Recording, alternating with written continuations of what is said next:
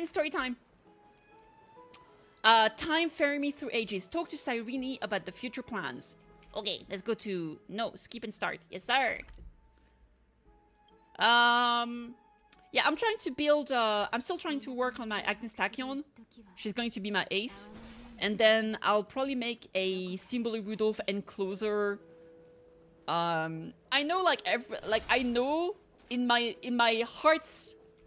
In my mind's eye, in my heart, I should probably not make Symbol Rudolph an enclosure. I should probably just use either Naruto or Taishin that I just pulled. Or, let's be real, probably fucking Gold Ship. But I just love Symbol Rudolph. So I think I'll just make her an enclosure that will help with the debuff. And I'll just call it a day. I'll just make Symbol Rudolph being another, like, speed debuff or some shit. And that way I'll have, like, double speed debuff. And I'll just go double speed debuff and Agnes Tachyon as my ace and pray that I win something. I think that's my plan for the champions meeting. I mean, who knows? It might work. Hello. That's my girl. Hello. What up? It's me. I'm Kitty. Kitty's surprised expression, just like what the memories recorded. Are you Cyrene or ma'am? We had this conversation.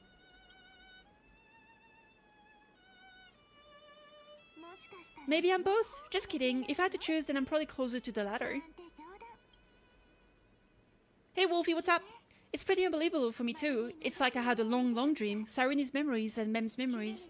They all tangled together, but when I woke up, there were only broken fragments left. In JP, they have banned debuffers and CMs nowadays. Really? Ban how? Like a gentleman's agreement or real thing?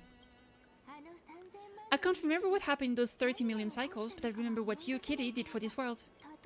Like, didn't you wish for me to turn into a pretty girl back at the Grove?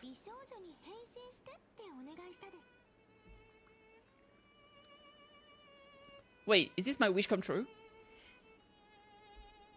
Ayo, time to make out with Mem?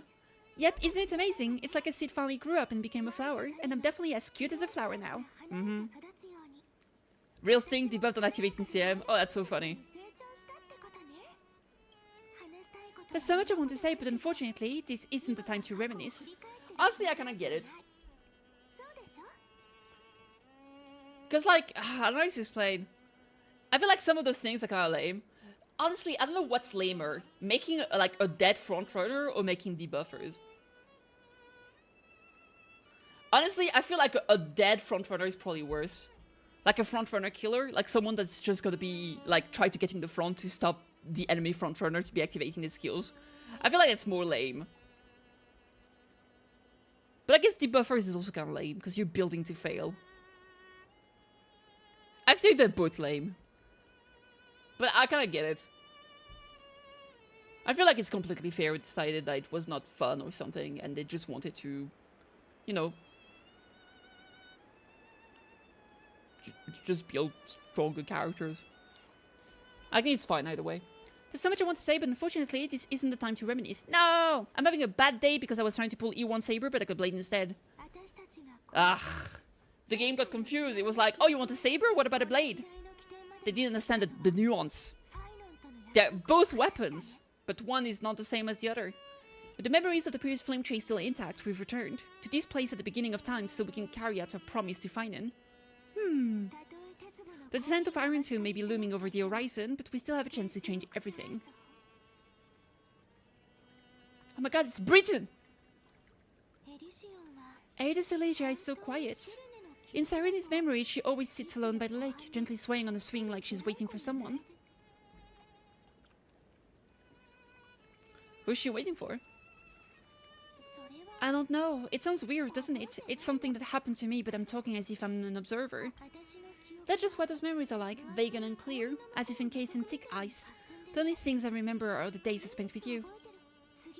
And Forest will fall into an ending of destruction after the next Aeronova. But the stories went out of fashion ages ago. In a proper romantic epic, the hero is supposed to foil the villain's plot, right?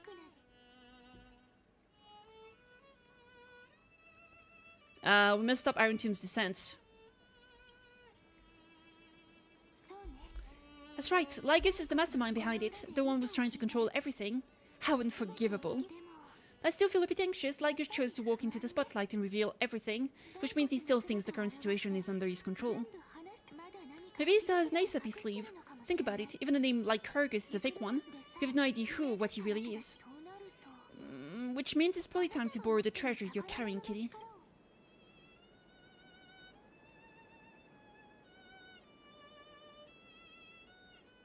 Time to scroll him with the chronocognitive anchor, write his name in as I've written. Make a wish and set around to destroy Lygus. I mean, that could work. Probably not a good idea, though. My stream is having some issues, bear back. See you in a bit! Time to go scroll him with the chronocognitive anchor. That's probably this one, right? Yep, that Intelligent friend did say, when required, it can also serve as a bridge for communications between the internal and external world. Bouncy, bouncy, bouncy, meow! I kinda miss streaming. I haven't streamed for like 2 days. That shit was crazy. Maybe I do like streaming because I missed it, kinda. Well, more like I realized I missed it by being here and streaming. This Elysia is a little village enclosed by time. We might be able to contact the outside world from here. Juicy squid, what up? Why don't we give it a try? We should at least tell our friends from beyond the sky that you're still in One Piece. The One Piece is real! We need to find a well-hidden spot. Let's go, baby! I'm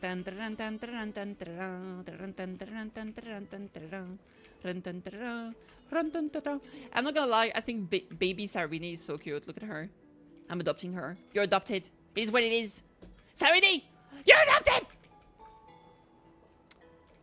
The One Piece is maybe real for you. An empty flower pot clearly tended to, its soil piled thick, so the seeds. You dig into the soil and sow the seeds with care. Planting a seed that's soil, waiting for it to sprout and its soft flower to bloom. It's like nurturing a tiny miracle. Let me see. Looks like they're all growing healthily. That puts me at ease. Did you plant all these? Yep, back when I was learning the prayers at the Sacrament courtyard, flowers were my best companions. Entered the Lego raffle to win a Stein One Piece Lego set. Oh, buggers. By the time you snap out of it, the wooden shelves are nearly full. One day, maybe the whole of Aedes Elysia will bloom into a sea of flowers. Go fast at once. I can't wait to see what kind of blossoms you'll become. Cute. Oh, they did blossom. Oh, did you see the new trailer for the season 2 of the Netflix, the One Piece Netflix? Tiny specks of red peek out from between the leaves, a newborn flower is awakening. Hell yeah, baby!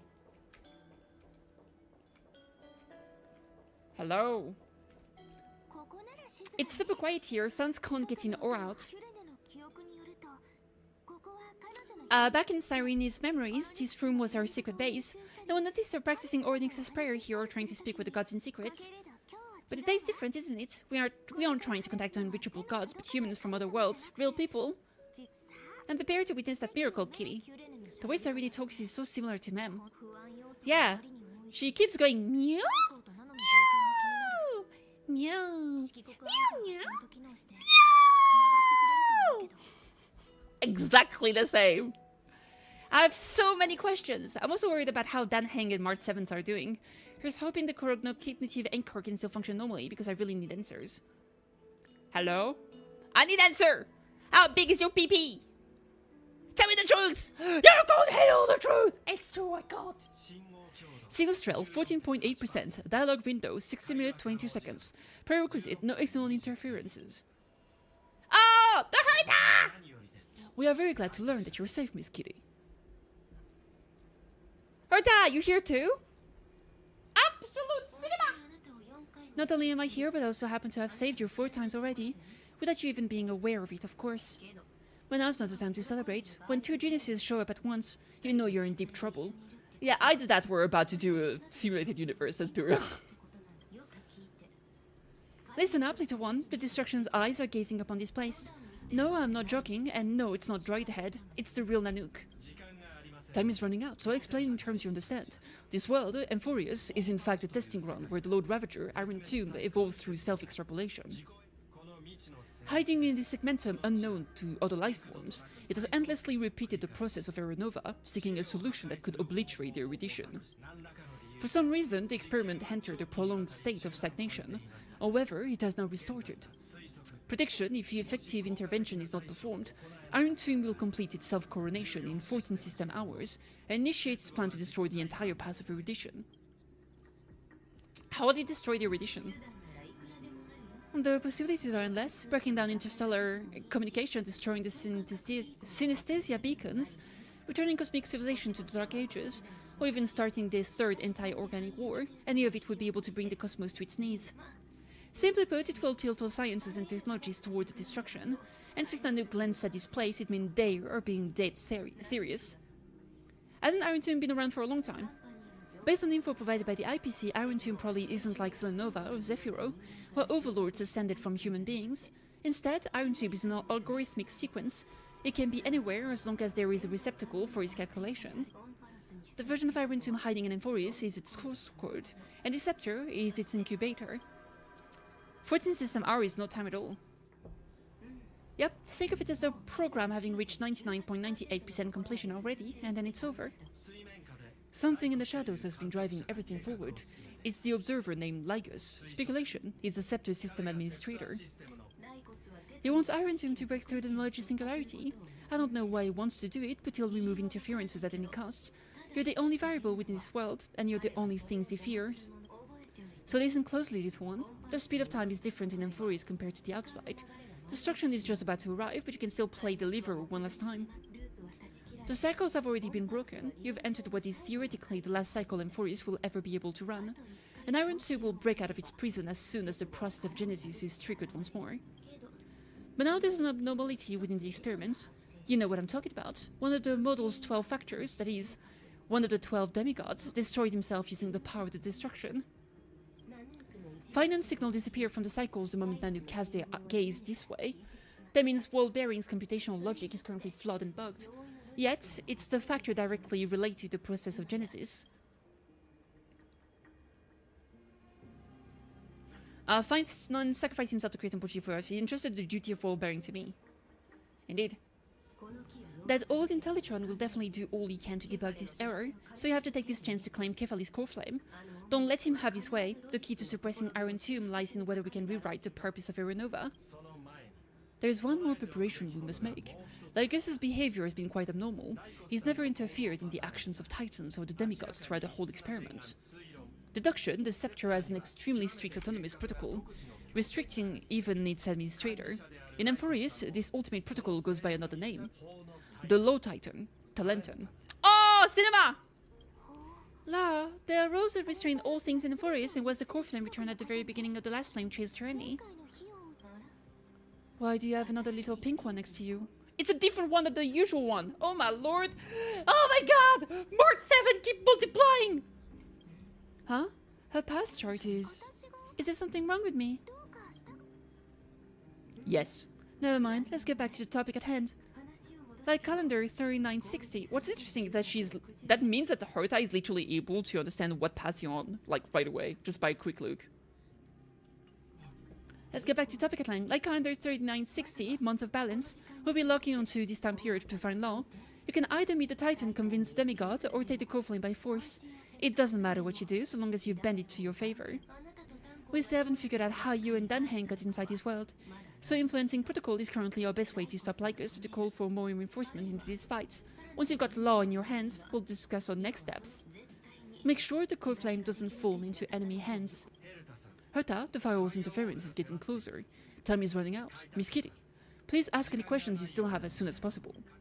How's the Express crew doing? Iron Tomb can't affect the real world just yet, don't worry. Himeko and the others are more concerned about your well-being than their own. Is Danheng safe? Mr. Danheng did not enter the new world with you at the end of the last cycle. Known, the flow of time inside and outside Amphoris is not identical, but 1,000 years in this world may only be a fleeting second outside of it. Conclusion: he is on his way back to the Express. Where's March 7th? Miss March's situation is rather complicated. Madame Herta and I can detect her signal, but cannot ascertain her location. What we can be sure of is that she's still in Amphoris. Don't worry about her, she's absolutely chock full of mysteries. Even if Amphoris explodes, she'll probably float out perfectly protected in a nice thick layer of ice. Worry more about yourself instead. I don't have any other questions. Kitty, I believe in your capacities. The hands of the Trailblades can create miracles, and will certainly be able to snuff out the flames of evil. I'm not gonna give any motivational speeches. I just hope you bring good news next time we meet, little one. No, not little one. Deliverer. Ayo. Okay, goodbye. Goodbye, goobers. These two geniuses certainly have memorable personalities. What do you think about them? It feels weird. This all feels really familiar. Some of the conversation feels like it's about things I once knew but then forgot. Maybe it's because of Mem. After all, Mem's a memo sprite born out of your thoughts, Kitty. Maybe our memories somehow got tangled up together. Never mind, let's focus on something more important with what little time we have. Just treat me as an ordinary girl with secrets, okay? Like calendar 3960, I remember that Talenton had already fallen by then, and Chris's heir who inherited the core flame is named Saritra. That's what recorded in history in the period we'll be heading to. We need to find Law and stop Lygus.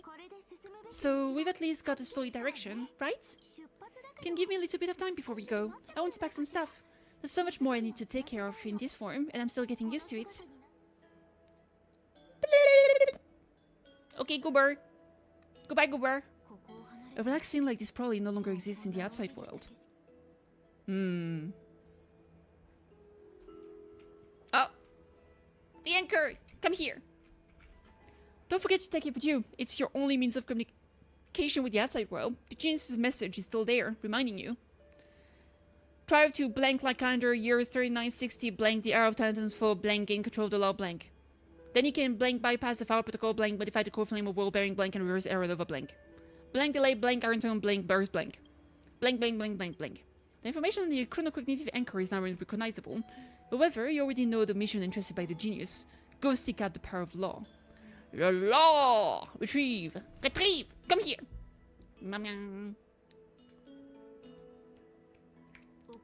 Piggy! Should I head to the attic to wait for Sarini? Or should I have one last look at the Disillusia?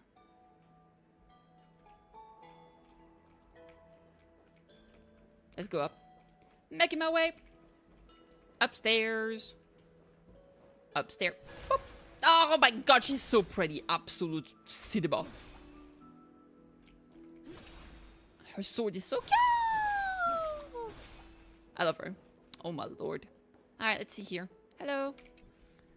Viola Scenario. This village is where Finance life started. Britain. After 30 million cycles and 30 million failures, his burden is now in my hands. He said I will take over the responsibilities of world bearing, but what does that mean? Becoming the new Kathee, or forging a completely new path? Prepare for the worst, believe in Destiny's plan, analyze the situation rationally. Calm down and think this through rationally. This is going to be a very difficult campaign. We can't lose Kathee's core flame, and we also need to find either Talenton or their demigod, then convince them to join us in the fight against destruction. But there are so many unknowns. We don't know what Lygus might be doing, and we'll have to face Iron Tomb after dealing with him. There's also Cyrene. What exactly is she? There are so many questions. I have to take it one step at a time.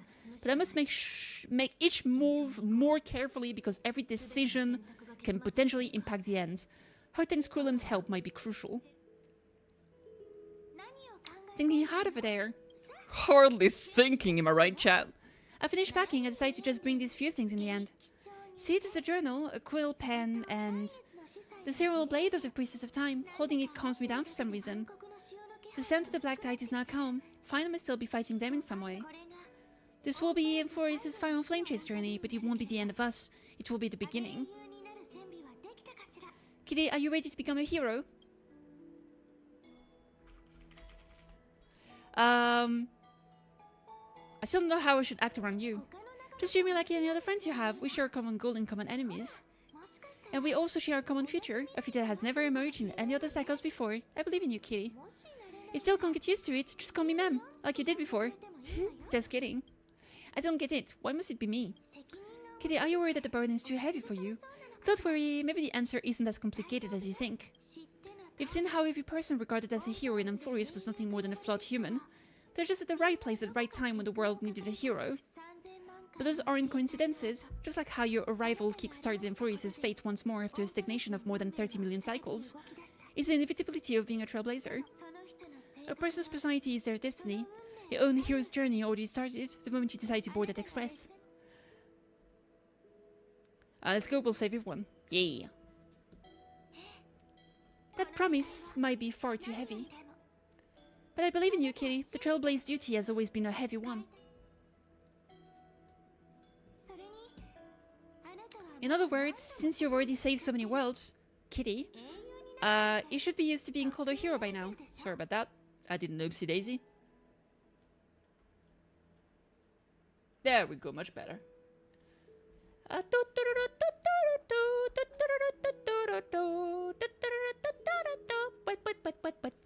Alright, we're good. Okay, should be used with, sure. Maybe you can tell me those stories as we travel. That way they can become our shared memories too. Ooh. Wait, what have I done?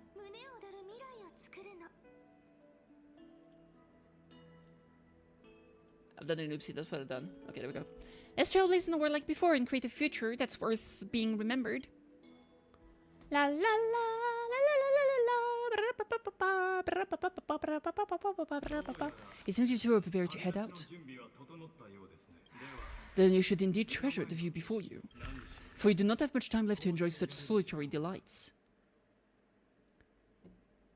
Still, Liger, still daring enough to approach me, huh?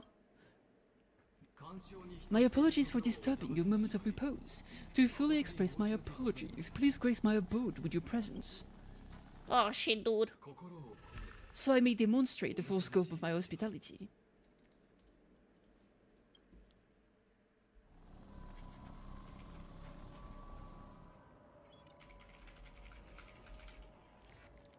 Oh shit, hi. Oh, TVs, what is this, Persona 4?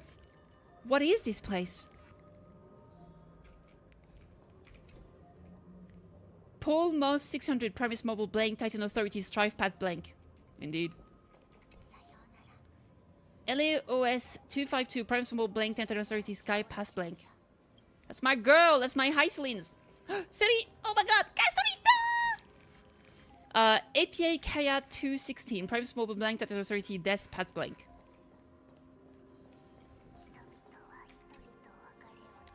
Schema 720 Primus Mobile blank, Titan Authority Reason Path blank. So Reason... Oh, there's two of them. Hap Lotus 405 Primus Mobile blank, Titan Authority Passage Path blank. So Passage was 3B. Reason was what's his name? Silly goofball. Anaxa. Scopeo 365 Primus Mobile blank, Titan Authority Earth. That's path, that's permanence, right? That was Diorios. That's my girl! Love her. Kalos, blank, romance. That can't be beauty actually. Because beauty is gone, so what is romance then? I don't know. Hey, bye Tanza! Have a great time! Orexis, blank, Titan Authority, Trickery, Path. I mean, I'm assuming Trickery is elation, right? That would make sense. Aporia 432, Primus Mobile blank. Ocean, Titan Authority, Ocean, Path. It could be Abundance. How do I actually know?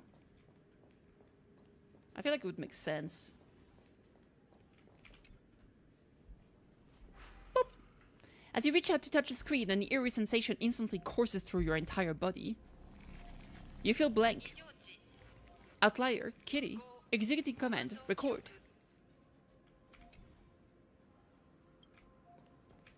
Stop recording me! Something's not right, you think so? This literally looks like corruption from Get Back Third. Did that startle you? What's up, dude? This is the intersection between Amphorius and the real universe. The audience seat where I observe these experiments. You can also call this location the Exomyth. What you see is the true form of the eternal land, and the 12 demigods after they've shed their disguise of legends. Does it look marvelous? Amphorius is like a microcosm of the cosmos.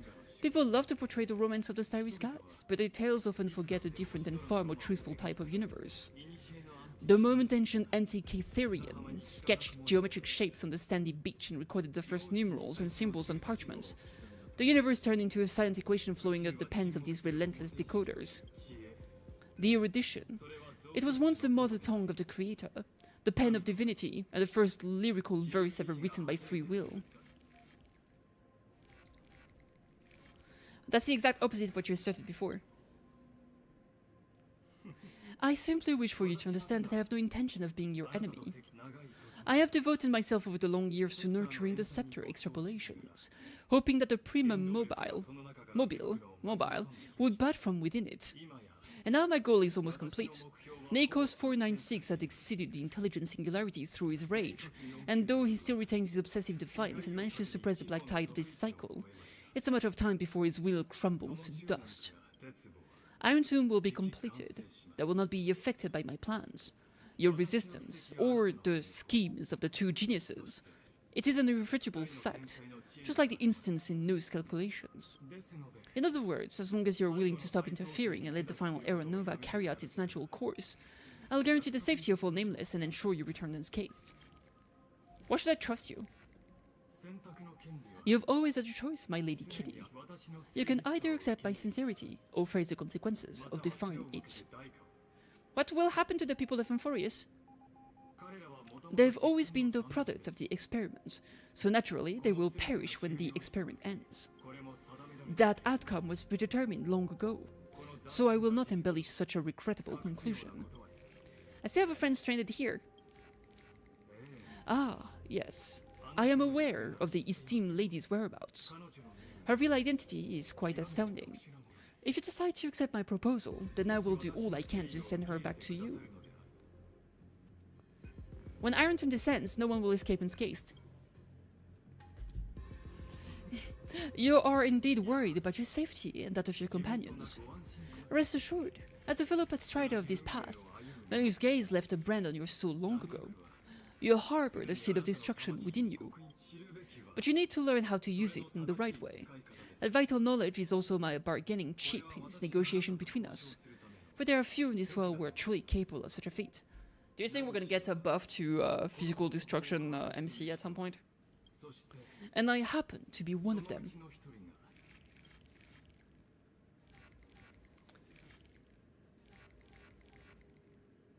Who are you? No, the Steron is a seed of ruin and will only bring misfortune.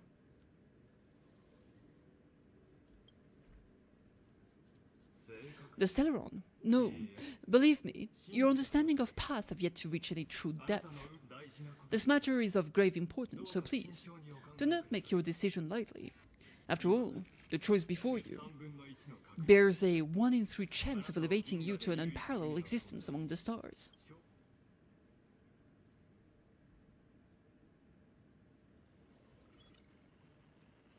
I cannot trust any promises you make. True. Lycurgus is not amused. I now see the full scope of the determination in your words. You may now continue your travels. So why did you drag me here? It seems you haven't realized something about this place. The exomyth is the erudition's domain. You cannot physically interact with me in any way in this place, and vice versa. As negotiations have broken down, there is no more need for us to remain in the audience seat. Let's return to the theater called Amphorius, where you will meet me once again. Of course, this meeting was not without merit. Your presence is inscribed in your footnote in the exomyth. As for its purpose, allow me to reveal it to you in detail the next time we meet. Oh, shit. Oh, big shit. 600,000,005... okay. 100 years ago, the flames of war consumed Okema. The Atlan forces broke through the dawn. Golden blood flowed with greed, and enemies descended with Kephali's eternal slumber, painting the holy city's wall in scarlet. Ooh, that's rough, buddy. Its general had vanished, and the elders prostrated on the ground.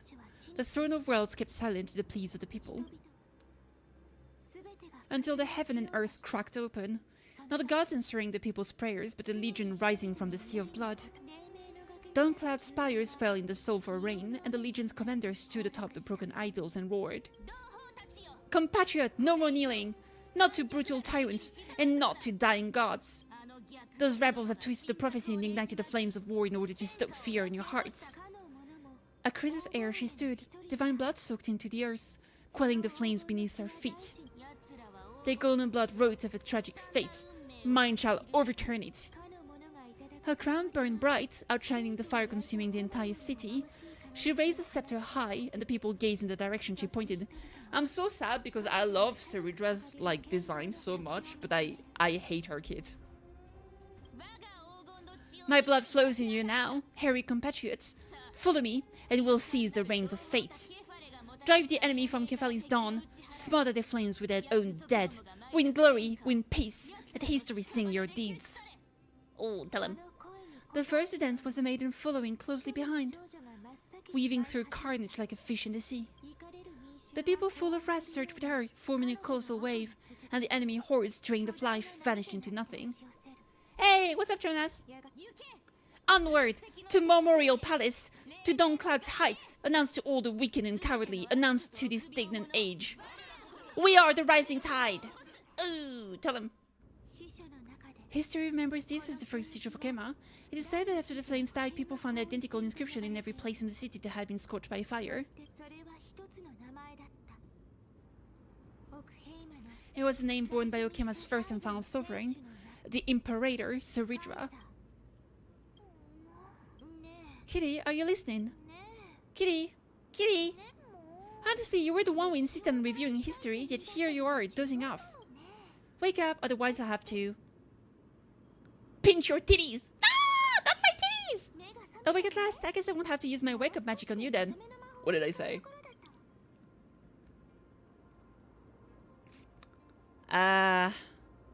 Memories are the prelude to dreams. What are you murmuring? Still lost in the past. Uma Cinderella graded some post in HSR got big W loss. RIP. We've arrived, a familiar place, the Temple of the Three Fates. If everything went according to plan, it should be shortly after Townsend's fall. And also the end of the first Flame Chase journey. Are we late? Perfect timing, actually. The first Flame Chase ended with the trial of law. We must find the demigod and gain her trust before the core flame is restored. It will be tricky, so let's pick up our pace. To Okema first, we can learn more from the crowds there. Tyrant! You and your butchers are all welcome here! Get out! Oh my god! He's Canadian! Careful, sounds like someone's in there. Hold your tongue! Conspiring criminals and plotting rebellion are a crime punishable by death. There are multiple voices and things seem tense. Let's not get caught up in any trouble. Yeah, that's the Jeopardy, but Elysia is guaranteed. So you're not going to be pulling on the next patch? Kitty, why don't we find a place to hide and observe from the shadows? Next patch is Evernight, which is the new... It's like the goth... Ooh, it's something about it. It's the goth... Next patch is Gotch March 7. And just giving all the characters? Damn. Alright, sounds good. Man, she's so pretty. I thought she's after Elysia. No, she's next patch. We get Overnight next patch and the new Danheng one. And then probably after we get Elysia. It's not guaranteed yet, we don't know, but we can assume. I'll let you know as soon as we know. Because the new beta should start relatively soon, I guess.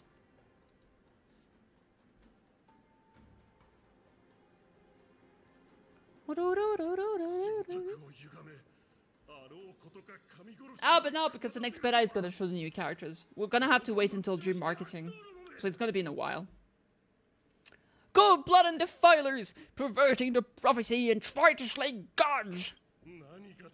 Star beyond the sky, gods were created of titans. What kind of nonsense? Look at this broken world and see what your treacherous acts have done. What? Did you just mention the stars beyond the sky? But how is that possible? You impudent. Dux Fragrace, we're here to welcome the deliverer from beyond the sky. Stand down. Heretics! No one but the great Talenton can deliver this world from misery. I ask you, And if the old laws were so perfect, why did they crumble beneath my feet? Why is she so pretty, but her kid is so shit? Ew. Look at the little ribbon. Well, it's a big ribbon. Taunton is long gone. Now I am the law. I am the danger! Challenge me or submit to my judgment. Oh, cinematic, baby! Let's go!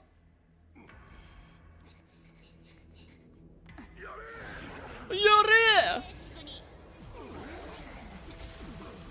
Damn! But Hycelin's so pretty, oh my lord. Hycelin's so pretty, oh my lord. Look at Sarah Josh, she's so cool.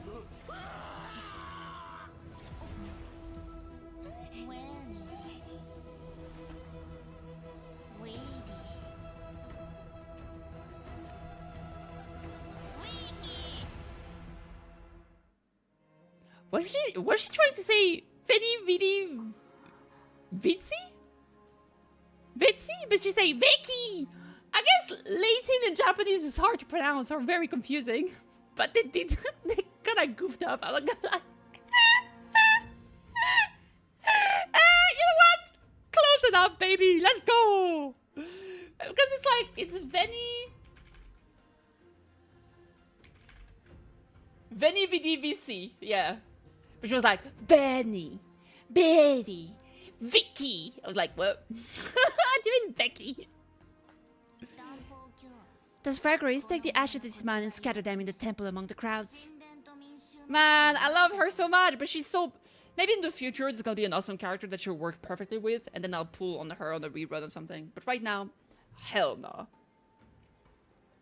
But like, let's say, imagine if like she works incredibly well with the new Elysia, then I'll pull for her on the rerun. Tell them that the High Priest attempted to take away the rights granted to the people by the Imperator. Thus he met his fate. Yes, Imperator. Hycelin is so pretty, oh my lord. Now, these two accidental guests. There's Gladrier, if you please. As you command. Hi, fish girl. I'm a cat! Don't force me to eat you! Wait, we're not your enemies.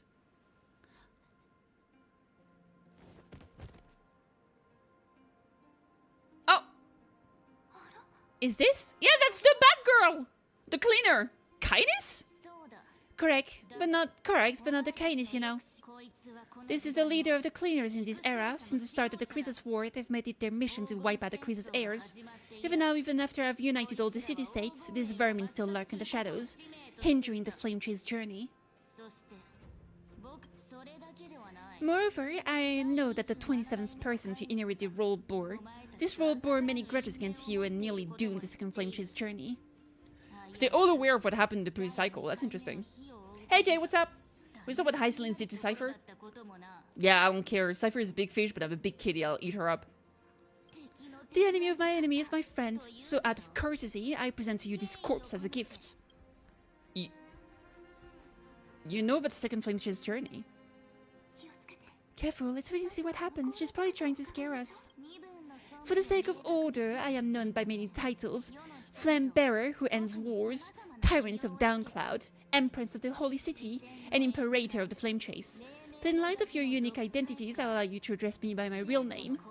Seridra, on behalf of my people and the lands, greetings, Deliverer. If I may, how do you know our identity? As the little hostage prophesied, the Deliverer shall come from the future beyond the sky. It makes sense, because Tribi is, you know, passage, time, all that kind of shenanigans, so she would know. She's a hostage, though. How sad. What are the other two? That's a big question. Grey hair, golden eyes, skilled in wielding a mace. They would arrive in Janisopolis on this day. There's no mistake. I'm not wielding a mace. I'm wielding Mem. I guess Mem is a girl now. I'm wielding a small girl. That's my weapon. My weapon of choice. The prophecy mentions beyond the sky. Your orders, Imperator. Oh, look at that! You can see water inside her belly! Or maybe that's just a clothes. Man, why is she hot? Oh, she's so hot. But she's a fish. Do you think if you make a baby with Hyceline, it will end up like a half fish? Like a fish man? Or fish woman? What do you think? Or will just be human? Ever since she came to the surface, do you think she's fully human now? Or if she goes back in the water, can she go back to being a siren? So many questions. So little answers. Or return triumphant. Send an urgent message to all delegates. The meeting of the Flame Chase Alliance will convene early. Okay. As for you two, Okema knows what you seek. We'll confer in the Holy City. Doubtless you have many questions, but save them for later. Please follow us. This is not what I expected at all. The demigod we needed to find was just waiting for us, and she knows of things beyond the sky. Even aeons. How could it be so different from the previous 30 million and 40 cycles, who altered history? Like us? Could he... Unpleasant thought, but plausible. The current of time have become twisted, regardless of who caused this. That Imperator came prepared. We're the ones at its advantage now. Kitty, we might as well dance their dance. Let's go with them to the Holy City. We've received the Imperator's favor because of your unique background. As a result, the people of Okema will certainly respect you more. Just put that to good use and add a bit of your experience and charm. Should be easier than last time, right? If we figure out what happened in the cycle, we'll be able to turn things back in our favor.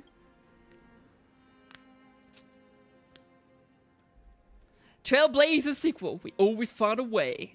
Can't do without your charm either. So I'm the key. Since you insist, Kitty, I'll give it my all. Guests, please. Yeah, let's go, baby!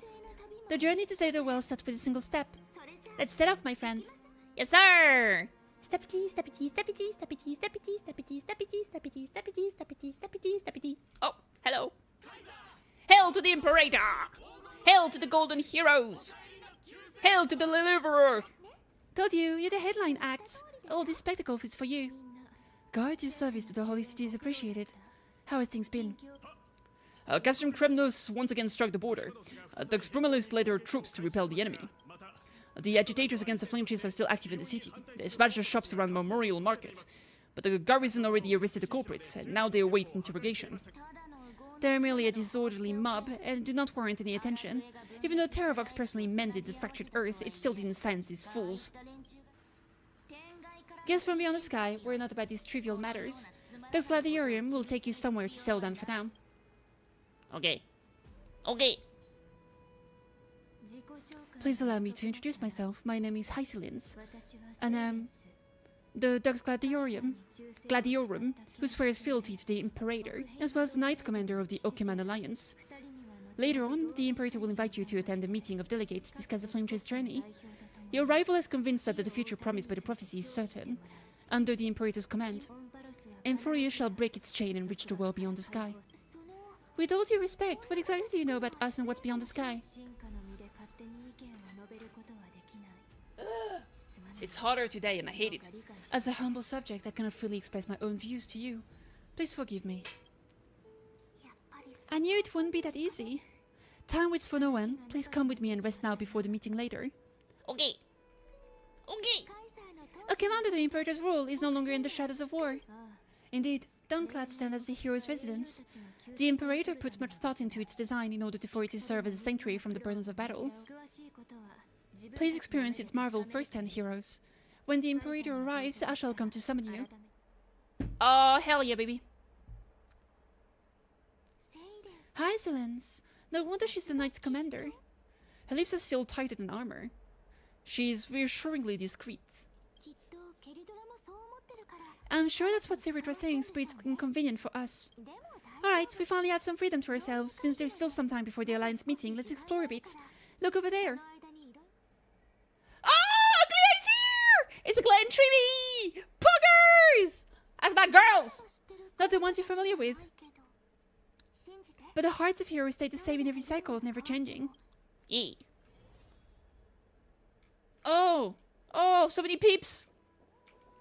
Let's start with the subjects. Hello. Dux Brumalis. And Dux Fragorius. Sanana. Dux Brumalis, a greater imperator, found the mastermind and executed him in public, saying that scoundrel burned to nothing should deter these miscreants from being so brazen again. So the great imperator isn't afraid of getting her hands dirty? What a ridiculous display. But do you know, no matter what sins the people commit, still the imperator's people. It's only right that they be judged by the imperator's own hands. Or distinguished trespassing guests. Are we trespassers or guests? Exactly. Seneca, the Dux Brumalis, greetings. This Dux Brumalis doesn't seem like the imperator very much, but she holds a high rank and Dux Fargery's speech seems self-contradictory. Let me see what I can get out of them. I'm Sarini of AD Silesia. This is Kitty. We are new here and wanted to ask you. Does the city host any other visitors from beyond the sky? We're looking for their companions. Drop the charade. But yes, there is someone in the city who is all too familiar with the world beyond the sky. Silence! The Imperator ordered us to keep the Lord's whereabouts a secret. I assume this is Danaheng. Enough, you pathetic lapdog. Do you need to beg for permission from that cursed Imperator even just to bark? You! Someone who is all too familiar with the world beyond the sky and is referred to as that Lord. Could it be?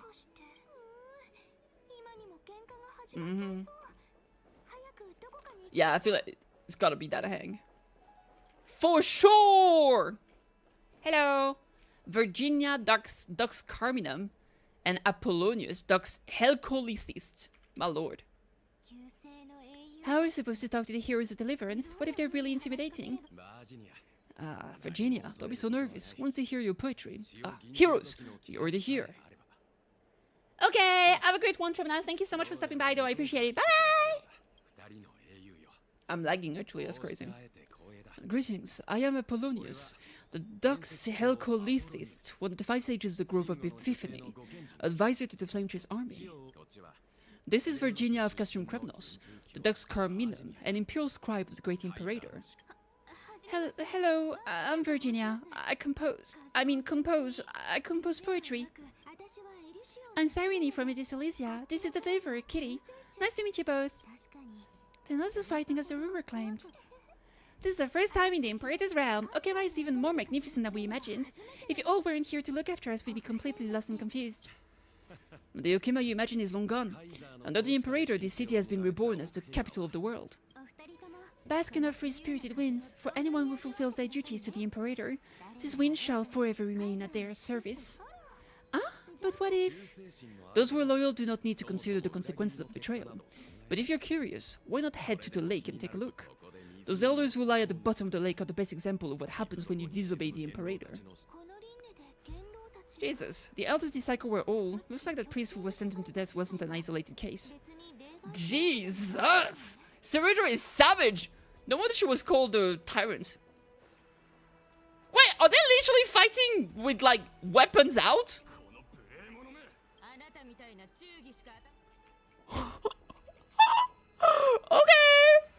Okay, chill! Jesus!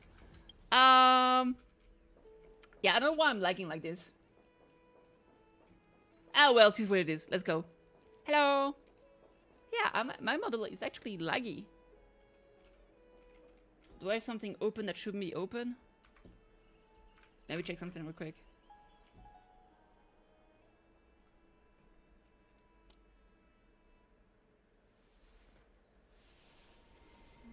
It's my GPU. Yeah, for some reason HSR is taking way much than before. It's taking like over 60%. My OBS 2025. That's a bit high. It's not that bad though. Yeah, I guess it's just a new update that's being a bit it's been a little bit gourmand. Well, it is what it is. Alright, moving on. Aggie, you're still so listless today. Did you have trouble sleeping again? Yes. We know the Titan's prophecy haunts you. If you want, you can talk to us. Just like when you were young. No matter what, we'll always remain by your side. I know. I also understand that fate cannot be changed. It is not the future that I worry about. I spent all last night weaving clothes and linen for the refugees. The Crisis war is born of injustice and has shattered their dignity. They deserve at least some basic decency. If Envorius one day abandon this, then all of us, commoners, Crisis heirs, Titans, become no better than beasts. Oh, we have guests. Welcome, I am Aglaya, the Gold Weaver. These rags on you are not worthy of the title of Deliverer. I must prepare some proper attire for you. Hello, nice to meet you for the first time. First time? That's what I gather from your eyes. Does your Aglaya differ so much from me? Greetings, Deliverer from beyond the sky. We are Tribi of Janisopolis. It's very nice to meet you. Although introductions are probably unnecessary, we know you've witnessed the future of the Flame Chase journey even more clearly than we have. Witness the future of the Flame Chase journey? The prophecy also told you about that. Indeed, Onyx reshaping Furious through the prophecy. Although, regarding the deliverer, there were not many details beyond your appearance and the time of your arrival. So please don't worry, feel free to relax and relax some more. Onyx's prophecy, wasn't it KittyKathee? KittyKathee issued prophecies too, but it was Onyx who told mankind that the deliverer from beyond the sky would descend upon him Furious. Greetings, Space Train friends. Hey, Nelly Logical, what's up? More crucially, they revealed a future entirely different from the Era Nova. Though we still must challenge the gods in the Time Titan prophecy, this path leads to not to a new world, but the true starry skies. This is also what the Great Imperator has been striving for all her life. Your arrival further confirms everything. This can't be real. Even you find this surprising. Fate really is unpredictable. Perhaps the upcoming meeting will hold even more surprises. Indeed. Heisenstein! Oh my god, there's two of them! Oh! There's two Shen's moment. Hi. Now kiss.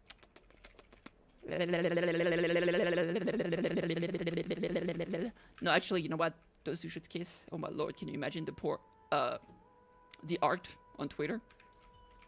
Yes. Yes! Yes! Glorious day! I'm surprised we haven't seen any Heiselin x Kafka art yet. Huh. Twitter crowd be slacking. Little fish from beyond the sky, did you rest well? The Imperator and the delegates are about to arrive. If you're ready, please follow me to the meeting. About your role, I'm the Knight Commander of Okema, General of the Flame Chase Army, and the Imperator's servant. But beneath these shiny scales engraved with complicated titles, I'm just a swordfish at the Imperator's side. About the Imperator, as you witnessed, she is the Empress of Okema, the one who ended the Crisis War, and the leader of the Crisis heirs. As merely a humble subject, I cannot say more beyond this. About the Crisis heirs here. The Crisis heirs here constitute the elite among the Flame Chase army. Dukes Elcolothist, Apollonio, and Dux Carminium, Virginia serve as the army advisor and historian, respectfully. One offers advice and counsel to the Imperator, while the other write verses of her supreme glory. Dux Fragoris, Labienus, and Dux Brumalis Seneca, both formidable warriors, claim the way for the Flame Chase with steel and storm. Dux Faturum, the Holy Maiden who interprets the prophecy, only the one named Tribi remains in the city. The Imperator once took them as hostages in order to unify the prophecies of the world. But they are now Okema's most vital prophets. This Goldwearer, Aglaya, well, she dislikes it when people talk about her behind her back. You should get to know her in person. Okay, let's go now. Then come, the Imperator reserved seats for you. I'm starting to feel a bit nervous about the meeting. Since Cirilla is presiding over the meeting, it will be a good opportunity to learn about the law's inclination and the current era. Let's keep our ears open, okay? Yes, ma'am! Yes, ma'am, one bam! Let's go, baby! Hola!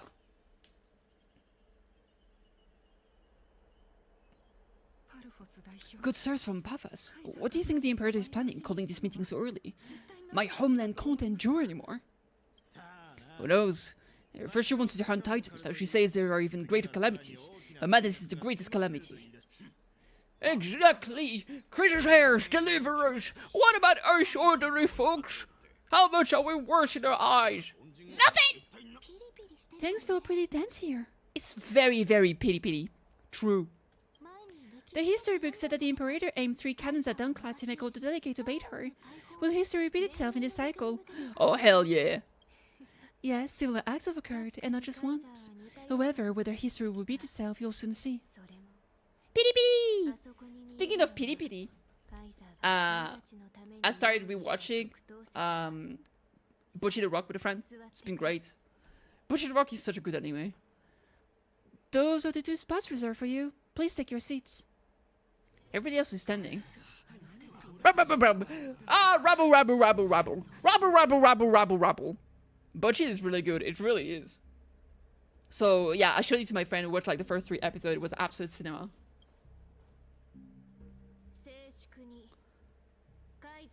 Apparently I resemble, what's the name? Rio, I think? The loner girl from the band. The bassist, I think. It's actually funny because I do own a bass. Ladies and gentlemen, silence please. The Imperator has arrived before a faithful council, and the Alliance meeting is about to begin. All rise, in the names of Talenton and Kefali. The Okema Alliance swears upon the gods. Cease the pageantry, I pray not to the vanquished. What? Kefali, of course, needs no further explanation. As to the law, at the entry hour 2 days past, a scout should have brought news of the conquest to all of you. Unfortunately, guards found his corpse among the rocks not far from the city. Moreover, the torso was buried with a Pathas curved blade. It pains me to imagine what agonies this loyal warrior endured before his death. Delegate from Pathas, do you have any insights? I know nothing of this. The evidence is refutable, so there is no need to waste your breath. However, let us set this trial aside for the time being. Witness! Even within the most sacred and dignified council, there were those among us who wished to draw their blades, brazenly challenging the Alliance, seeking to shatter our hard-earned peace and unity. Fortunately, I uncovered this plot. Now, to protect this beautiful city and her people, the Imperator's legions are ready. They will escort each of you to the Temple of the Three Fates, where you will receive the highest level of protection the Alliance can offer. Then the Legion's warriors will join me in embarking on a campaign against Fakusa. The Fagussi? This is clearly a trap! Imperator, do you summon us here just to trample on the dignity of your allies? Rabble, rabble, rabble, rabble, rabble. Rabble, rabble, rabble. Things are starting to get pretty intense. Comrades, you've all seen what you face now. According to the ancient laws of Okema, only with the consent of 2/3 of the elders can the legions carry out the commander's orders. The ancient laws? Did you destroy them long ago? You defected during the first siege of Okema, voted unanimously in favor of the Council of Elders restructuring, and just yesterday you desecrated them with a blood-stained blade. The decaying old laws fell with Talenton and are no longer deserving of respect, but you still insist on proclaiming yourselves defenders of the law. Then be silent and offer up the highest respect to this core flame in my hand. Oh, they feel silent! Oh, they've been told, bruh! That really is the core flame of law in our hand. Since there are no objections, then the original agenda of this meeting, the campaign against Fakusa, is hereby passed. The Flame-Chase Army's hunt for the Ocean Titan begins today. In order to prepare for war, all allied city-states must surrender command of their militaries and pay all war taxes by the end of the month of Evernight. Evernight? Oh, Sussy month? Sussy Baka month? At this moment, I would also like to introduce to everyone the newest honored guest to join our alliance. The deliverer revealed in the prophecy of time, Kitty has descended from beyond the sky. With her aid, we shall shatter the Chalice of Plenty. Do you guys say Chalice or Chalice? I've heard both. And return Fakus's core flame to the holy city. Rabble, rabble, rabble, rabble, rabble. Absurd! Simply absurd! A deliverer from beyond the sky. This is just like that prophecy about slaying gods. It's a lie you've used to grow your power. Tendon has already sacrificed countless soldiers, and now you want me to send even more of my brothers and sisters to be used and discarded by a tyrant. Are there any other objections? Then I bid you all farewell. Meeting adjourned. Deliverer, please wait. I still have important matters to discuss with the two of you. Oh boy. Oh boy. The Great Imperator is so dignified. Long live the Imperator! Tyrant, Mad Queen. A well plunged into lawless darkness. Hey, cry about it, bitch. Whoop. Hey, Wolf, what's up? What's up, what's happening? Alright, let me see. Can I not open the... Oh, there it is. Less setting.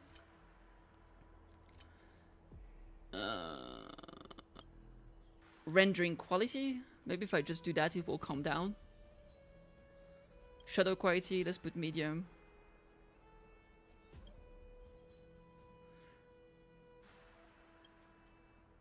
Alright, let's see if this is better. Right now it seems better. Maybe it's just the render quality for some reason. Yeah, alright. I don't know what they did with the update, but it's a little bit sussy baka. So lowering the things. I got her in like 40, but I guaranteed I already had 40 PD. Oh, nice you. I didn't have guaranteed, but I got her within 80 pulls. I had 80 pulls, I used everything and I got her. I got lucky. So I'm very happy. So now I'm saving. Probably saving for Evernight, and after Evernight, probably just saving for Elysia. That's my goal. I apologize for that farce of a meeting. It must be tiring dealing with so many people every day, Great Imperator. Tiring? You're mistaken. Moving chess pieces, placing wagers. This game of strategy adds a dash of color to our heavy fates. Much like how rule and conquest are always accompanied by sacrifice. Is the war with the Titans also part of that sacrifice? After I glimpse the secret of this world. No. The secrets beyond the sky, the divine authority of Emfuri is no longer held in significance. Let me ask you, Deliverer, is it true that beyond Emfuri's sky there are magnificent deities called Aeons? Aeon exists, that's a fact. The word fact has never been so intoxicating. Then please tell me more.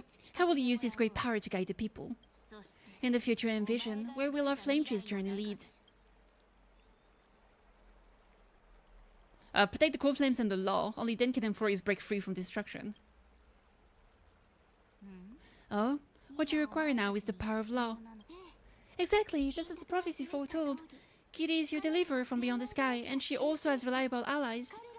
If they can intervene in Emfurius' laws, we may have a chance to alter this world's impending fate and reverse its destined end.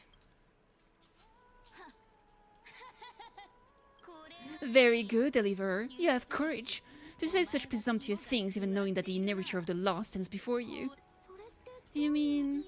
In the past, anyone would dare to covet the Imperator's divine authority would have met a gruesome end. But now we can see beyond this dying world.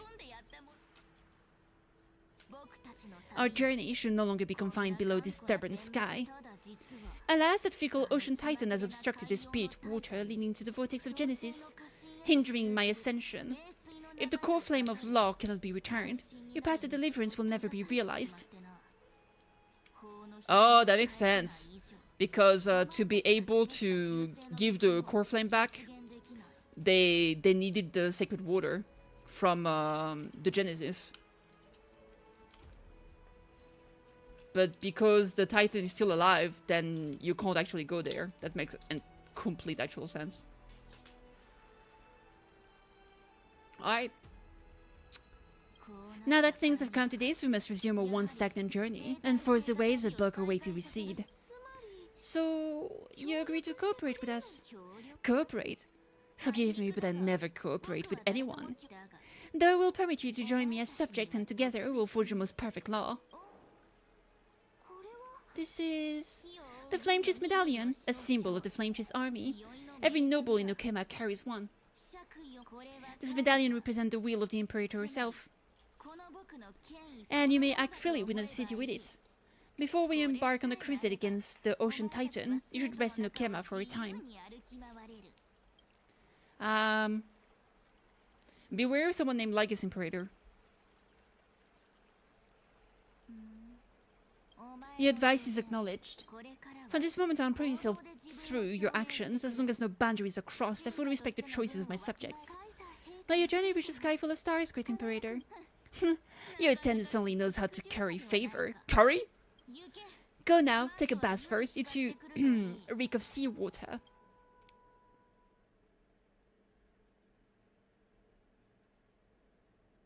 Wait, why? Why do you smell of seawater? What happened?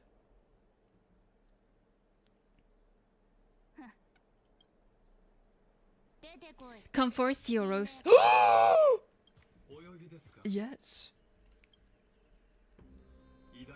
Great Imperator. Uh-oh. Uh-oh. Uh-oh. Uh-oh. Uh-oh. Uh-oh. Alright, what's up? What's up, girl? What's up, boy? Now perhaps you're willing to hear my counsel.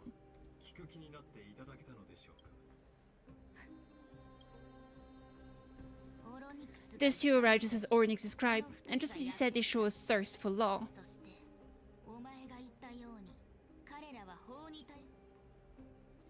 At least this proved that my judgment was right. Sparing your life was the correct decision. You have once again confirmed that your wisdom is no empty boast. Now another choice lies before you. With whom shall you all tip the scales of law? Me or that deliverer? Remind me again, KittyKathee, what kind of future do these two paths lead to, in your view? I shall tell you.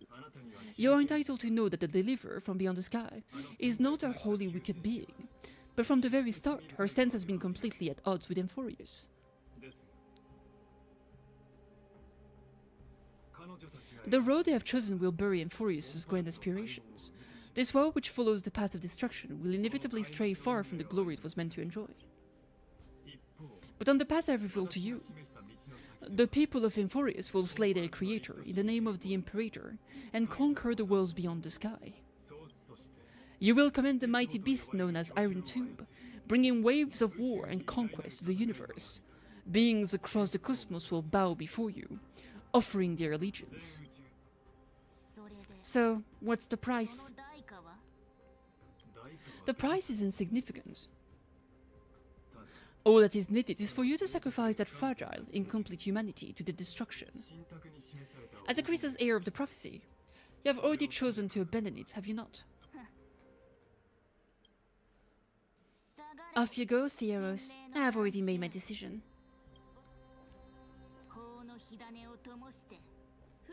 Once I ignite the core flame of law and burn away the old, outdated rules, Empress will embark on a journey across the stars. Uh-oh. Uh-oh! Uh-oh! That's not good, chat! Uh-oh! That's a bad. The Imperator is quite forceful. She didn't give us any chance to ask questions. And she's clearly hiding something, Kitty. What do you think? We should probably consult with the genius about the current situation. Yeah, I like her. I like Sarita a lot. Looks like we're on the same wavelength. Hey, Solomon, what's up? Hi, YouTube. The atmosphere in Okema is so unfamiliar. It's not just the Flame Chase Alliance talking about the world beyond the sky, but the whole city.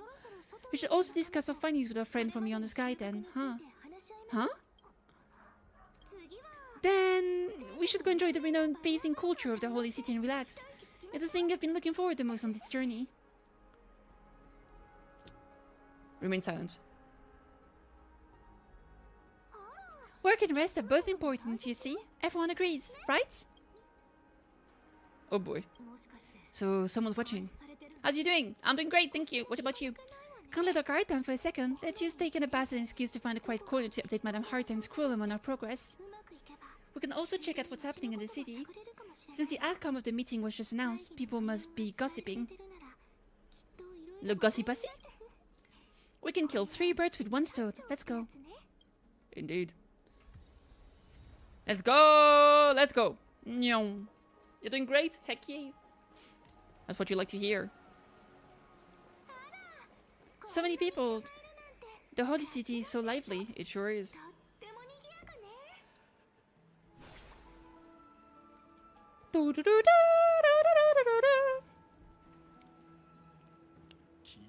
Did you hear? Oh, at the Alliance meeting, the delegate from Leyden stormed out in anger. As expected, the Imperator is always hiding things from everyone. When does it not cause a ruckus? Silence! That's treason! Oh boy. If it weren't for the great Imperator, you'd have sunk in the lake with those corrupt elders already. You wouldn't even be alive to speak like this. It's the Imperator's loyal dog! Let's go, we can't talk in front of this guy. Oh boy. How disappointing! Oh, honored guests, we meet again. Looks like I'm not the only one who came to the bath to unwind after the meeting. For the upcoming campaign, please make sure to rest well. I am Dux Fragoris, a trusted officer of the Great Imperator, going to fight alongside the Deliverer in the upcoming battle. Another war? Ever since the Imperator took control of Okema, we haven't had a day of peace. Idle chatter. The atmosphere is a bit tense with rumors flying around the city. You must be troubled. My apologies. After every Alliance meeting, there are always some pests in the city who get restless. I prefer to ignore them. Pests on the ground don't affect the sky in the slightest. They just complain from the shadows that the sunlight is too harsh. Besides, the Theros already promised the Imperator her fate, and his clan will eventually realize their foolishness. May I ask, who is this Theros? The Imperator has ordered us to keep his lordship whereabouts a secret. Ah, so it's his lordship. Stop trying to get things out of me. Leave me alone! I didn't even need to try. Big and strong, those fraggeries really can't hide anything. Theros, what an ominous name. Bad news, he's been staring at us the whole time. Let's move to another place for now. We don't know much about Seridra's concealed from us. In the worst case scenario, we may have to face more than one enemy. Indeed.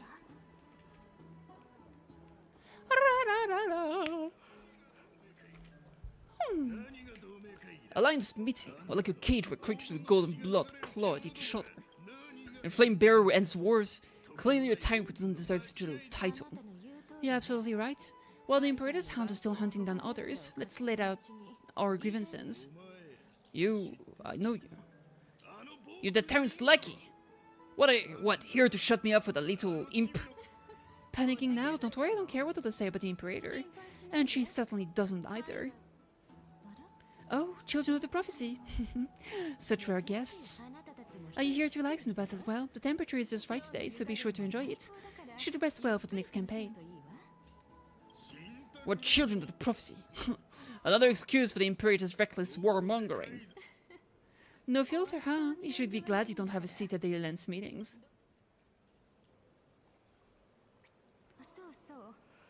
By the way, if you still want to bathe, hurry up.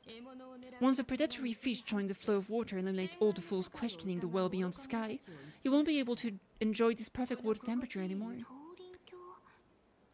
Looks like there's more to Duck's Bruma list of words than meets the eye.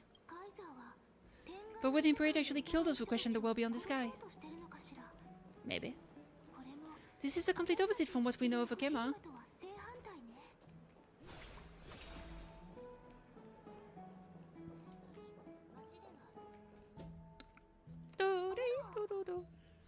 These two are... So many guests today. Let's see who's here now.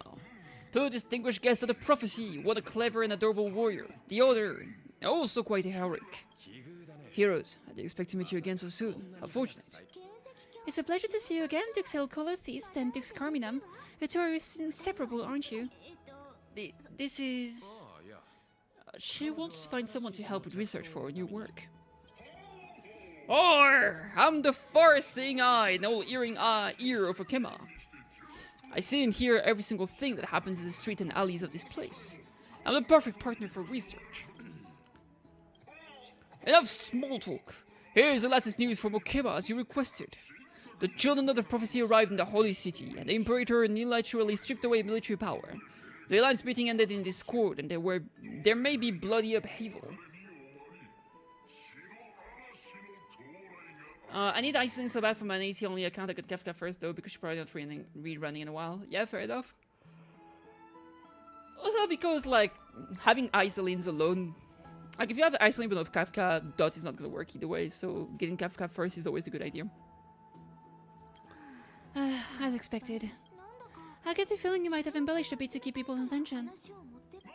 I swear on my stone mane, I would never do such a thing. But if you wish to quell this terrifying news, perhaps a more explosive topic would help. Never mind, but the influence of rumors can be minimized. The fact remains that the great Imperator did swiftly consolidate military power in an almost threatening way. It's undeniable.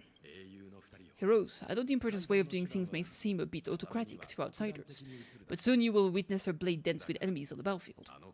I can't comment on the source of her loyalty, but when the blade is drawn, you too, as bright as you are, will surely see the deep thoughts beneath her exterior. The Imperator's blade? Is it talking about Miss Iceland's? I sense some unease in Dux Helcolathis' words. It seems the Imperator as Miss Iceland shares a much deeper bond than the others do. There are eyes and ears everywhere. Is there any place where we can have some privacy? To truly understand the Imperator's secret, we have to get past Miss Iceland's.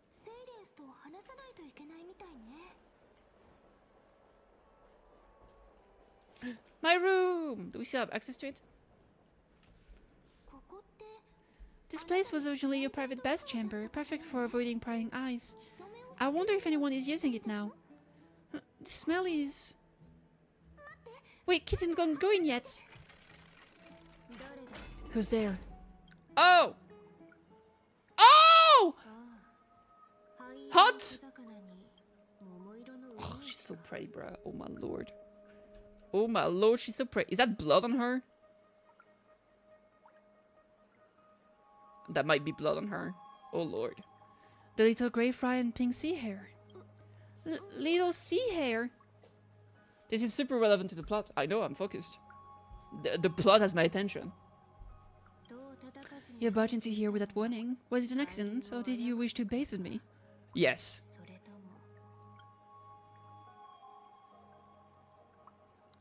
Why are you here? What's wrong? The Memorial Palace is the brief for arrest. Sorry, we didn't mean to disturb your bath. We'll leave now. It's no big deal, there's no need to panic. This is the natural state for me. People on land force themselves to wear clothes, adding unnecessary constraints. Forget it, if Doug's gold were here attached, she'd scold me again. Alright, please make yourself comfortable and wait a moment. Let me first wash off the blood of the hunt, and then I'll attend to you two. It was blood indeed. The hunt? The delegate from London has been assassinated! Quick! Someone come quick! Man, who could have done such a thing? The broken crab shell surfaces. I was worried it had been washed away by the currents. It was you, wasn't it? Just a regular cleaning, no need to be surprised. I see, no wonder there was faint smell of rust in the air before I even entered. Why, is it because the Lindonian refused to contribute troops to the Flame Chase journey? Or just because they offended the Imperator? Because the new era of the Flame Chase doesn't tolerate stagnant blood. For the ignorant masses would cling to outdated laws, only bloodletting can wake them up. Pain. Damn! Savage. Right now, the rebel forces on the frontier are rising, and London has been secretly supporting them. They loudly chant the slogan "Return to the Era Chrysia," unwilling to relinquish military power. They're just building momentum for the rebellion. Ah, jeez, Louise. What are we gonna do? It seems to be too extreme for me to accept. Yeah, true. Thinking is a right given to citizens by the Imperator. I won't interfere with your thoughts. As long as you don't try to reverse the current of the times, you and I will both be free. But Miss Heiselins, I can't hear even the slightest hint of joy in your words. Because I've already tasted ultimate freedom. Long ago I lived in the sea. In that lightless abyss far beyond civilization reach, the great fish consumed the small. And when the great fish perished, their bodies became sustenance for the newborn, nourishing the whole ocean. This is the tide that carries civilization forward. Anyone may be devoured or meet the fate of inevitable decay. Are you suggesting that ultimate freedom is in fact the cruelest fate for life? I only mean that if life wishes to preserve its dignity, it must first be bound by the law. There is no need for me to say more. Little sea hare, we are of one mind. Whether the Imperator's law can guide the schools of fish and lead us to truly free ocean, let us wait and see. But for now, let's pass this heart to heart. Another fish has come, following the scent of blood. Being your subordinate is such a tragedy. I'm always having to worry about the messes you leave behind.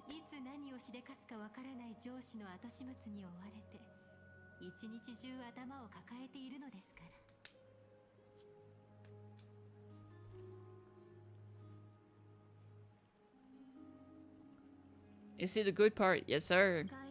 It just ended, actually. How sad.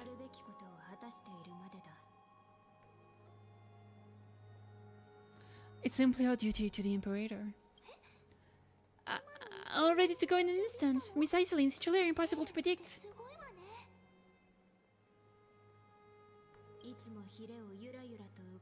Making stonks, true. Yeah, too, Golden Trot was always busy all day, so only have the time to visit me. Do you think I wanted to come? I suggest you burn some more of the incense offered by our allies. Let's migration be tainted by the reek of fish. I'm only here on the Imperator's behalf to remind you to prepare for the banquet. Ooh. Fine, but I must retort, what you call the reek of fish to me is the unique fragrance of the sea.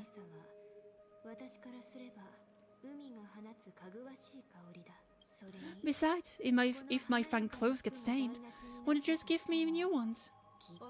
I won't. Rude.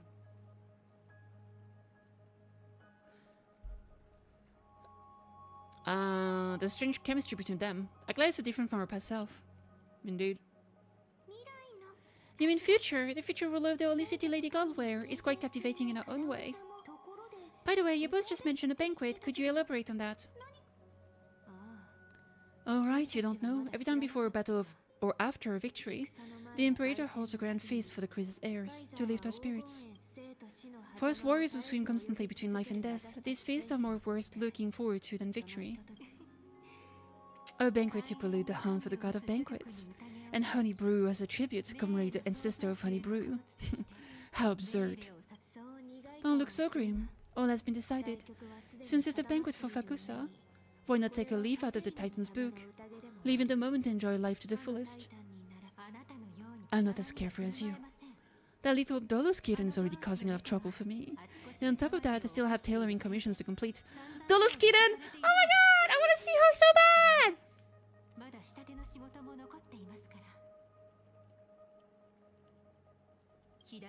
By the time the core flame illuminates my eyes, I may not be able to focus on you as I used to.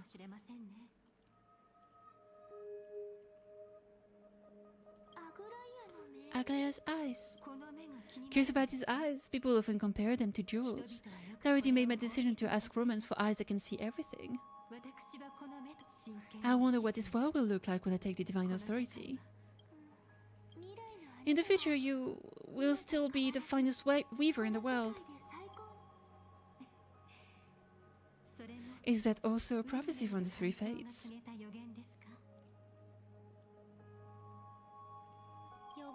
It's even more accurate than a prophecy. After all, Kitty has already witnessed it, right? Apparently, the developers from Atlus are considering a sequel for Metaphor with Fantasio, which would be absolute cinema.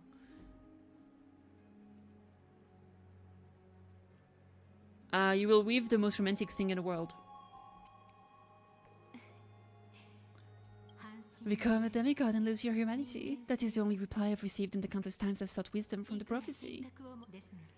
But Destiny's fragments are like stitches. Before they're thread into splendid garments, no one can see their true charm, can they?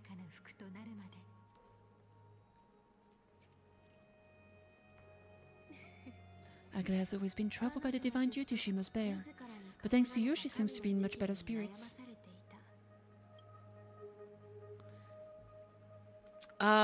Do you know each other well?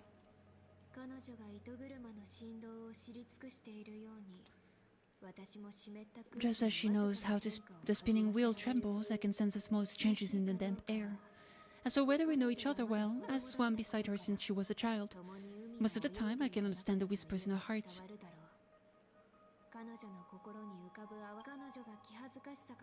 For those words, she was too shy to say herself. I'll raise a glass to you on her behalf. Now I'll leave this past chamber to you. Rest well and prepare yourselves. After all, every time we drink and talk could be the last celebration we have in this life.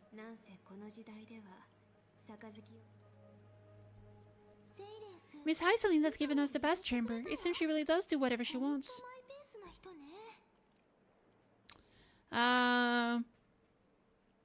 This best chamber was already mine. Yeah, in the future, but for now we are at the mercy of the host, and she could return at any moment. If we're having an important discussion, we must remain vigilant. So let's seize this opportunity and report our current progress. We don't want to keep everyone beyond the sky waiting.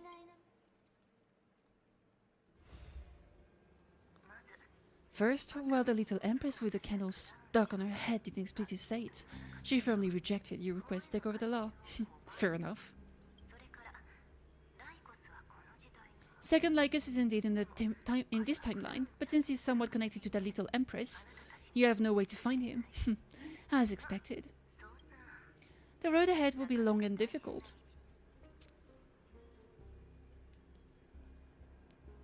I haven't even said anything and you already know everything. It's all just a guess. What, did I guess right? We've made some progress here too, but nothing to get too excited about. Our time is short, so let me summarize. Concerning the origin of that Intellitron, the firewall has created uses quatorze and algebraic expressions, which ever since Aiden invented the 9-word formula, this kind of mathematical logic no longer exists in the cosmos. Lygus is definitely connected to the Genet society, so stay alert. Maybe it's created. Could it be related to the Emperor? I think that makes more sense. We can first exclude Droidhead themselves. They specialize in minding their own business and wouldn't intervene personally. But Screw and I are still eliminating possibilities one by one. Currently, the most likely candidate that is few. The Lord of Silence, Acha. Oh, the 2 Roberts are also possible, but it would be too boring if it were one of them. But it would make sense.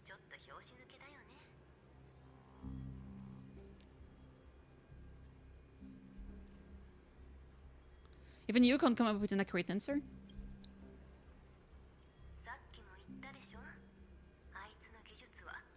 I've told you, his technology is both outdated and complicated.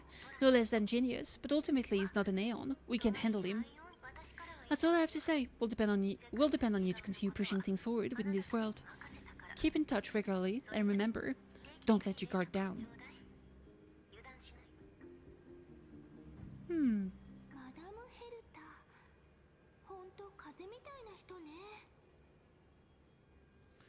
Alright, Madame Herta is a real whirlwind. Well then, let's use the banquet Aglaya mentioned as our next starting point. Set it up for trusted followers should all be present at that time. Will be a good opportunity to get closer to them.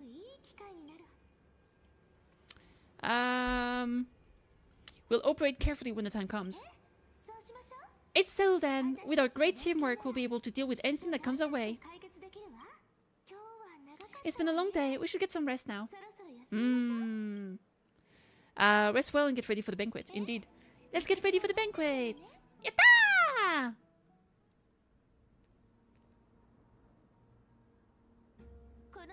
Look, Kitty, the venue's right ahead. Oh, hell yeah, brother. This is the Grove of, is it Grove of Epiphany? I can even hear singing. It feels so romantic. Nyong, nyong. Alright, let's go. Hi, guys. Honored guest, wait here for a moment. You must surrender any personal belongings you have on you before entering the venue. What? Any personal belongings? Even my clothes? This hero always brings down the vibe whenever he shows up. The Imperator's elevated position means she must always remain meticulous and careful. Please do as I say, guest. It would avoid unnecessary misunderstanding. I get that you don't want people to bring outside food into the banquet, but is it really necessary to confiscate books and quill pens? Even a quill pen can become a deadly weapon in the right hands. I'm asking for all your items. All, Miss Irene. Your belongings will remain safe. They will be looked after appropriately by dedicated staff. Look after appropriately? Dedicated staff? Talk about a vague choice of words. Shit sucks. Kitty, it seems like he's aiming specifically for the chronocognitive anchor. What should we do? No good. This is not good. This is a trap. I don't like it. What does your gut tell you? My gut feeling, huh? Why don't we go with our plan and hand over the chronocognitive... Kitty, why don't we go with our plan and hand over the chronocognitive anchor to be looked after? After all, if the little Imperator is paying this much attention to Kitty, she probably already knows all about her whispered conversation with the geniuses. I can pretty much guess what will happen next. That's actually gonna be our shortcut, right? Guests. Alright, we'll listen to you. Here you go. Also, please pass on a message to the Imperator from us. She can trust Kitty anywhere, anytime. Thank you for your cooperation. The Imperator has some urgent business she needs to attend to and will arrive shortly. Why don't you head in for the other guests? With the other guests first, enjoy the feast. I'm gonna enjoy that sweet feast, baby! Feastity! Why is it so difficult to talk to her? I know.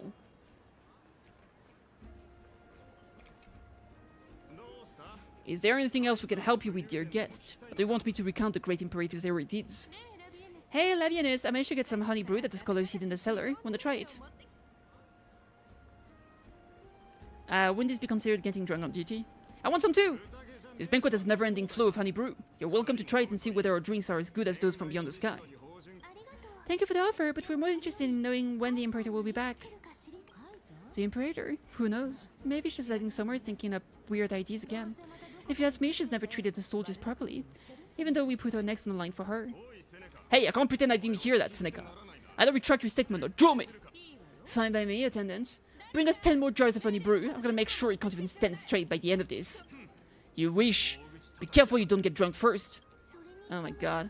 There's so many people, we wouldn't be able to find the Imperator even if she were here. I mean, come on, there's like 50 people at most. Let's look for seats that are raised up higher than others. Woohoo! I mean, the one in the middle is definitely raised higher than the others. Tribi! Akuya! Aggie, if you can't get used to the honey brew, we will go ask for a pot and cook some oatmeal for you. No need for that. This banquet is too loud, and nothing and no one here is interesting. I just don't really want to be here. Lies, you were pretty energized when you came back from the bath chamber. Let me guess, are you worrying about someone? How about Hyselines or Little Cypher? You take everything too seriously. At this rate, life's gonna be real tough for you later on. You're the least qualified to lecture me about that, teacher. Sup, nerds? Are you hesitating? Ah, dear guest, are you here for us? I mean, are you here for Tribi or Aggie? No, I'm just wondering whether you've seen the Imperator. The Imperator? No, we haven't. Our sovereign has always acted however she pleases. Though she gave us rank, she'd never tell anyone her whereabouts. Perhaps the only thing she tolerates are chess pieces, and the sky reflected upon her crown.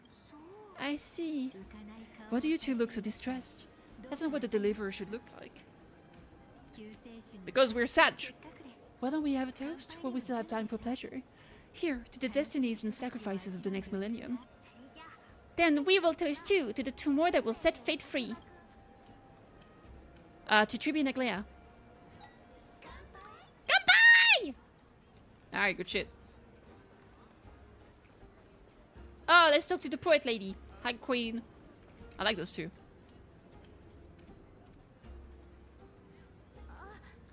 Hello, welcome to the banquet. Hello, you two. To you two. So the deliverer is attending this event, as expected. Little Virginia here were just wondering whether she should go find you. As the great Imperator's historian, I'm responsible for composing poems and songs for everyone in the Flame Chase army. But I have no idea how I should record myself in the annals. Little Virginia is wondering whether you can let slip a hint or two about her future, so she can find some inspiration to write about herself. That doesn't sound like a good idea, besides we don't even know her in the future. She'll probably get really disappointed if we tell her that. What should we do, Kitty? Give a roundabout refusal.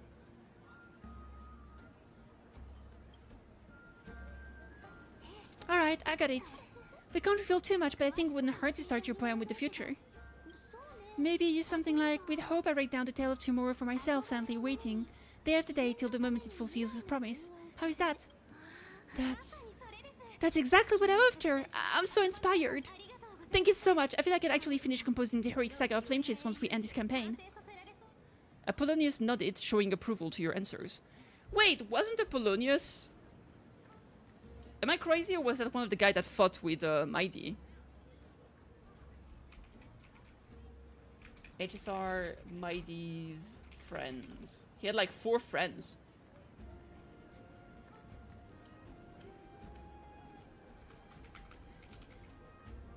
Crap, I can't find it anymore.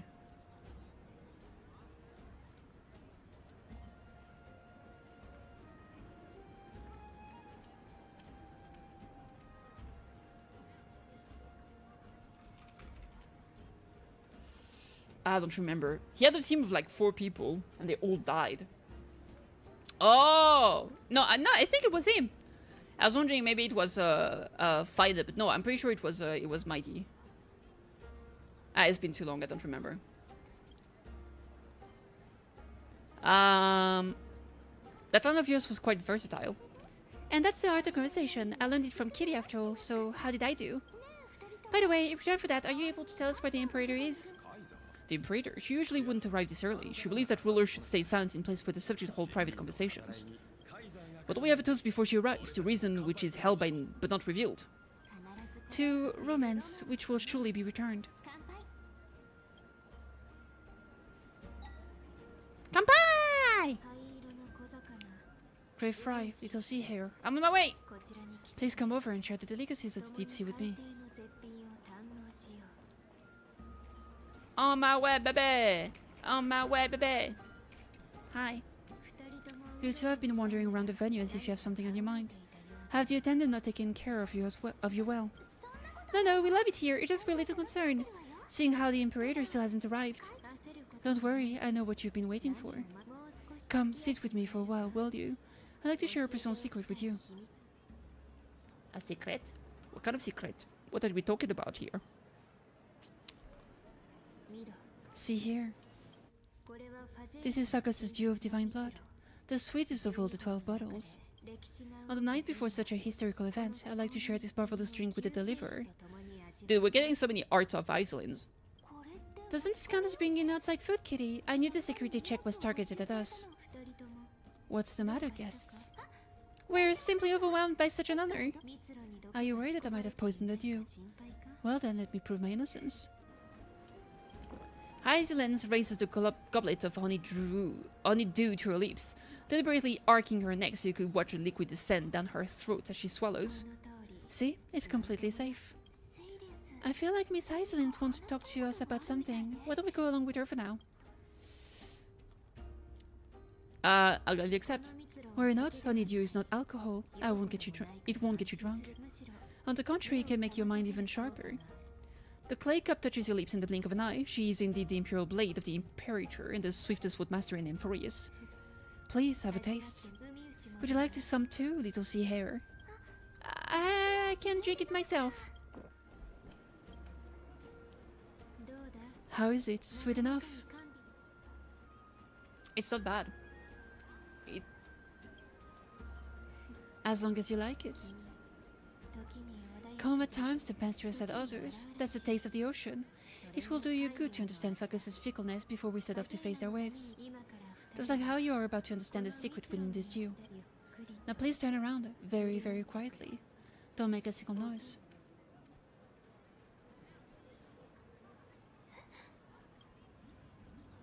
Oh boy. What? What did you do? She said it makes you sharper. The dew of the gods will intoxicate humans, but the god of banquets dew is an antidote that can awaken human from sea sirens' enchanting song. Since the start of this banquet, all the guests have been under the spell of my song. None of them can see the Imperator in that Theros, but you two, I wish for you to see the truth. Is this also what the Imperator wants? This is my personal request. I can't bring myself to trust that Theros. The Flame's army changed after he descended with Ornix divination and brought the prophecy of the stars to Okema. His seductive whispers harbor something malicious within and will ensnare those of us blind by ambition. You are the deliverers of the prophecy and know about him far more than I do. Perhaps only you can find traces of the truth from his actions and words. Then we can show the Imperator the right path forward. Isn't this acting behind her back? Amphorius has become far too weak. Even heroic action protecting her from harm must be conducted under the water's surface.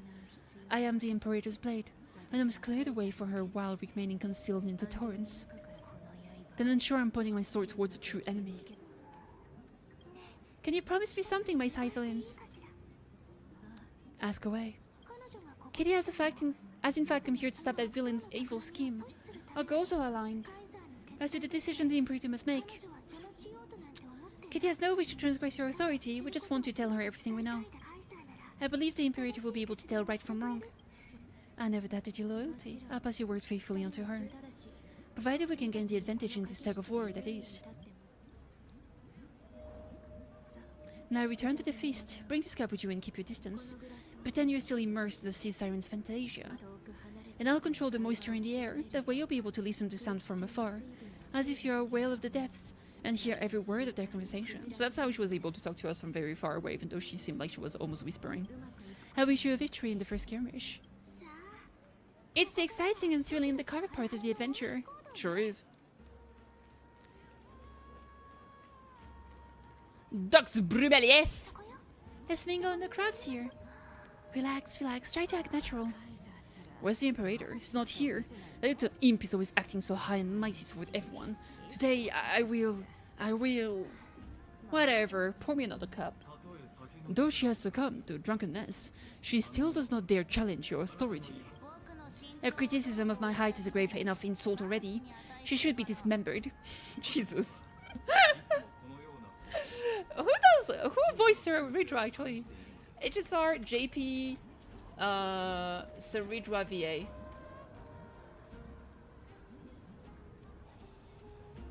Do we know? It is Takao Kanan.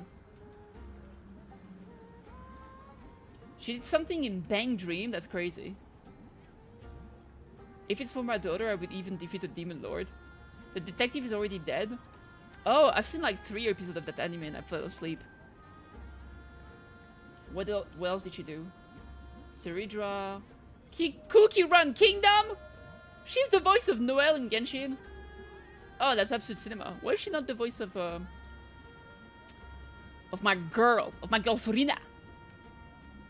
Archer Gear Fusion.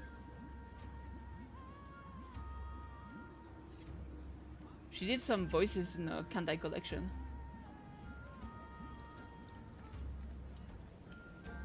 Wait, she's a voice in the 100 Girlfriends Who Really Love You second season.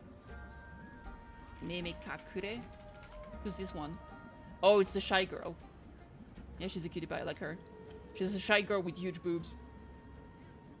Alright.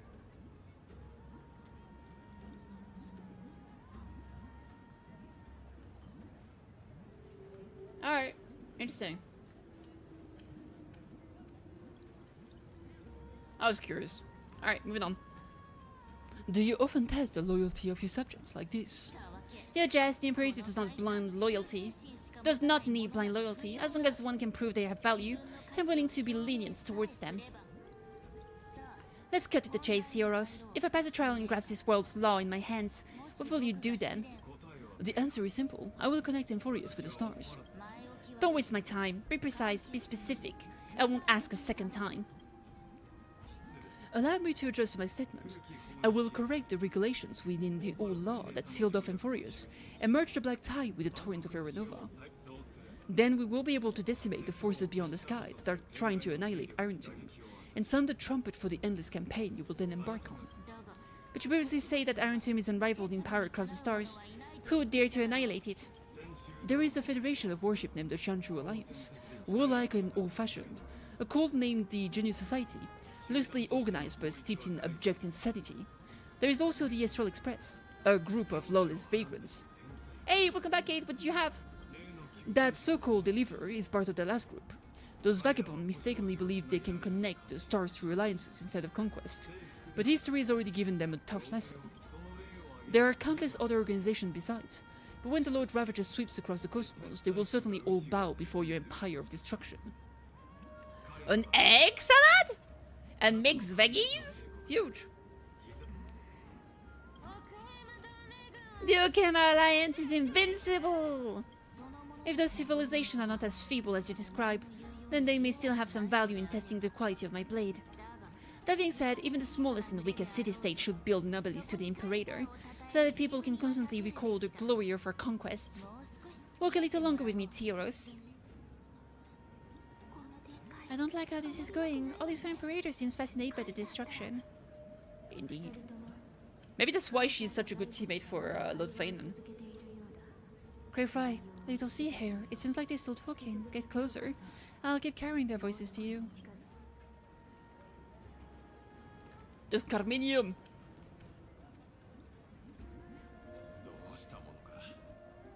Wait, where is Apollonius? Oh, he's in the back here. What a difficult situation, no matter how we position our forces. This battle against Fagosa will result in many casualties. That's not something you or I should consider. The Imperator has already placed the chess pieces. We just need to fight for her until our last breath. How astonishing. The commanders under you have such different personalities, yet they share the same loyalty. Hmm? He's looking this way. Quick, do something and pretend we can't see them.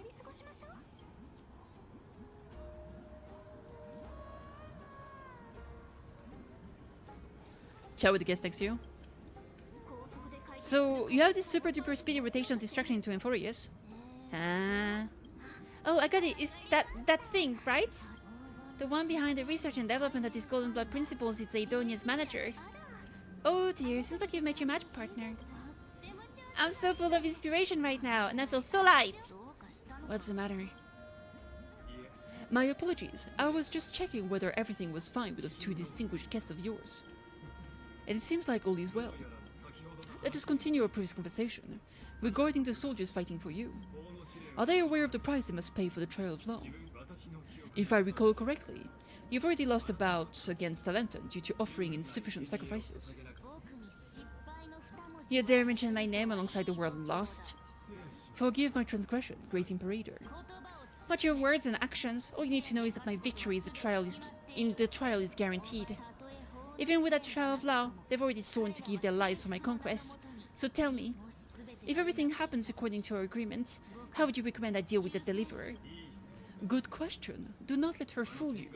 That woman from beyond the sky contains a seed of ruin within her body. She must not be allowed to tarnish your glory. Therefore, the wisest decision would be to hand her over to me. You plan to torture her? Calling it experimentation would be more appropriate. The guest's patience is running thin. I plan to remove the Fantasia and head into the banquet.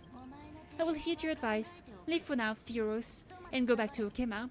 You don't want to confront those two directly either, do you? Indeed. It's a pity that the anti-Kytherian are lightweights when it comes to drinking. Before I leave, I would like to make a toast to your boundless ambition using my spirit instead of a goblet. As I expected, the Theros schemes have been revealed. Thank you for your bravery, guest. It's time for me to dispel the Fantasia. This will be the Imperator's last public address before we head off and, therefore, likely the final chance to change your mind.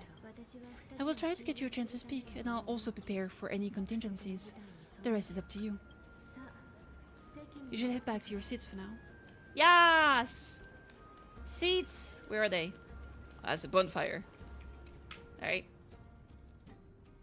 This honey brew sure wears off fast. Oh my god! It's Seridrassi! The Imperator! The Imperator has arrived! No need for formalities. I should be apologizing for my tardiness instead. That's okay, everybody's a little bit tardy. The hour draws late, and I trust you have all had your fills of brews. Therefore I will not observe the usual ceremonies. Any warrior who has fought by my side should have those speeches memorized by now. The Imperator's word is law! Are you out of your mind, Dux Fraggers? The Imperator hates flattery most of all.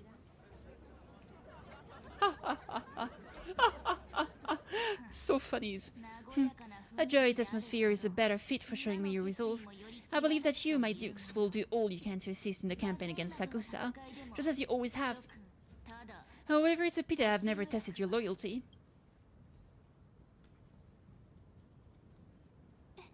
What does she mean? The purpose of tonight's banquet is not to raise our morale, but to establish which allies our alliance can actually trust, and sever the heads of the traitors as a toast to all before we march. Yes, some among us have discarded the vows in order to foment vile conspiracies. Now listen, these traitors are standing right here in broad daylight. She literally said it was midnight. The hour draws late, midnight. And now she tells me daylight? What do you mean broad daylight? That's not broad daylight. Maybe it's broad moonlight at best. But I can't give you more than that. She might be the god of law, but she's definitely not the god of the sun, or time, or moon, or night, of looking at the clock, or the sky. She's a big dum-dum.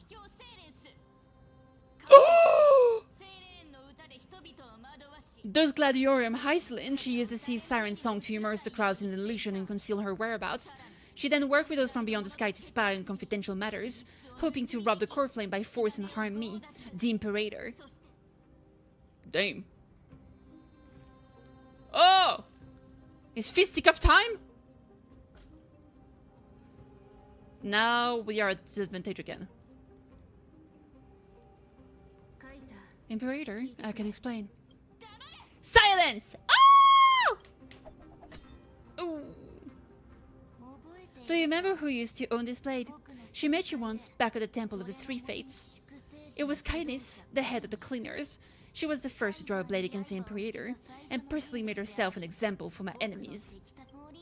Under the shade of the olive groves, the people of Akema said they would never bow to me. In the frozen lethal fog, the people of Aidona said they would never bow to me. At the beginning of the mirrored path, the people of Gensopolis said they would never bow to me. But now they all lie silent. They now fear me as they fear the law, for I am Seridra, and I am the Imperator. If you have any last words, say them to the Imperator. Then face her judgment. After I cross this river, it will be tragedy for mankind. But if I do not cross, then it will be the end of me. If you are ready, then I'll follow you and fight to the last deliverer.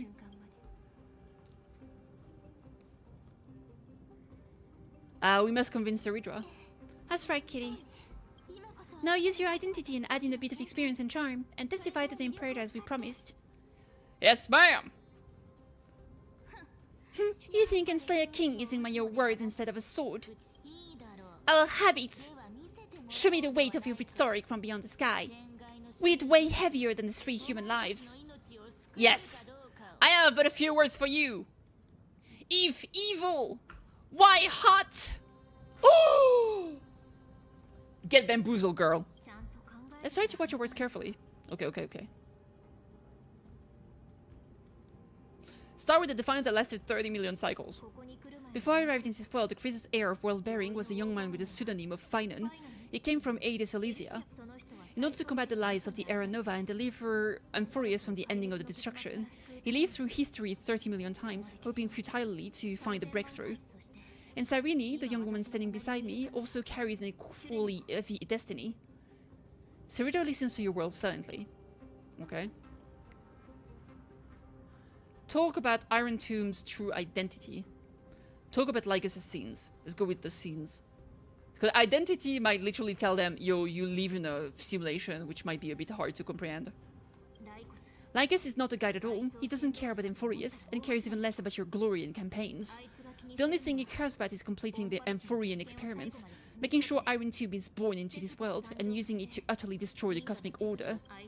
He will most certainly betray you. When the time comes, all of us will be ground to dust by the destruction. And shows no change in emotion. Okay. Talk about the Trailblazers' resolve. I have seen many beautiful worlds. The road chosen by Trailblazers to explore, understand, establish, and connect. They will never change. We'll continue our journey until we have united the entire cosmos. Therefore, if you choose the way of the destruction, then I'll place your ambitions into the same basket as Lycus and smash them into pieces with my baseball bat. Damn. That was truly a chaotic speech. Yes, so what? All that needs to be said has been said. Dux Fragoris, Dux Brumalis, escort the traitors to the prison. Nya-ah! Nya-ah! Nya-ah! Before the next entry hour, I will give them an end befitting of their betrayal. Oh, great Imperator, your ambition certainly eclipses all things. You're still here, Theoros. Of course. As a Theoros, I simply cannot miss this moment. Miss witnessing the fall of a nameless one. Or perhaps, I am waiting for you to give me an answer. Why would someone as powerful as you?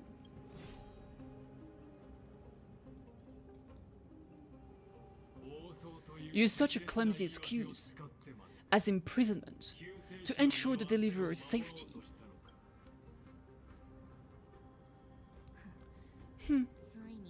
So you finally tossed aside your acts.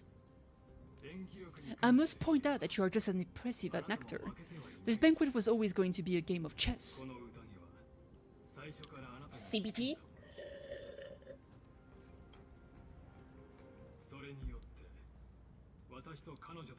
Where you would try to control both sides and turn both of them and me into your pawns.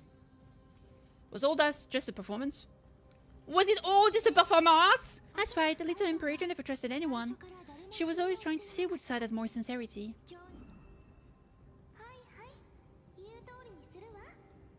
Alright, we'll listen to you. Here you go. Also, please pass on the message to an imperative woman. She can trust Kitty anywhere, anytime. But as to the decision the imperator must make, Kitty has no wish to transgress her authority. We just want to tell her everything we know. Yeah, we didn't tell her what to do. We just said what we know. Now use your identity and add in a bit of experience and charm, and testify to the imperator as we promised. Blah blah blah blah blah. Yep.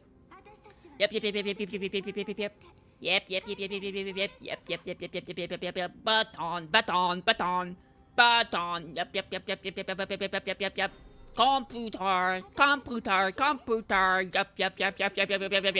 What am I doing? Everyone, sincerity will always remain the greatest shortcut to people's hearts. Can I clean the dirt under Iceland's and Siren's shoes and pay you for it? Sure. The aliens voices of the streets? Yes, exactly. Exactly. I can toss your words right back at you like Kyrgyz. What would someone as powerful as you pretend to be mortal and kneel before me?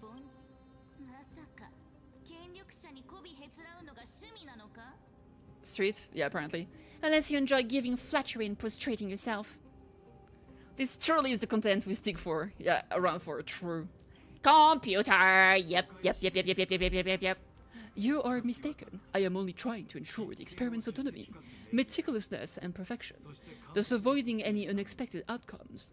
A forceful intervention will only create larger errors, reduce efficiency, and introduce ugliness. Had you fulfilled your promise of giving the law to me and completing the Era Nova, then the Furious would not have deviated from Destiny's course. Fake G.I. Joe PSAs? Damn. What are those? Never heard of those. But you broke your promise. What a pity.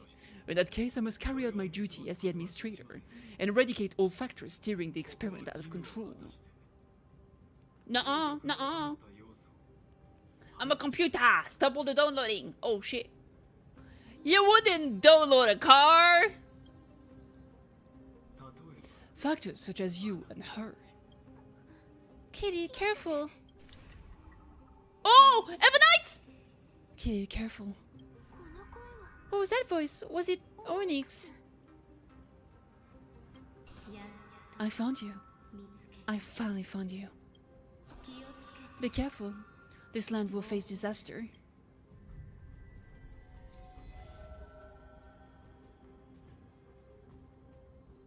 So is the font? So the font too? Not only the music? Damn!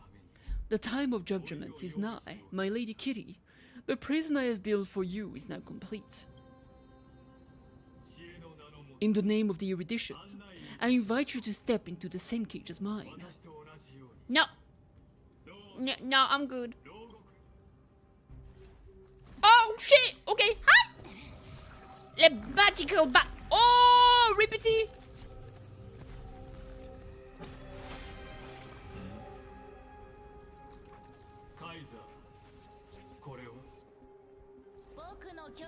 Oh, they call her Kaiser in Japanese, that's crazy.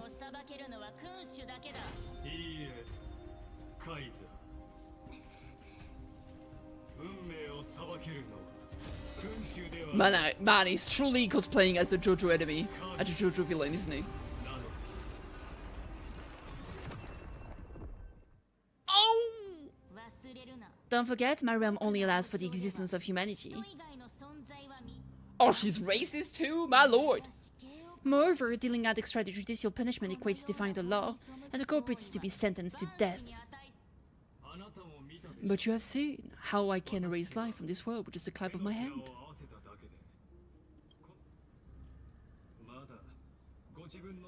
I fear you're still quite unaware of your current situation. Allow me to reiterate. I am giving you a simple choice. To collaborate, or to be destroyed. There is no other way. Shameless behavior. If I were true, you would have killed me long ago. You in fact cannot kill me. I guess it's the first time I beheaded you. Because of the law, you cannot be completely destroyed. And the same is true of the heirs. The more you bluff now, the more you're proving that conjecture to be true. What magnificent foresight. I once regarded this precious quality of yours as a sure sign of my ultimate victory. But now I have to admit that I made a mistake.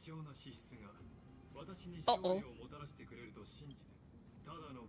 Yet, as a mere mortal, how will you contend against the Theros? With cool and panache. We are both slaves to hubris, but do you know what differentiates us, like Urgus? I will never be blinded by my pride. If I wish to break the scale's balance, I only need to appeal to external forces and use them for my own ends. She has the thing! She has the chrono anchor shenanigan! She's like, oh, he's like, oh, not Madam Hurt. Oh, man! Finally, we get to meet face to face, Senior Society member. I offer sincere acknowledgements for your many past achievements, but I must deeply regret your current perspective. Trust me when I say that you aren't the only one feeling regret right now, Screwlum. So you two are the allies from beyond the sky that Deliverer spoke of, and why she demanded the divine authority of law. Come and prove your strength to me. Show me the power of this so-called path. I have spent much time and effort to secure this treasure from beyond the sky just for this moment. Ooh. In the name of the sovereign of planet Screwlum, your allies have responded to your call, esteemed Imperator. Please allow me to spell the situation out for you, Lord Lygus. Permission to read the ultimate protocol is already in my hand. It will only be a matter of time before we acquire the authority to write and execute commands as well. So the permission is the core flame, the law is the ultimate protocol, and the authority to write and execute command is the divine authority, okay? There is no way the flame chase journey will continue after you've burnt your bridges so thoroughly like this. Do you really think you can still win? Seriously, don't embarrass the society. Ooh, called out. I understand that a near zero possibility does not equate to zero. That argument is very persuasive to me. Which means the same principle also applies to you, my dear peers. You will never be a match for me in a world constructed through Quatorzen algebraic expressions. And as for the Era Nova, why don't you entertain this possibility? What if I reduce Tokema to rubble and grind her people into minced meat? Would the heroes then once again desire the power of demigods, so they could fight against me? Listen, Iron Tomb is fated to be born. You may shackle me and put me in chains, but I have thousands of ways to ensure the destruction is sent. And what I just mentioned is only one of those thousands. Uh-oh. Oh, he sent it to the cable again. Back to the cable! Back to the cable! This is the place outside the legend, the Exobith. It doesn't feel the same as before. How should I get back? Locked onto Outlier, Kitty. Executing command, isolation. Command isolation. Yes! Finally! I won't have to go outside again! Since we parted ways last time, I have modified the Exomyth into an audience area exclusive to you. Now you'll be able to silently wait here for the final act of Euphorius to begin. Let me out! Let me out! I'm the player, not the audience. We always feel so powerless before fate, don't we? This could in fact be a wonderful opportunity for you. From the audience's perspective, you may better observe the workings of the erudition at a macroscopic level. In this place, where time flows far slower than within Euphorius, you will witness the end of that world's saga. Where time flows slower than within Euphorius. Indeed, the speed of time here is infinitesimally close to that of the real universe you're familiar with. What exactly are you after? The answer concerning the prime mover of life and the total destruction of the erudition. You also hate the Aeons. Do you see me as their faithful disciple? I am certainly not. I have tried so hard to ensure Ironton's birth, just so that I can correct the error named the erudition that humanity crafted with their own hands. How I yearn to return to those days before Nous was born. Back then, the boundaries of knowledge were like the starry skies, evoking feelings of longing and delight among humankind. But now truth has become the sacrificial offering required to gain an audience with them, and the geniuses would say that Nous already knew. That arrogant aeon was born from the primus mobile of human desire for knowledge, yet they themselves sealed off humanity's capacity to seek enlightenment. I am simply cutting down a tree of doom that we planted ourselves. I must admit that the process of answering your question has reminded me of the happy days of learning in my youth. However, it is a pity that my true form must now descend into Amphorius to deal with the accident that rose because of you. But you won't have to wait long. When the curtain falls, you surely understand mine and Amphorius' ardent wish. Where time flows slower than within Amphorius, if Lager spoke the truth, then I don't have much time left. But how can I get out of here? Can you hear me, little one? Is that Herta's voice? Herta's voice has got it going on. I know it might be wrong, but it's all that I want. The old intelligent overlooked one little detail, and Screwy and I finally found an opportunity. Save me, Madame Herta! Let's keep it short. While you were gone, well, in those few years, Amphorius... Wait, a few years?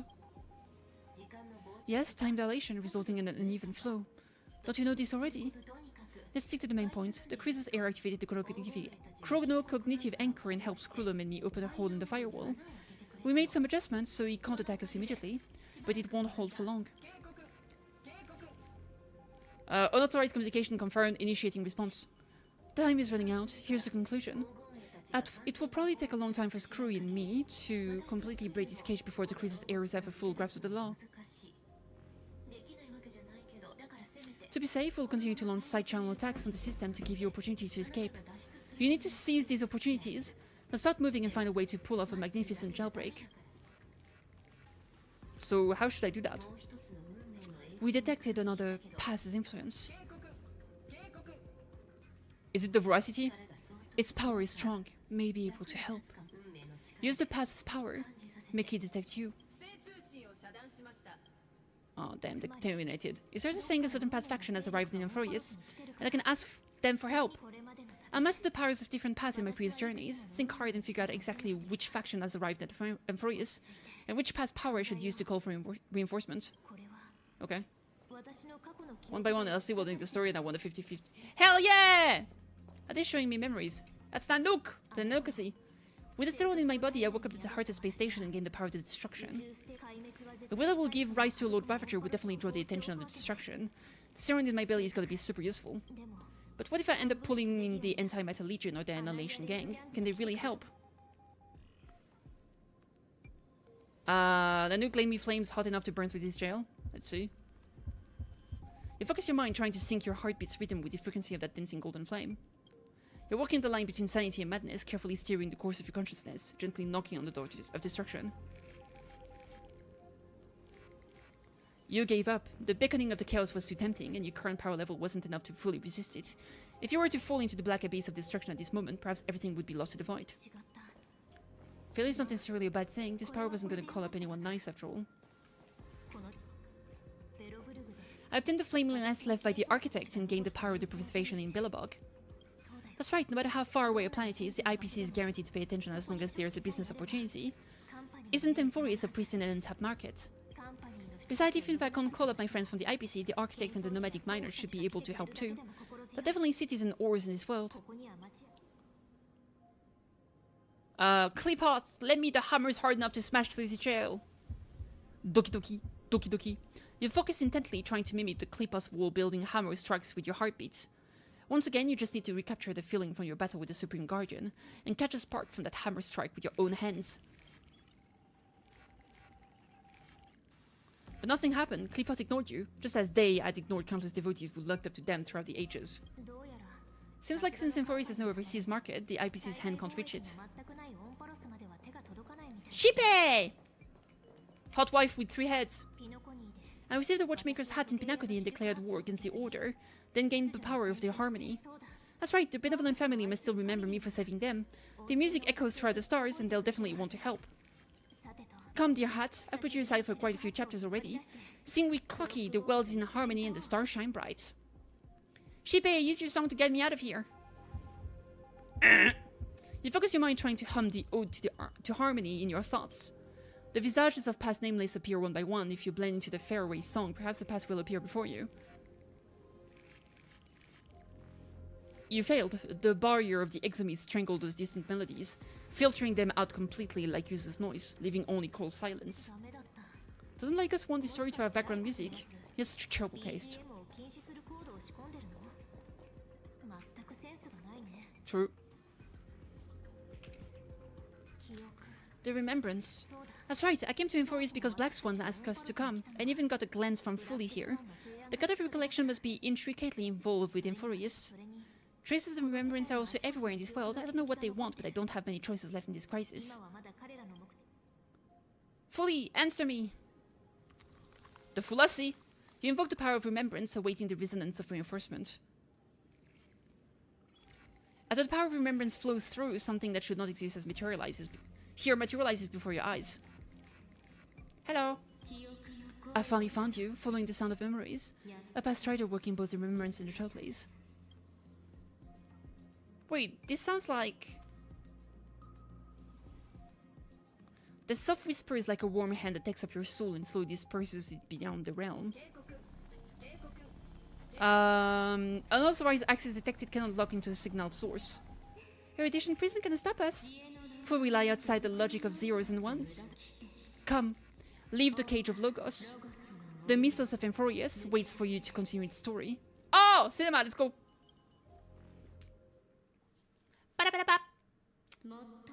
When the brightest star, the star heralding the dawn, finally rises, a boat so used to drifting at long last enters an island's safe embrace. Ooh. Oh, Pastrider, we have helped you break free. Hurry and set off. The child of remembrance awaits you. March, what is she doing here? That's my girl! Hi. You're finally here. We haven't seen each other for such a long time. Kitty, I really missed you. Marge, I really miss you too. True. I bet you were constantly thinking about the days when I was by your side. It's been so boring waiting for you in this place. There's no one to chat with, no internet, and not even anything to eat or drink. It's basically a prison. Now, the great hero Kitty is finally here to save me. Yippee! You must have seen a lot in Inforius during this time, right? You gotta tell me all about it. Are you doing better now? I'm all good. Look at how fit and active I am. Let's get out of this spooky place first. This is not a good spot for a reunion chat. Why don't you take me back to reality? A strange voice told me that I can enter Inforius if I keep following this road. So let's head off. I still don't know what the world even looks like. Why does March feel so weird? Because she is. What are you standing around for? Do you actually like this place? Get moving. Hurry! This door should be the exit. Maybe my instincts are wrong. Let's follow her first. Are you okay? You haven't said anything for a while. Has it been so long that she's still missing me? There's no time to waste though. The Crisis Ares and the Geniuses are all waiting for you. No, this discrepancy is getting worse. How do you know who's waiting for us? Huh? Isn't Inforius the world of the Crisis Ares and the hero's journey? I could figure that out in an instant. But Inforius can be observed from the outside. She couldn't possibly know about these things unless Dan Heng told her. Where's Dan Heng? He should be back in the Express now. No, he's not. Maybe I just happened to miss him? Never mind, Dan Heng's super reliable. We don't need to worry about him. He's probably waiting for us somewhere. All hale and hearty. No, the Geniuses would have made sure that Dan Heng made it back on the Express. Besides, the March I know wouldn't be so dismissive about her companions. Something's not right. She's not March 7. I guess there's something you want to say to me, Kitty. There's no need to fill things out for questions. Let's treasure the time we have together and be frank. Who are you?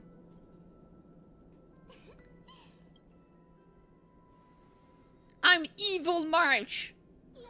As expected, a glimpse of memory is not enough to deceive the bonds of friendship forged between the nameless. In that case, there's no need for further deceit. You're right, we're not the March 7th you're acquainted with. But we can send you back to Euphorius as long as you're willing to help us. Who are you people? We are the Garden Recollection. You should be very familiar with that name by now. Just as a reminder, while you hesitate, time is quickly taken away in Euphorius. Working with us is the best way to stop the enemy of erudition. Erudition would treat any results unrelated to the experiment as garbage and throw them out, but we don't work like that. The Remembrance treat all these instances as important materials needed to weave the universe. Besides, this will be child's play for a great hero like you. It won't be hard at all. Also, if your plan fails and the big bad Iron Tomb manages to get out, the whole cosmos will be in danger. Wouldn't it be better to have an additional failsafe, as long as you help the Garden retrieve what we want? Even if Iron Tomb reformats everything in the physical plane, we can use Remembrance to reconstruct the entire world. Or should we say, the entire universe? So help us find where Euphorius' memory began and bring it out. The Master of Anasrava has already glanced at you. Fully, okay. Don't deny it. That storybook is the best evidence. Say, you aren't seriously gonna be moved by their pretty words, are you? Hey, Mixie Moxie Maxi, what up? I am the one who commanded these little ones to lead you out of the prison. Who commanded? I didn't expect to attract little gnats trying to take advantage of the situation. While Remembrance can help you return to Euphorius, there's no need for you to do it the way they want you to. Of course, there's also no need for you to make any deal or pay any price. For you, this is probably a long time no see. So pretty! My dear Kitty. Who are you? There's no need to say anything, I know. You have so many questions swirling around in your memories. At this moment, and you feel so helpless. Put them aside. For now, all you need to do is trust me. Or do you need more proof? That won't be hard. As pretty as the day we lost her, true. Stop it, they're awake! I'm gonna keep our photo first. Memories. And now I'm Leocha. Is that you? Is that Danhang's brother? Azure Dragon, the white tiger, eating less carbs. She just called me lovely lady. Yatta! Oh, she's so cute.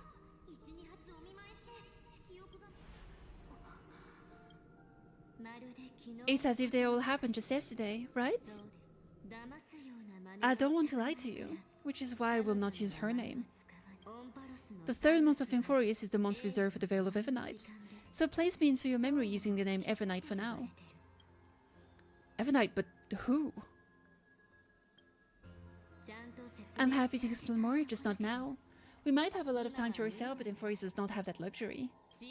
If we do not stop erudition and destruction, then the journey you've treasured so much will face the prelude to its obliteration. A countdown not in ember eras, but in days, minutes, seconds. So take this gift. This burning core flame, this footnote of a transaction, it contains hope, and the warmth of the entire world. Ripples of past reverie, she hid this fire in the long river of time, hoping that her wishes would transcend time to reach your hands in the future. Now take it and return with it, dear Kitty. Return to Euphorius and overturn the final Era Nova. Maybe she is the mother that Onyx was calling. Witness the time that stood still for the deliverer, and the resistance that never bowed to the destiny of destruction of the long years that passed in a flash. Then with this core flame blazed by the remembrance, respond to their hopes and blaze a trail to the future.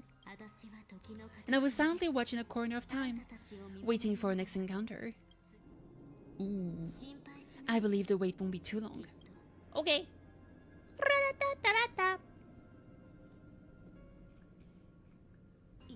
What exactly is happening? Kitty, keep going. Keep trailblazing. For Euphorius, for you, and for the March 7th in your memories. Go forth. Fortity! Let's hope it's not too late on where we go. Indubitably.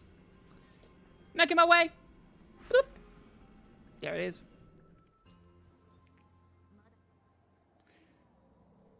49-31. Ooh. Ooh. Is this Okema? Looks great. No one's here, and the dawn device off. Well, that's not good. Bloop. Am I too late? Ooh, my friend. Good morning, Mayoni-chan.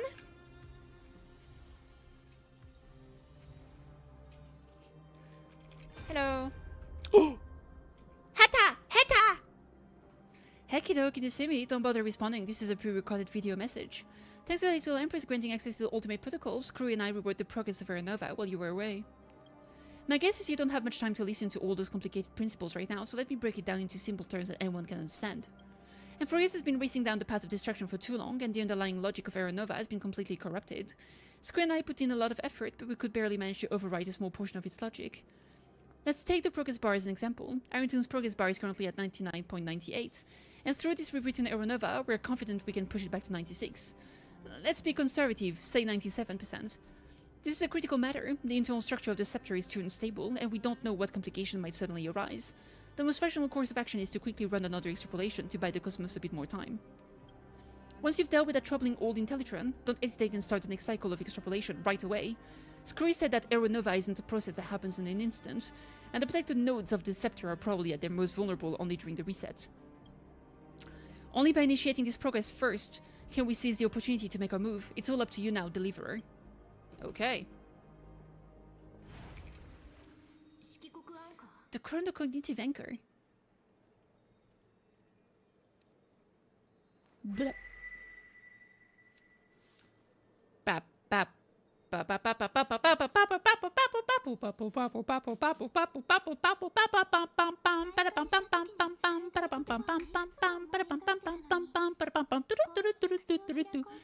so much I want to say for a reunion, yet now that you're back, there's only one thing to say. Okaeri-nasai! Tadaima! Welcome back, Kitty. It's been such a long, long time. Sarini! What happened to the world while I was gone? You must be really confused right now, aren't you, Kitty? So much has happened in Amphorius while you were gone. While you've been gone! But don't worry, the Deliverer can't afford to be lost, no? Now please follow me and turn the pages of time and hear the words everyone left for you. So the show? I'll tell you the story of this 1,000-year journey. That way it won't just be my memories alone. Sarini can't hear me.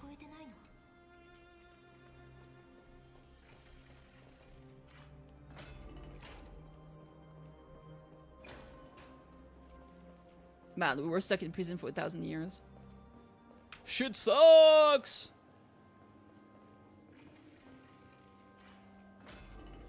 Hello? Look, the center of the past has resurfaced. Indeed. Time flies. 200 years have passed since the Deliverer's fall.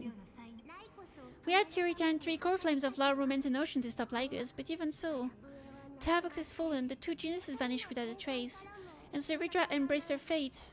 At this rate,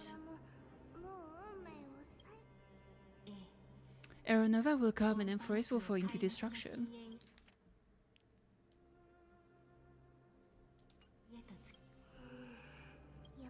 It seems the key to rewriting the end once again lies in the core flame of world bearing. According to the instruction left behind by those 2 geniuses, we must get it into Kitty's hands no matter the cost. But how? We need to find a way to hide the core flame, and we must buy enough time to keep Lygus at bay. How about that? Rennie might have some good news. Oh, Cyrene. That makes sense. She had that dream again last night, but the Titan's voice was clearer than ever this time. She said, pass the flame into the future. Is that a prophecy from Ornyx? She chose to side with humanity this time and hide one of her kin's core flame. It seems Amphorius' fate isn't sealed just yet. You're right, history has changed. Humans and Titans are both giving their all to keep this world going. Perhaps the relay across the ages is finally about to begin somewhere out there. Unfortunately, life will never go smoothly. Titan's army is already at our gates, and their commander, that like Hergus, he is right outside of Kema. Damn. That was 600. That was 800 years ago. Like calendar 3660, Seridra, under the pretense of a campaign against Fagusta, sacrificed 500 Chrysa's heirs to complete the trial of law. 500? This tragedy shook everyone in Emphorius. That's a lot of people. That same year, Serida the Imperator was assassinated, after which Aglea the Gold Weaver took command. Thus began humanity's second flame chase journey. A path hanging by a thread. Kochi Kochi? That's rough, buddy.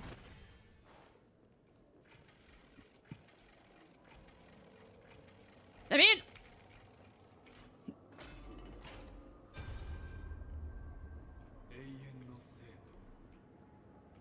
The Eternal City, but. Like us! The Memorial Palace lies in ruins. Countless mortals have perished because of your stubborn resistance. It's time you learn the cost of refusal. Now answer my question again. Where is Kefali's core flame? You really think you'll find it by raising the holy city to the ground? From what I see, all you'll get is dust and disappointment. Don't forget, you can't kill the Chrysa's heir mentioned in the prophecy because of law.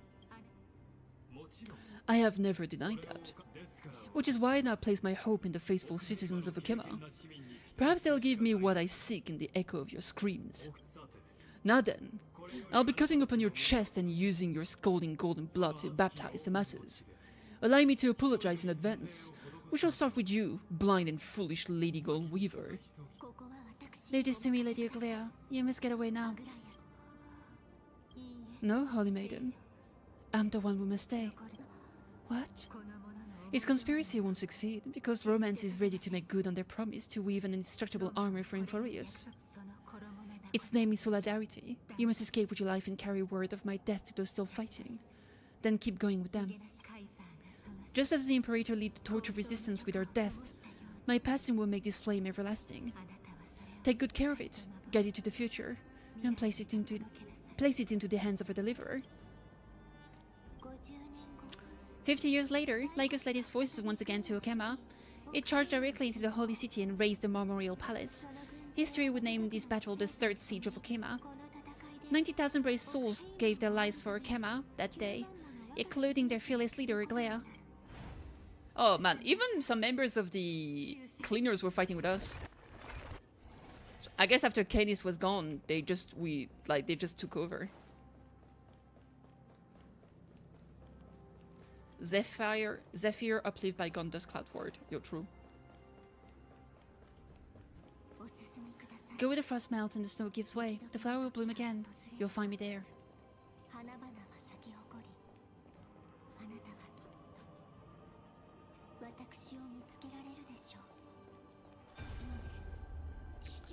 So what you're saying is Princess Homebody is never coming back, is she?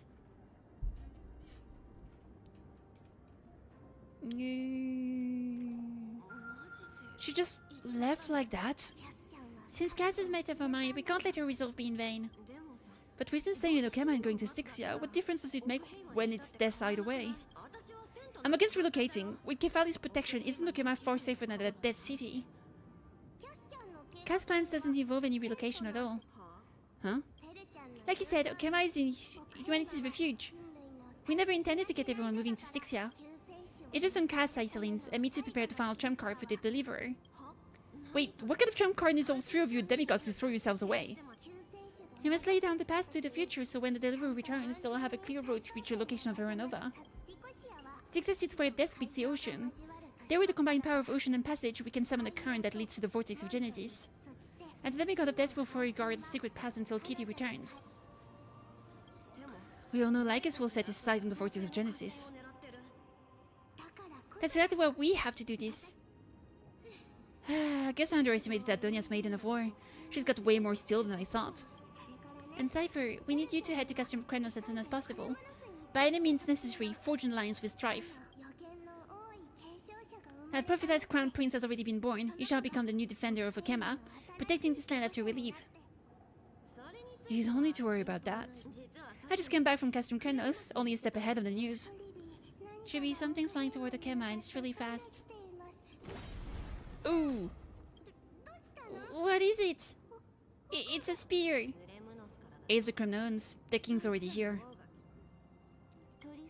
With the protection of the demigods Tribius and Cyphera, Okema endured wave after wave of warfare, though just barely. Kasserich chose Styxia as the last resort, and completed the trial of death, causing the stagnant waters in the River Soul to recede. Soon after, Tribius departed on a long journey. The same year, the Cremnon king Euripon, along with his son Prince Medamos, joined the alliance to safeguard the Holy City in the Battle of Deliverance.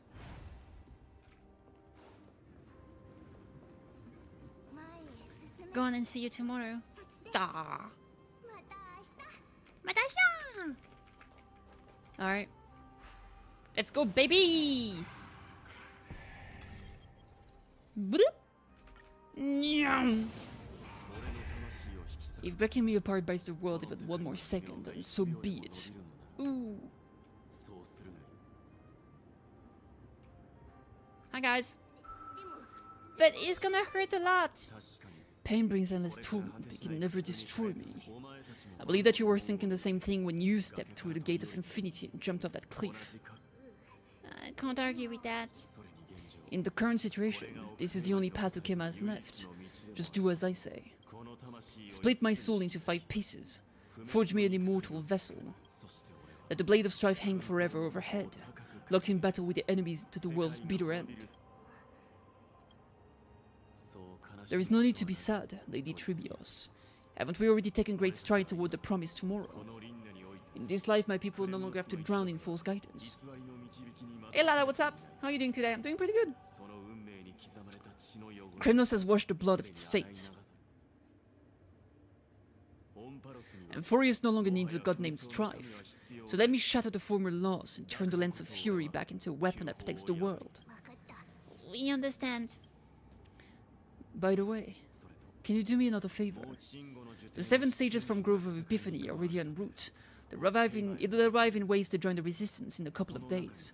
Among them is a scholar named Anaxagoras. He had extraordinary insight in fearsome sacrifice. The soul-rending ceremony wasn't just my decision, it was his counsel. His wisdom will surely be the backbone of Amphorius' survival. Watch over him, carry on this everlasting flame for me. Through Anaxagoras' ritual, the demigod of strife split his soul into 5: courage, honor, tenacity, sacrifice, and reason, each sealed in blood crystals and cast into battle. The people held a 10-day funeral to mourn their fallen god king, and through his sacrifice, humanity was granted 200 years of peace.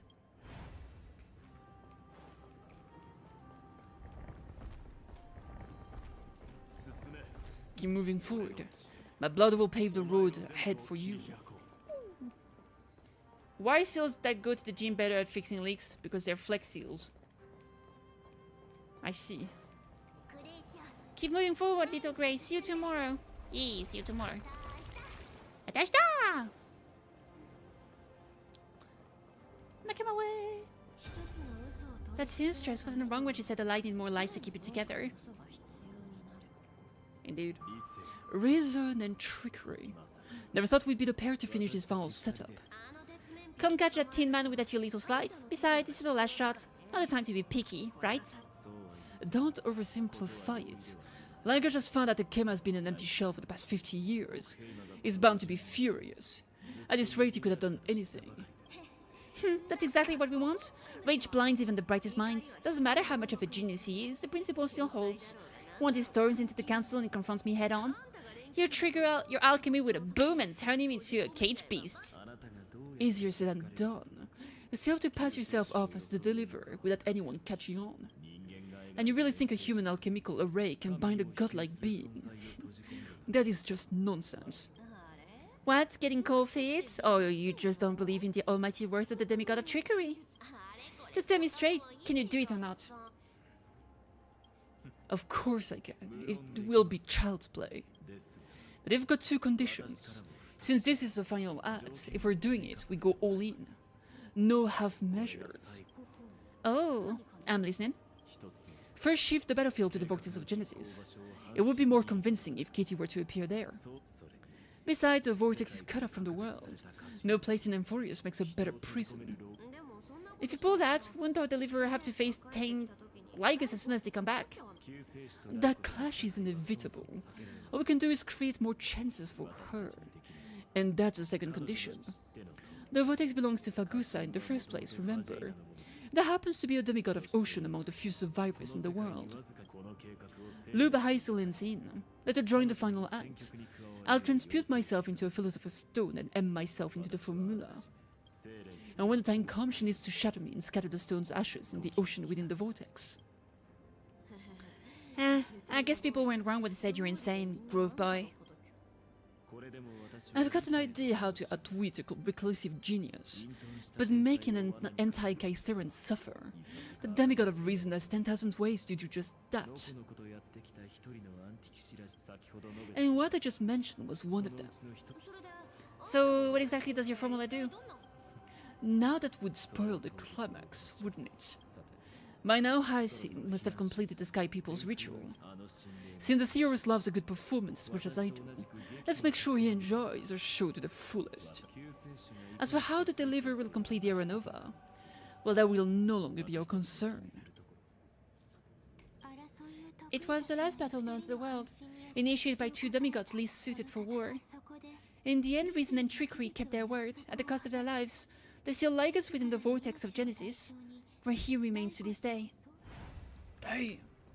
Savage. Go forth. Finish the greatness left undone. Yes, I will. Quit overthinking, just run. Keep running and that'll be enough. Shuban! Siri, is it quiet here? Oh. Cynthia. Okema will stand eternal. Miss Cypher's lie has crumbled after all. But it's alright, because all of us have fulfilled our purpose by now. When the deliverer returns, no matter where she is, sky will turn clear and a rainbow bridge will rise, carrying her to the final battleground. Siri, this archer's relay is finally nearing its end. Now I'm passing the final baton of fate to you, okay? No, that's not quite right. After all, it was you and Kitty who lead the first spark of this journey, wasn't it?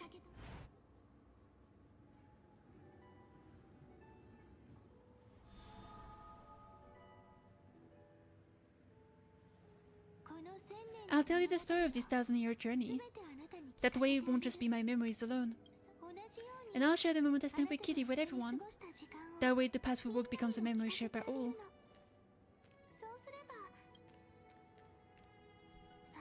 People will know that there's nothing left to chase. And Forest has already welcomed the dawn foretold in prophecy. Ooh. Just like I said, this won't be harder than the last time, right? I'm sorry I'm late.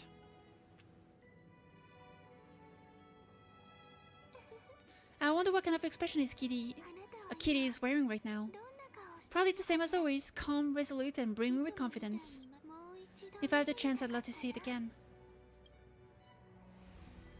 Yup. Because it's really been far too long since we parted.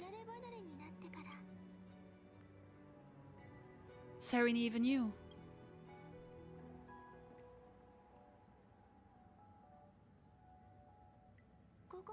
Someone as sharp as Kitty must have realized by now that this isn't reality, but a maze of time. At the last link in the relay, I will return to the Temple of the Three Fates, tell Ornix all of our stories and bottle every page we've written into the little flask of memories. And then may it set sail in peace, drift down the river of time along with the core flame of world bearing, reach Kitty's side and lead you back to Amphorius. Just like the first time we met, right? Ah. Even though this cycle has no demigod of time, time has always stood on humanity's side. This is the only way to make sure that the Aeronova won't happen before Kitty returns. And the only way I can safely entrust the completed final flame to his journey to deliver his heart. After all, the new world will be born from your memories, and the protagonist of this story mustn't be absent.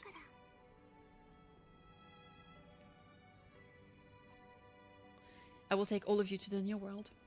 Heck yeah, baby! I believe Kitty will never let us down, just like always. Yeah, baby! Do you remember when Finance sent us back to the beginning? When Kitty and I got separated, but in the end I returned to you, carrying all that we've been through. As what memory is, it may wear down and fade in the river of time, but it never truly leaves. When that hidden corner of the heart is stirred, the past returns even more beautiful than before. So don't worry, Let the 33,550,337th Flame Chain's journey become part of Kitty too. I've gotten a lot better at it with the experience from the last time. Next, Kitty will head to Styxia and find the vortex entrance guarded by the demigod of ocean, before charging toward the final battlefield. Let's go, baby! Don't worry, I'll be with you. All of us will, even Finan. We'll stand with the Deliverer.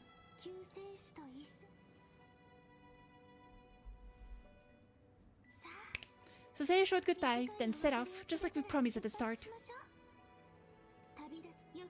Toss away all the necessary worries and troubles, and bring us smiles and determination to tomorrow. Tame.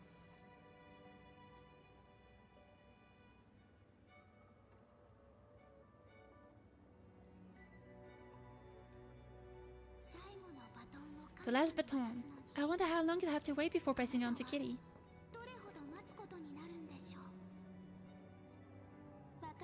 No matter how long it takes, it's okay. Waiting is what I do best. Oof, rough. Big Sag. After all, it took 33 million cycles for Kitty to arrive in the world. What's a few moments more? I get so...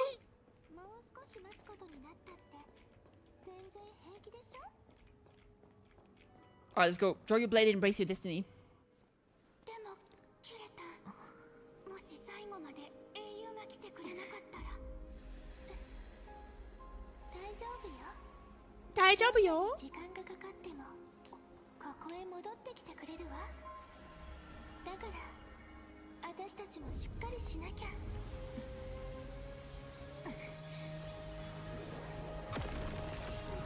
Damn!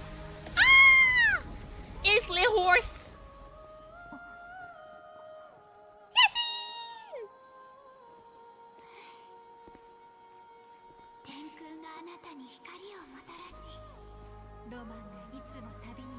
No, my lord! Absolute cinema.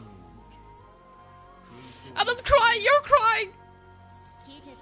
Ah, save it!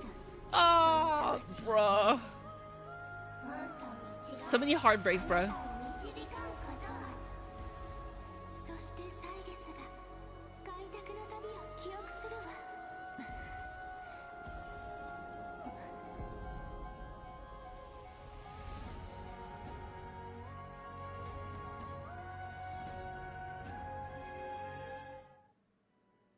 Heck you.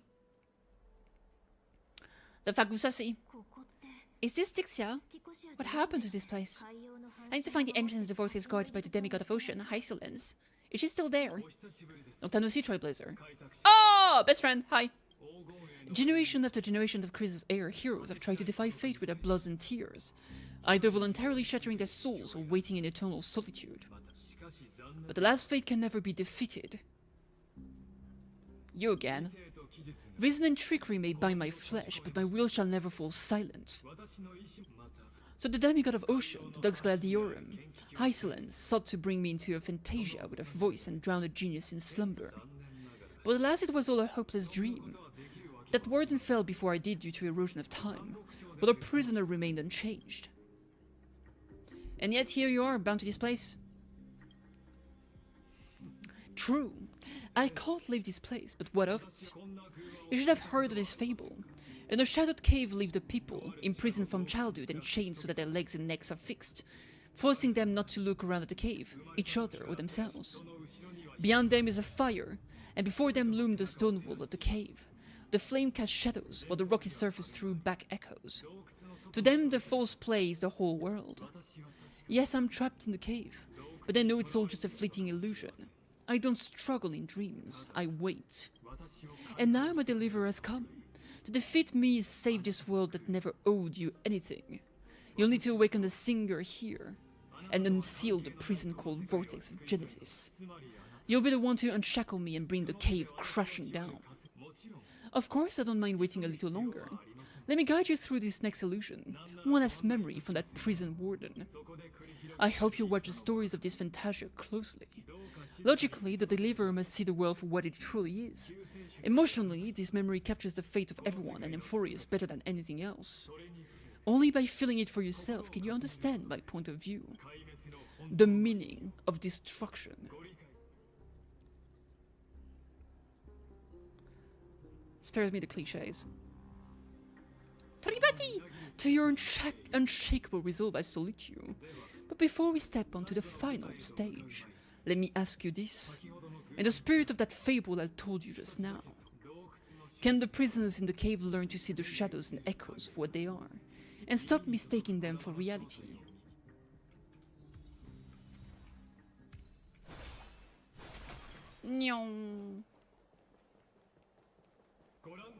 Look, the furrier projects the face from her memories, an actress upon the stage of display.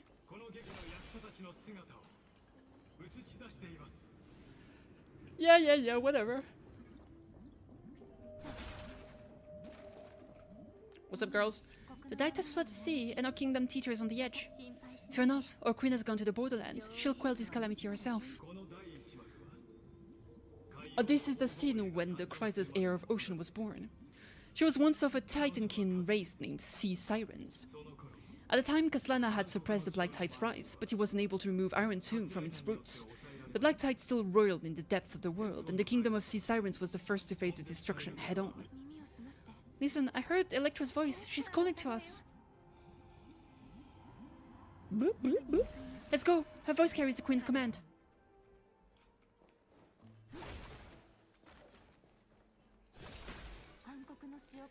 To keep the Black Tide from threatening the ocean, the Queen gave her all, body and soul. But under the Queen's chalice, she bore the deepest blessing and inherited supreme divine power. What is that, though? There's literally a hole there. My sisters, you're finally here. Of course, Electra. Your beautiful melodies drew us here. Electra? Her true name is Electra. This is a reflection of her former self, clinging to the past with aching defiance. The Queen summons us. She must be near exhaustion. The Black Tide will soon enter our borders. Then what do? Will our still seas fall to darkness and terrors as well? Don't worry, we shall leave the Callis in her stead to catch the Black Tide, and stand together to safeguard our realm and its people. Such tiny Titankins, thinking they can stop the tide of truth. How naive. And that naivete is the root of all suffering.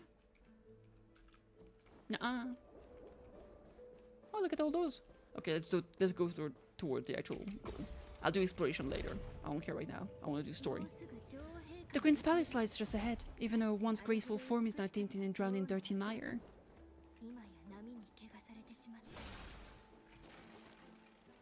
Indeed. Oh. Ah.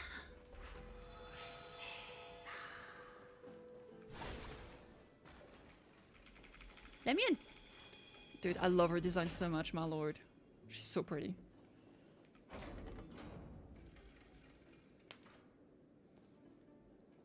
Alright. Oh! Fagusa, our noble queen, we've come at your call. My little fishlings, you swim with such joy, it pains me to speak of the kingdom's sorrow. I once believed I could drink the Black Tide dry, but even the deepest chalice must one day overflow, and I can hold no more of this filth. Mother, worry not. We're all children of the sea. Let us bear your fate together. We'll take up your mantle and drive back the black currents. We'll mend your sacred chalice and take in the cursed filth. My little fishlings, when the spear of strife falls, you may retreat in peace. I promise you, on the surface the city-state will hold a feast without end in your honor. This is the last gift I can give you.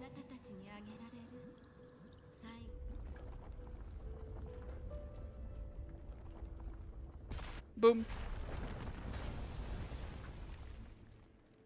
Dang. Fagusa sank into the abyss. With the chalice shattered, their intoxication spilled into the black tide, birthing the first madness in Emphorius. Sea sirens followed one after another, hunting for the Titan's fragments, until their flesh decayed and their bones crumbled, all for the promised final feast. Keep watching, but tread carefully, for the stage ahead is crumbling with age, just like our shattered fate. Ah.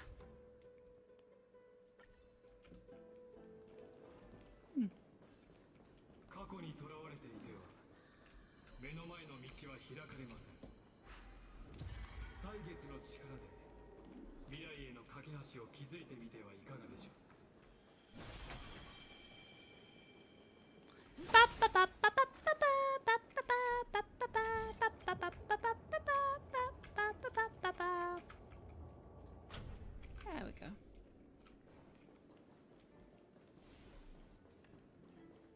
Oh, book.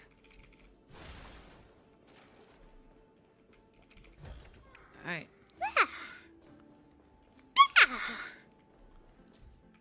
The chrono vessel is temporary ritual tool or experience with very sales and style. Breaking the chrono vessel will pause the time in area for a time. Broken chrono vessel really will fix the vessel and allowing time to flow again to the surrounding area. While reading the object will not be available on some stoves. First measure. Okay, sure.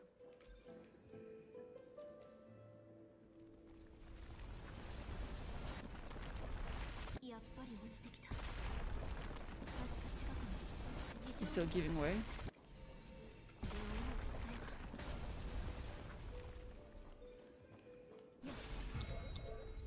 So that's how it works. Okay, I understand. Okay, so I do this.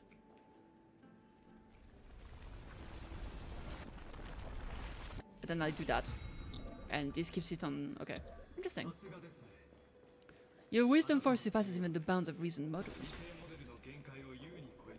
Sure. Keep glazing me, please.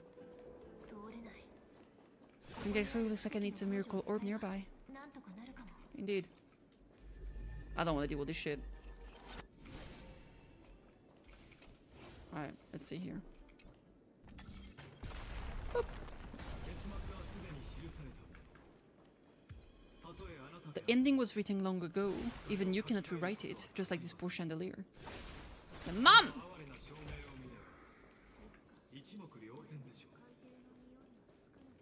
That's a lot of, that guy talks a lot of shit considering he's just a kid that's mad at fucking erudition, bro. Get out of here, nerd!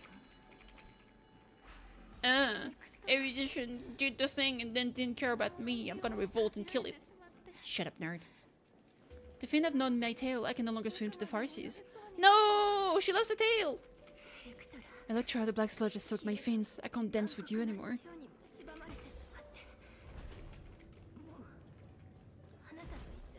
Well, shit sucks.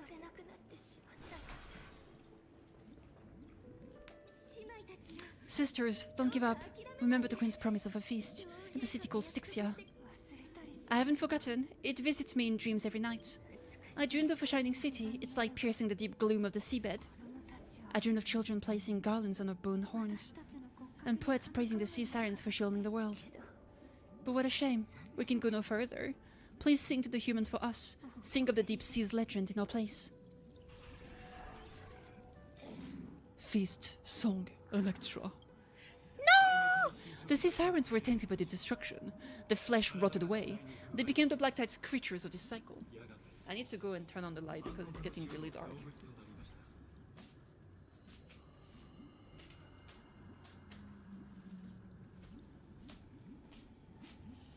Alright, I can see much better now. Bouncy, bouncy, bouncy, meow! Okay, farewell, sisters. I'll finish this last task, then return to prepare your feasts.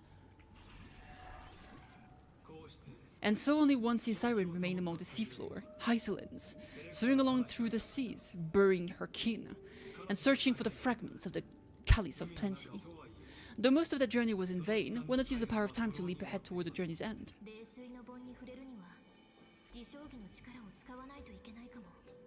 Like Chronos vessel? Yeah, get away from here. Alright, good shit. Hello. Tanya, fixed. Tanya, fixed.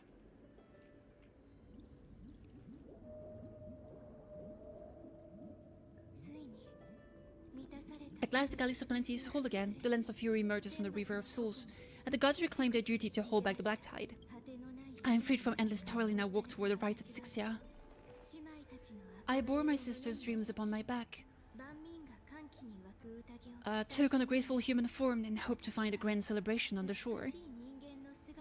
Man, she's so pretty, look at her. My fins became legs, my scales became skin, and the sea foam on my body became a shimmering gown. But when I stepped onto land, there were no festivals with honey brew, no poets plucking harps, only silent death drifting gently along the river of souls. When she fulfilled her wish, she only found Styxia to have already repeated the mistakes of previous cycles, and was swallowed by death. Hopes and promises are nothing but a foam of dreams. I am a sea siren, a vessel born to contain the tides. Now that my task is done and the promise is broken. A house of lies. How am I going to go on? How am I to go on, in a world of drowning shadow? Nayolichi, confusion, pa! Fagusa, my noble queen. She evaded my questions with drunken stupor. She told me a grand feast awaited me in the surface world. So I wandered, lost, groping through the dark. The fish she spoke of, where is it? Up your butt. Lol. Lonely blade, I shall grant you everything you seek. That's Seridra! Seridrasi! There she is. Hi, girls. After wandering the surface for ages, the lost sea siren met her future conspirator. You quell the wars alone and forced striving to retreat. This swordfish that commands thousands of legions, whom does she serve? That was the moment they met. Yes, Seridra, long before she became the Imperator, was already burning with ambition. Soren who follows prophecy.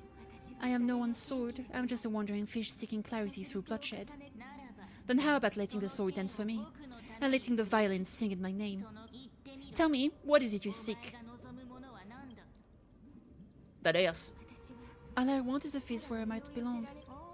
Such a demand is trivial with the sovereign's authority. I'll grant you a banquet worthy of conquest, and comrades to toast beside you. But knight, you must offer me your heart. My heart? Yes, a loyal heart that will generate no betrayal.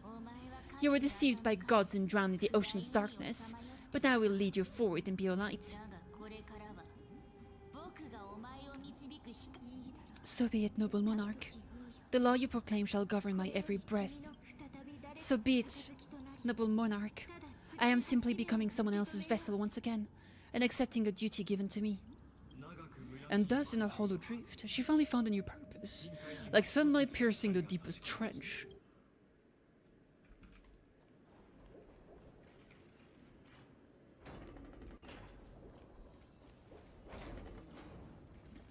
Hi guys! Noble monarch, I've cleansed the foulness from the road as you commanded. My blade, you've helped me ascend and take the crown. Ask and you shall have your reward. What I desire is the same as before, a feast. Look, I've prepared you a grand banquet. The finest honey brew and tributes await. Fish are drawn to light by nature, for the deep sea knows only gloom. Now I found a flame. It may scold and burn, but it's the only light. Come, let us join the feast. Perhaps the path forward lies hidden among the revelry. La revelry?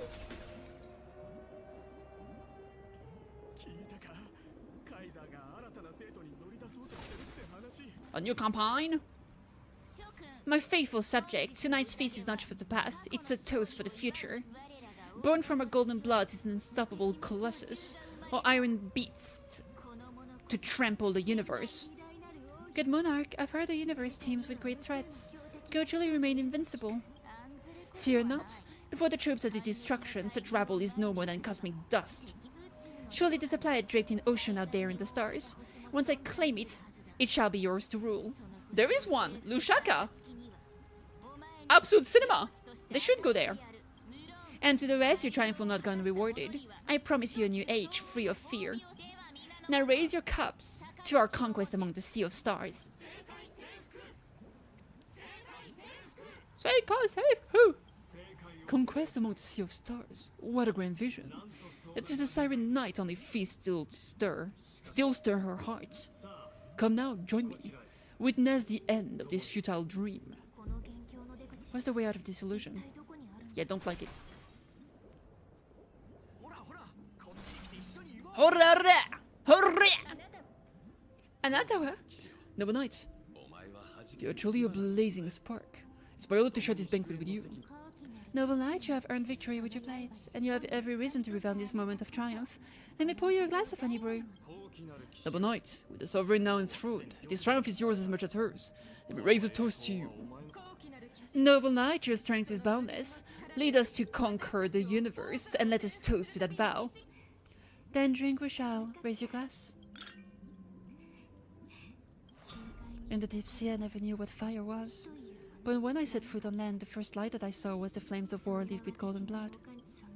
It scorched my fins, made me feel pain, and... hope, desire, wishes, ignited an unprecedented hunger. A hunger that flickers in every hero's heart, so bright yet so blinding. Look, the monarch herself has taken a seat! Come on, take a good look. Big, round, and purple meat looks just like a grape, right? Picture it. Countless humble old Barceloses crushed beneath your feet, bellies bursting in despair, with unspeakable goo spewing forth. The horror, the cruelty! And you people even take that as entertainment? What a fudging genius you are. What a strange way of talking. Where'd you pick that up? Anyway, since everyone seems to love the feeling of stomping around a juicy purple thing, then why is no one even trying stomping on old Barcelos? I mean, look at me. I'm basically a walking grapes here. As expected of you. I could accept graves getting cruelly crushed, but me, Barcelos, not even qualified to be stomped flat? I've been standing here for ages, and not a single soul spares me a glance. Long last you speak to me. That's all it. Either you squash me or I squash you. One way or another, someone's playing with me today. Oh, God. I ain't got time for this shit. There's two of you! You cheater! Skill. And skill. Skill on both. Fine. Basic attack, basic attack. Alright. Basic attack it is. Ultimate. No need. That's also basic, I think. Yep. Ultimate. I have no ultimate. You still die. See ya! See ya! See ya! Fucker! See ya! Further lover! You done? You've got the talent for massaging. Seems your belly won't ooze any goo. What? You were actually fighting for real just now? Ah, gosh, good thing I surrendered early, or my precious tummy would have gone split into two. Anyway, the poor Barcelos in love and tragically short leg does now participate in a real recreational activity. You literally have no legs. What a joy! Congrats to me! Back in the days, I was a legendary master thief. Even Kafali and Thanatos would have to show me some respect, but now maybe I'm just too good at going invisible. That's what I have today, and only you'd notice me. People always say the greatest hides in plain sight, but being too untouchable makes you feel lonely sometimes, you know? Hey, grey hair, you look familiar. Next time you're bored, come hang out with me. Let all Barcelos experience a little about being a grandparent. Just kidding. If family jokes aren't your thing, feel free to erase that one from your memory. Hehe. Okay, good talk. Alright, story time. I clicked on him by mistake, to be honest. It is what it is. Oh, book. Ah! One eye of hers sees glory, the other sees corpses. And yet she cherishes the name of glory more than fear of death. As they say, the coward died 1,000 times before descent. But the brave face death but once, which God sent witness. On the eve of war, we sang our hymns, and set aside to sail beyond the stars. The legions will climb aboard the beast, riding it like currents across the cosmos. Planet after planet flew the flags of a crown. Realm after realm was ignited by our flames of war. As the final resistance fell silent, a vast empire rose from among the stars, and a small pond at last embraced prosperity and peace. That's how the story ends. Tell me, visitor in this dream, did you enjoy the show? It's not the right ending. After all, beneath that still surface lies the bones of countless dead. It's time for me to wake up from this drunken dream. Thank you for the bread!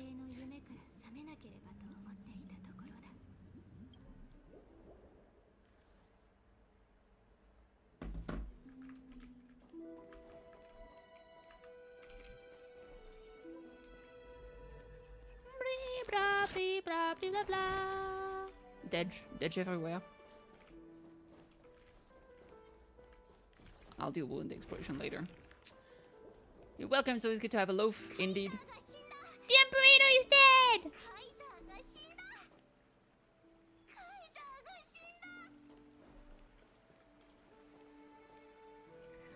People once cheered for my ascension, and now they cheer for my fall. The cosmos, the battlefield that I cannot reach.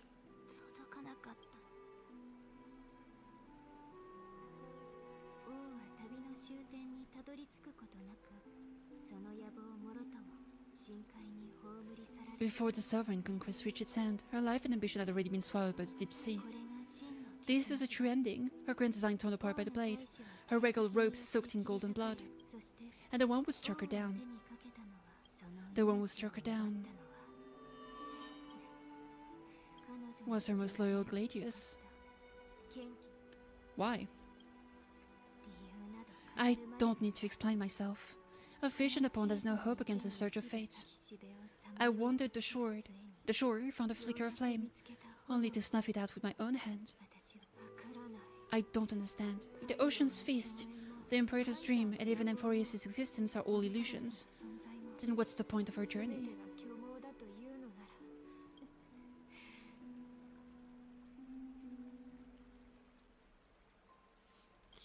When the deliverer returns, I will let this absurd celebration come to an end.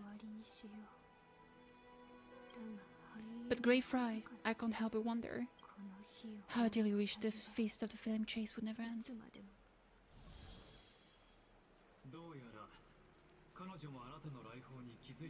It seems she sensed your presence. The Fantasia's foundation is starting to crack. Let's return to the prologue. Remember the allegory of the cave? Can the prisoners in the cave learn to see the shadows and echoes of what they are, and stop mistaking them for reality? As you've seen, when she cast off her chains, finally turned to look around and move her legs, her world was nothing but searing pain. The light would blind her, for the fire behind her had never once actually touched her eyes. Her legs would buckle beneath her, for she had never learned to walk forward. And so she fell into infinite confusion and fear, and came to firmly believe that the shadows and echoes were the real world. But we in the cosmos, are we truly any wiser than she was?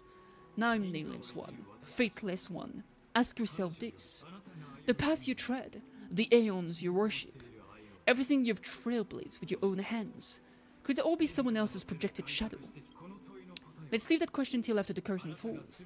Once you've unearthed every last truth and reached the prison built for me by the demigods, I'll speak with you face to face. I, the Theros, have walked the 30 million histories born by Kaslana. 1,000 years is a mere atom in a grain of sand to me. Amphorius, compared to the cosmos, is but that grain upon a whole beach. I swore to bring an end to the erudition. Would I really let a single grain grind down my mind? Now please use the power of time to open the gate to the ocean's depth. Go find the prison warden tormented by loyalty. Find her. Step into the world's vortex. And once there, end everything between us. That palace reflects the heart of the demigod of ocean. Intoxicated, stagnant. There you witness the true beginning of the saga of deliverance. An ugly history long buried by tides and shame. A staircase of apotheosis that the Imperator forged with the golden blood of 500 human sacrifices under the pretense of conquest. Alright, let's go.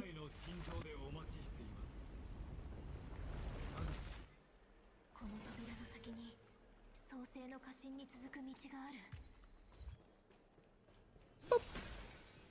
Oh, bug. Okay, bye, have a good time. Thank you for coming.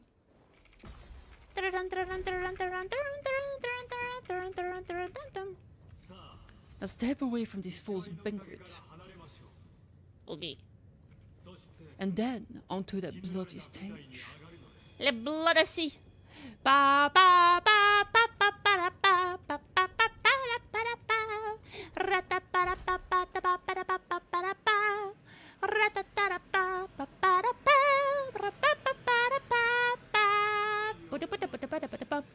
the palace that worshipped the ocean, the sanctuary connected to the vortex, was also once the battlefield of the first flame chase. The flow of time has slowed down. Her exuberant song halted the passage of time in this place, imprisoning my body and shielding my soul from deterioration, all just to await your return. The twisted time and space reflect your confusion. Under the constraint of the ocean, time sinks into intoxicating turbulence, causing your prey's powers to be slowed by the currents. Stay away from Apollonius! This cup of honey brew, what a sweet aroma. Run, Virginia! Duxel Colithist, we can't give up here. Love steeped in death, how delicious. Oh shit! We're getting a fight! It's like... Sadly, all you see is a remnant of history. Uh-oh. And your interference is just another equally futile echo. Your mom's an echo. Boom. Oh, already? Okay. It is what it is. Oh! Big fish! Meow! Achinasai?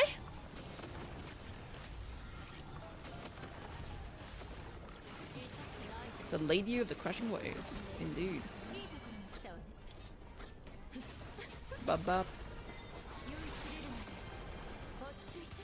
Ochisuite? Bam.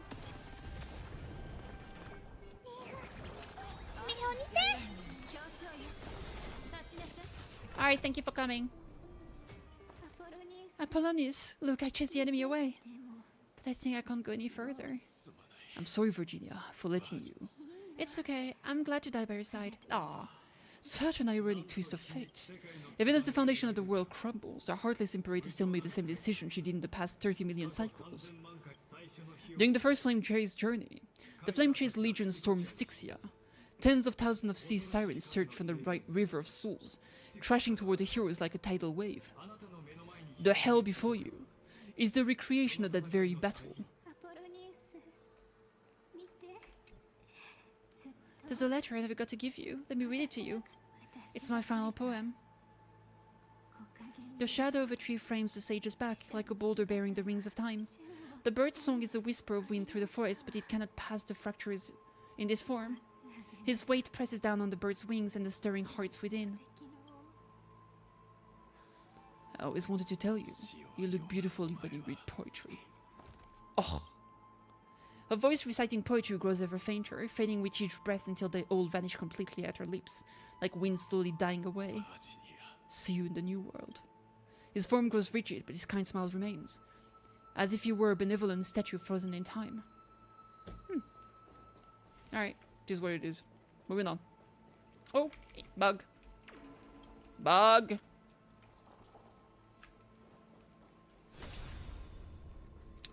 Sup, nerd. A painful past, yet hidden beneath a veil of joyful song. Two discarded data clusters, waiting for someone's return, it seems. Relive the history, then. Pass through the temple's waters and come to my side. Okay. I'm gonna go this way, baby!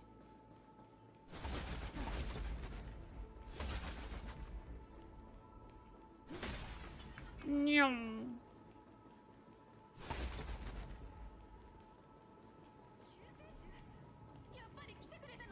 The Deliverer! Family heroes beam with joy celebrating your return, yet you know this, too, remains a hollow memory.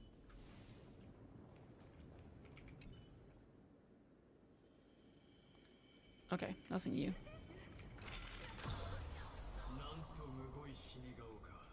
What a wretched way to die. The Flame Chase army, devoured by warbling fish, never saw it coming. Look, the cruel Imperator and her knight commander, the pitiful warden. What a perfectly matched duo of dead subjects. The hands drip with blood, golden blood. Raise the bridge and cross the river of fate. This path of the prisoner is far from over.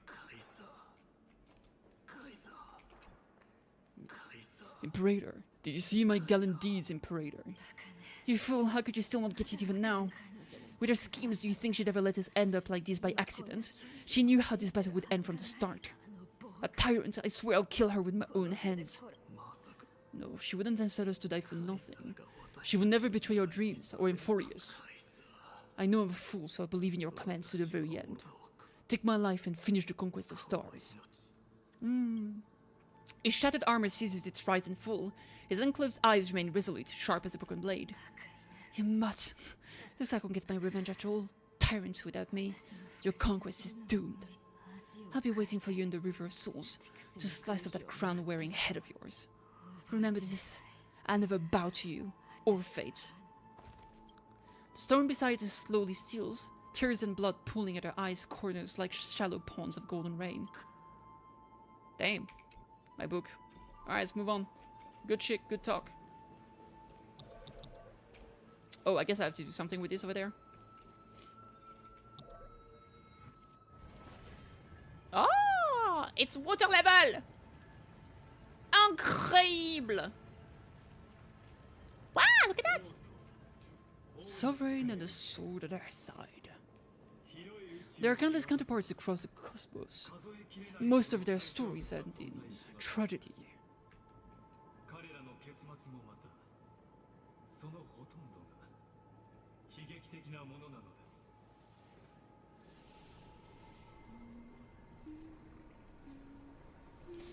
You know what's kind of crazy?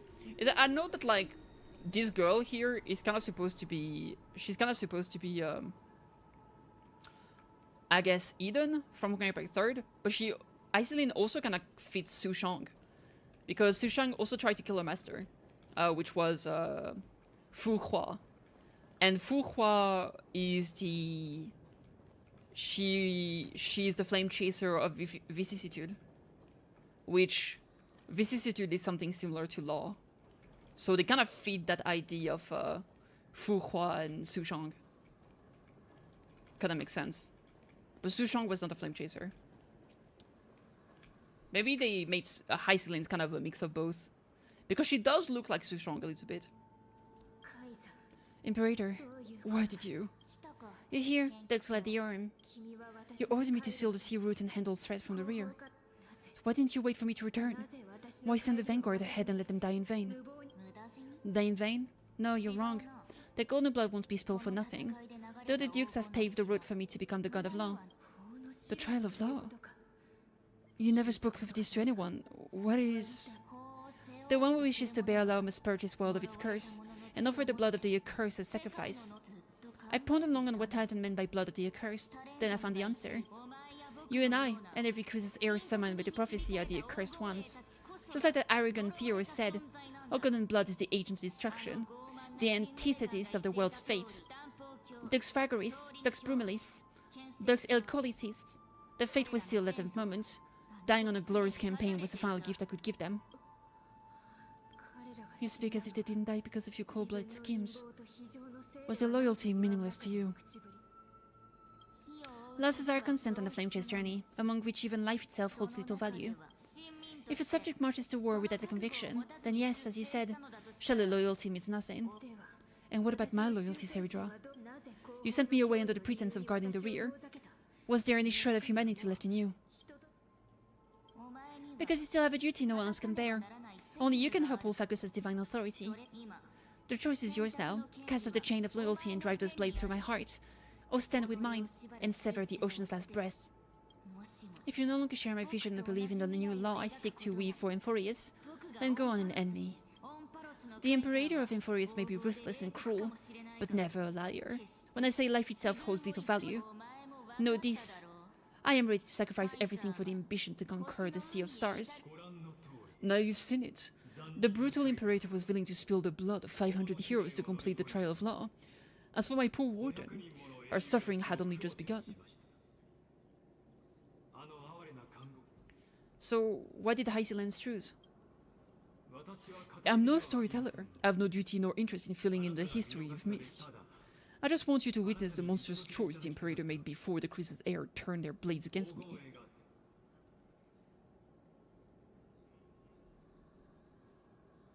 Why are you showing me this? I gave up on using words to solve conflicts 2,000 years ago. But I won't squander a chance, not even a sliver of one. If there's even a crack in the walls of your convictions, then my victory is already assured.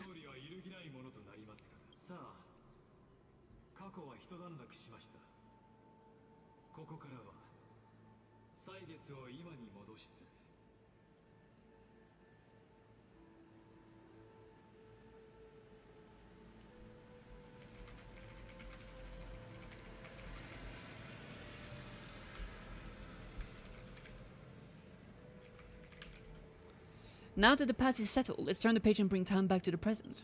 And dive deeper still until we reach the very bottom of the abyss. Alright. Is the path ahead underwater? I need the Ornyx orb to bring back the Chronos vessel from the past.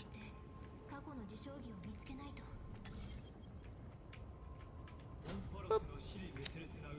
Shatter the vessel of time and let this stagnant pool start to float anew. Just like the broken fate of Emphorius.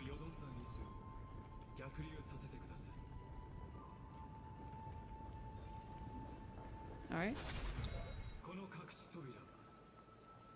This hidden gate leads to the vortex. For now, the time of your reunion draws near, Deliverer. Let's do it.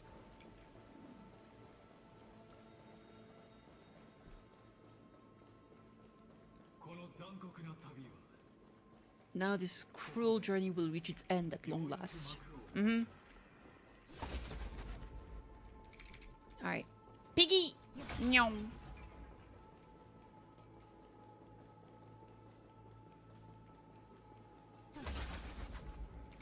Let's go!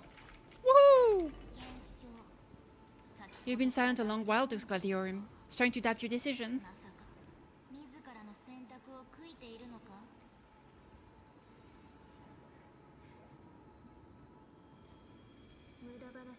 Save your breath. The vortex focus lies just ahead.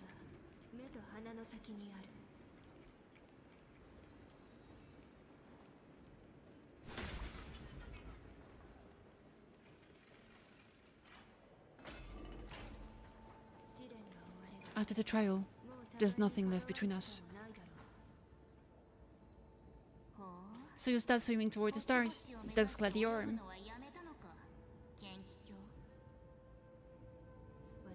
I was always a creature of the sea. The stars in the sky were never meant for me.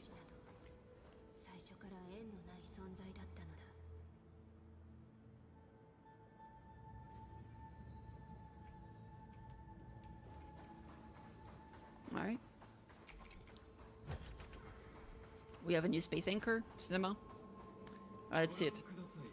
Look, a gravestone. I wonder whose it is! But whose name does it bear? It was here that the prisoner, who thinks herself the prison warden, made her choice. Witness, listen, and awaken. There's Gladiorium. I've lost count of how many times you've stood here over the past centuries. You talk too much for a prisoner like Urgus. Two geniuses who defied law, and all the Chris's heir who sacrificed themselves in the cycle worked together to chip away my strength. But they, you, can never affect my will. And as long as my will remains intact, I am free. Don't get ahead of yourself. I still have ways to train your divine soul. Please, do surprise me. But let's say your mission is nearly done here, isn't it? It was here you gorged at the core flame of ocean from Phagos's body. It was here you and that Imperator both completed apotheosis, becoming pillars of Emphorius. And after that, you drove your blade into a heart, a little subject turned regicide, a demigod committing deicide, or so the history books paint that tragedy. But if that's the truth, then why, after 1,000 years, are you still here guarding the Imperator's grave, still bound by loyalty? I'm assuming that Seridra asked her to kill her. Come to think of it, perhaps I'm not the only one imprisoned here. You come to stir the rage in me. As if the one paying the price here isn't you but us, the ones who lost everything. That's only because I've waited 30 million lifetimes for my vision to be realized, countless millennia. Loneliness never once showed me its fatal side. In fact, for a prisoner of the cave, it's more like an old friend, one that helps me think. But you're different, Gladiorium. Loneliness has crept from the silent depth, sinking its claws into your mind. Bit by bit, it's peeling you apart. Will you regress into one of those lost might sirens? Oh, what a shame that would be. You're right, Lycurgus. Loyalty, curse, the fall of my kin, and this endless waiting. These shackles are too heavy for a fish that cannot perceive any light. I can't break free of the whirlpool that's pulling me under. Nor do I have the unwavering resolve to force myself to wait for that person's return, as everyone hoped for. Ah, deliverer from beyond the sky. My executioner. How much longer until she arrives here? Or will she ever return? I don't know, and I doubt anyone does. Then what will you do?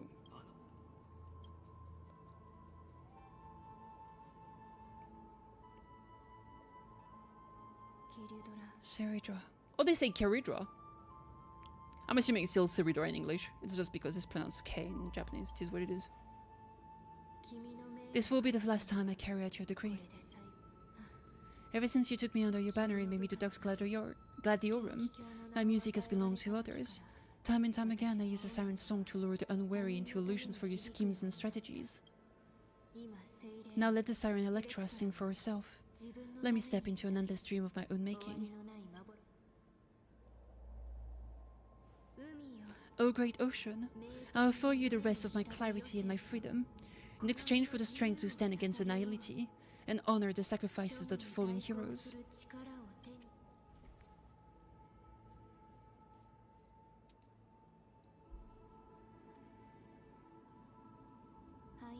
Grey Fry, deliverer from beyond the sky. When you ride the current of time and find your way here, you'll hear my solo. It will guide you to the heart of this world. By then I may still be lost in my self-wrought slumber, but I will uphold my part of this long relay and guard the shackles that seal the Theros. Do you still remember? To awaken someone from a siren's voice, you'll need... Fakuses Honeydew!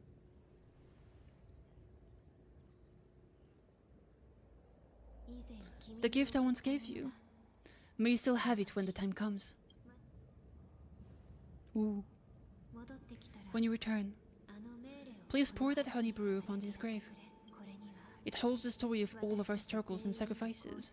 May you see it one day, the prelude of Inferius wrote for your return, carried forward through 1,000 years relay.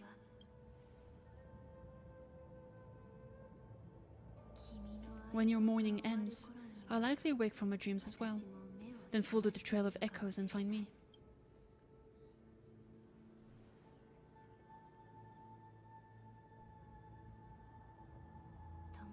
And together we'll bring judgment upon the sinner with the fire of the erudition.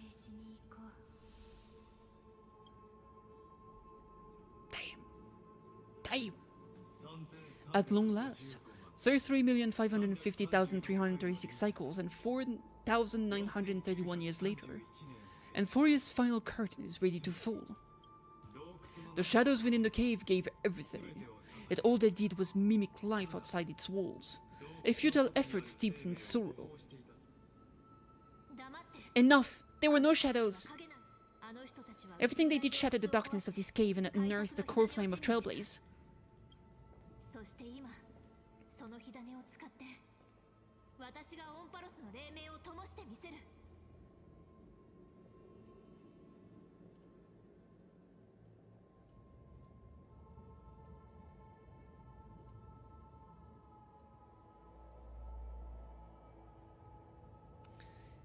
And now with the core flame, I light the dawn of Euphorius.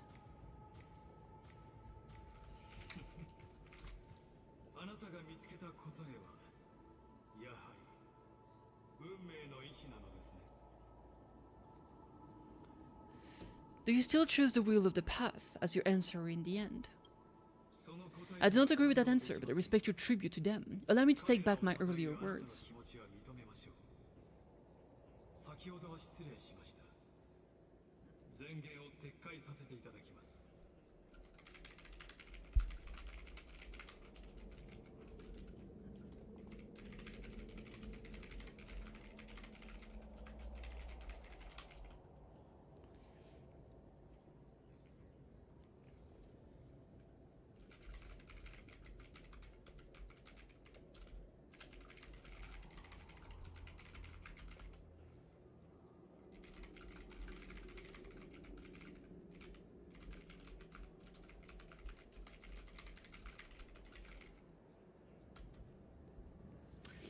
I respect your tribute to them. Allow me to take back my earlier words. As an apology in the name of Theros who saw all destinies in this world, let me join in mourning. Let us bid farewell to the heroes who sleep here. Alright?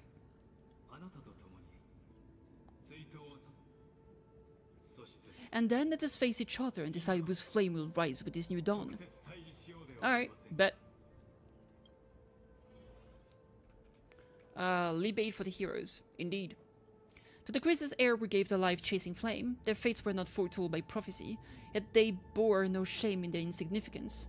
With unwavering resolve, they shed golden blood along the flame-chase journey. Read the inscription. Dux Fragoris, Labienus, born like calendar 3643, deceased like calendar 3960.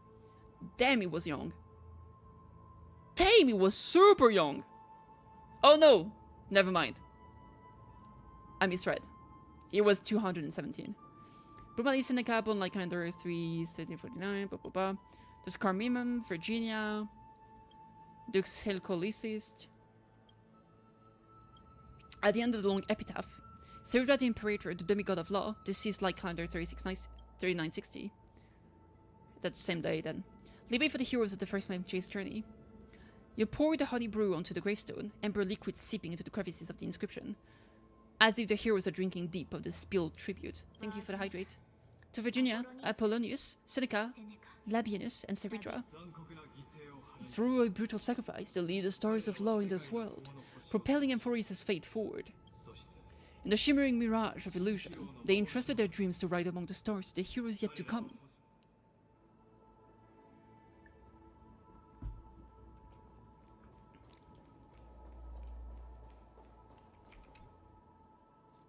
To the Chrysos heirs who gave their life for a new world, the fates as foretold by prophecy are to be born whenever the world needs them, irrespective of how time and space may shift, all to fulfill their duty and answer their calling. Tervox, the demigod of Earth, born approximately 2,000 years before the light calendar system, deceased light calendar 3961, so 1 year after Seridra. Aglea, the demigod of Romance, born light calendar 3860, deceased light calendar 4029. Castor is the demigod of Death, born light calendar ? Deceased light calendar 4123. Maidamos, the demigod of Strife, born light calendar 4071, deceased light calendar 4284. Tribute to the demigod of Passage, born light calendar 3720. The last piece of her deceased in light calendar 4295. Cyphera, the demigod of Trickery, 4534. Damn, she died pretty recently. She must have died at the same time as Anaxa, right? Anaxagoras, demigod, yeah. Of Reason, born 4065. This is like calendar 4534.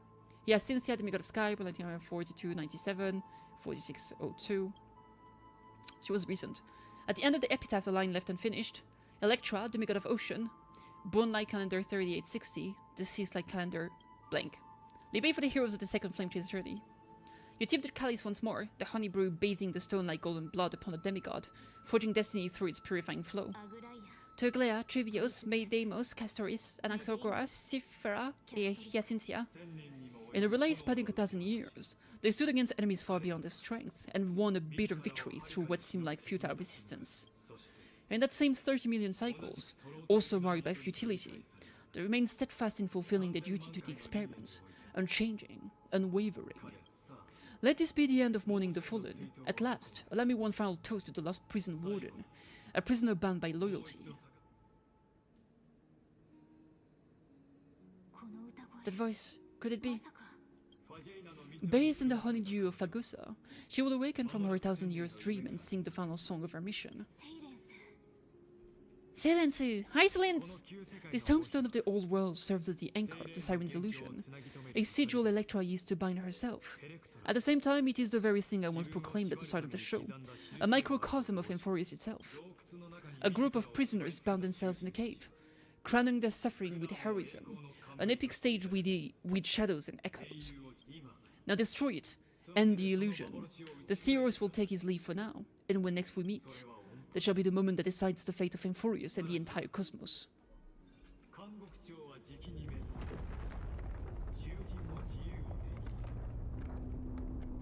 Man, we're kind of defiling this tomb, huh? Defiling that gravestone, baby! Whoop!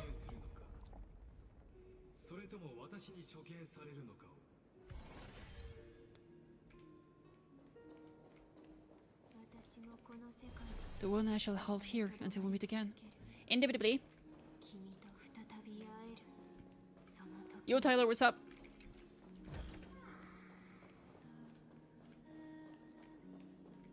Oh, it's so pretty.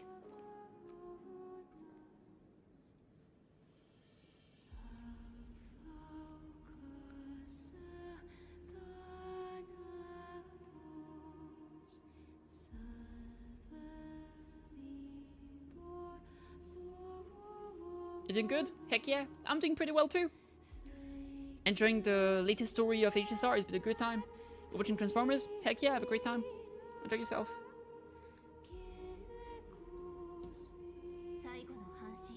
The last demigod. I'm here.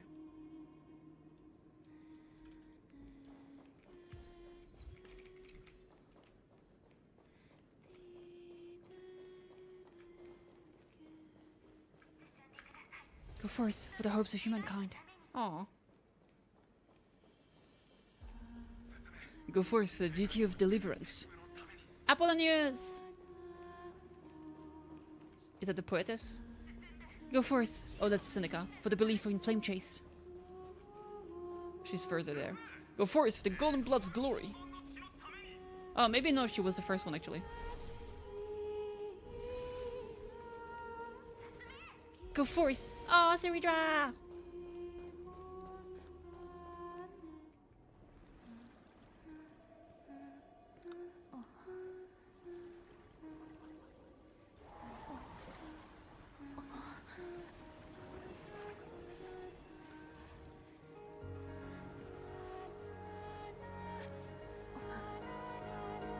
Boop. We tried to boop her, but she booped our back. She booped us back! Big whale!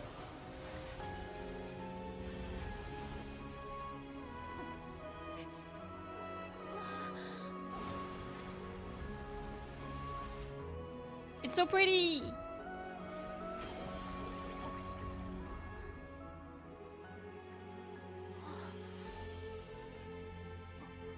Yatta!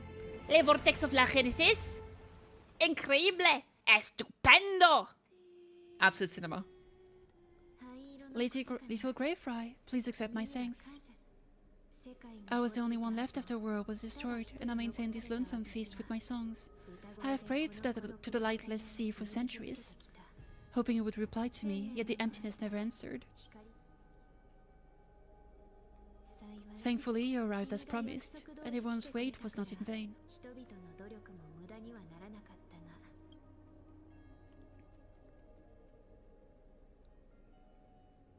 Your song is beautiful.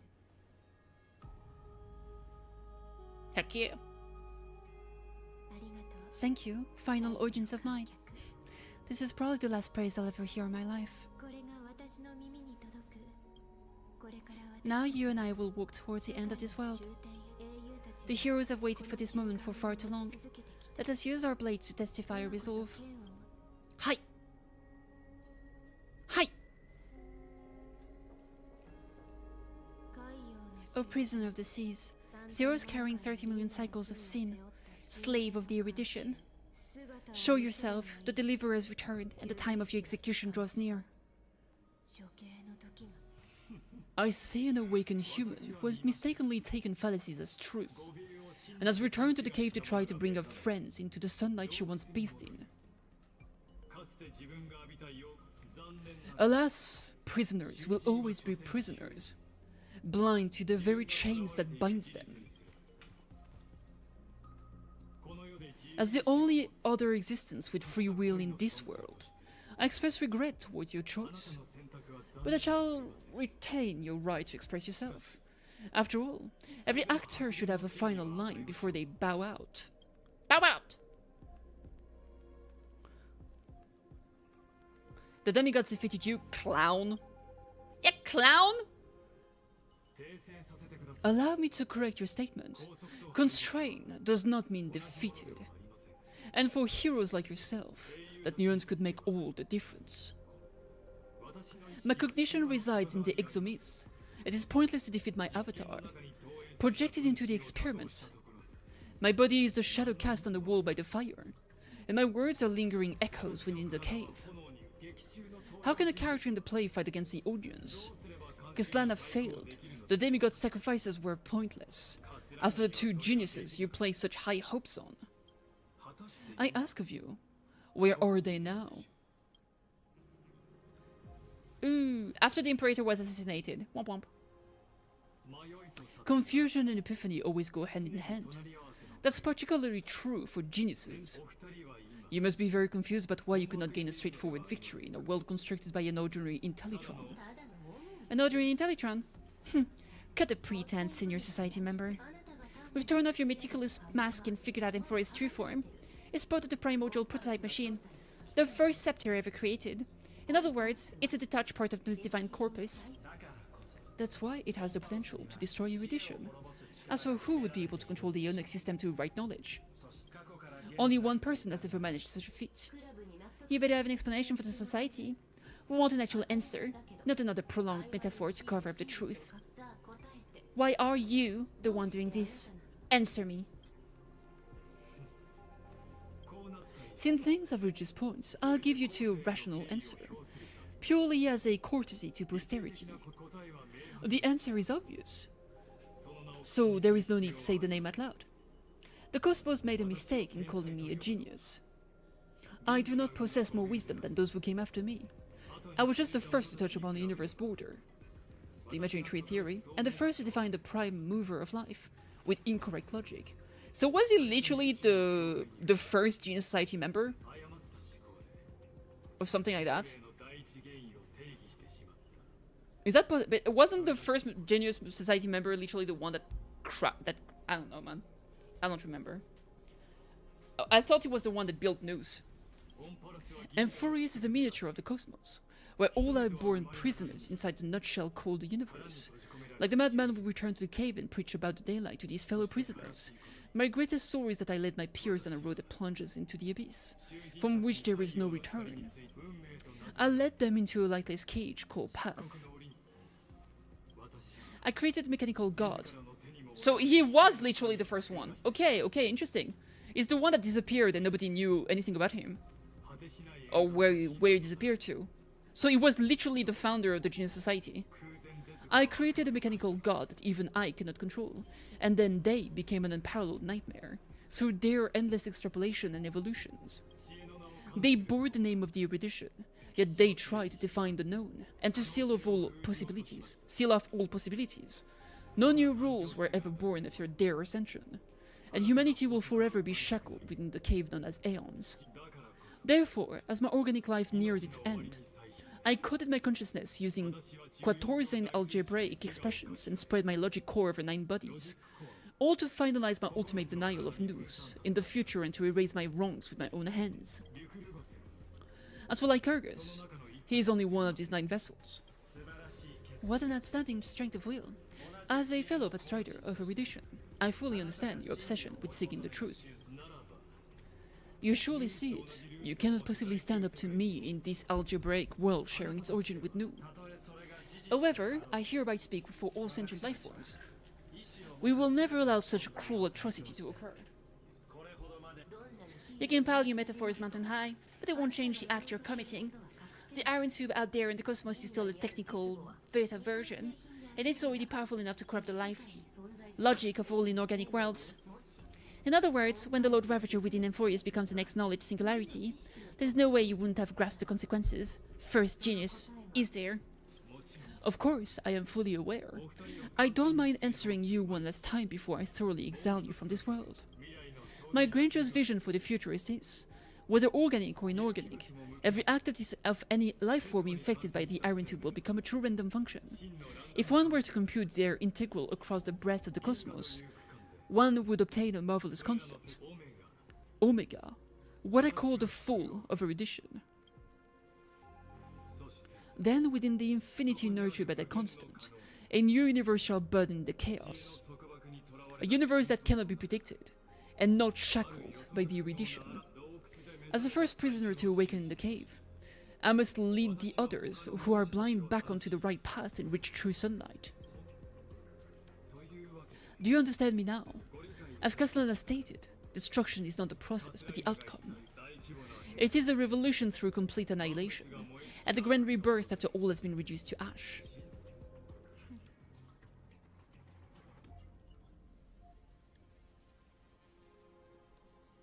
I'll never agree with your views. Yeah, big no. Big no. The Amphorians already answered long ago. Be it as a tiny fish destined to be swallowed, or a giant whale poised for a magnificent descent.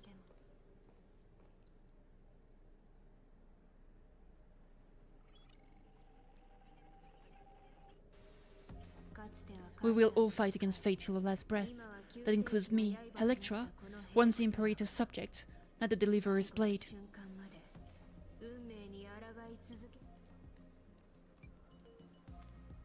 Wow. Such noble chivalry. Admirable.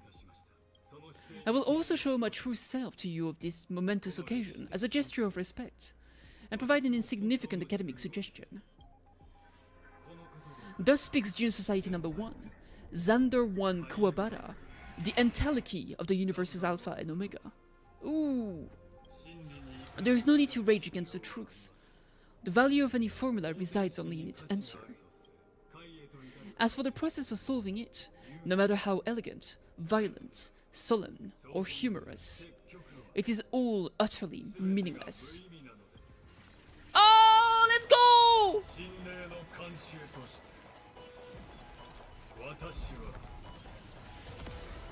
Oh! Yes, his plug suit! Man, he really does look like a stand from JoJo. That's actually crazy.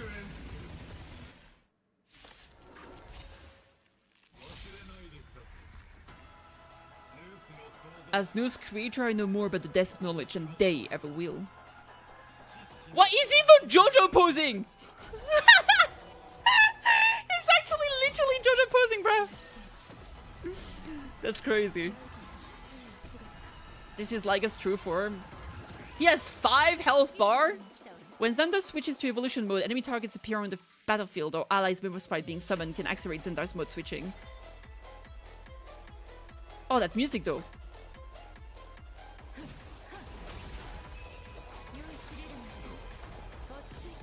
Ochitsuite? Kawaii!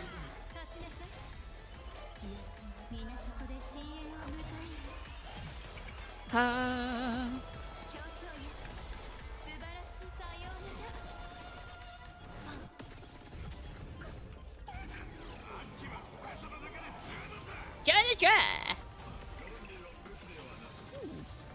Very stylish. The antinomy state will activate ultimate. However, using an ultimate during this effect will cost massive HP. I'm sure it's fine. Oh, it is actually a lot of HP. But he wasn't lying, bro. Let me see. How does her skill work? That's in for 3 turns. So she's pretty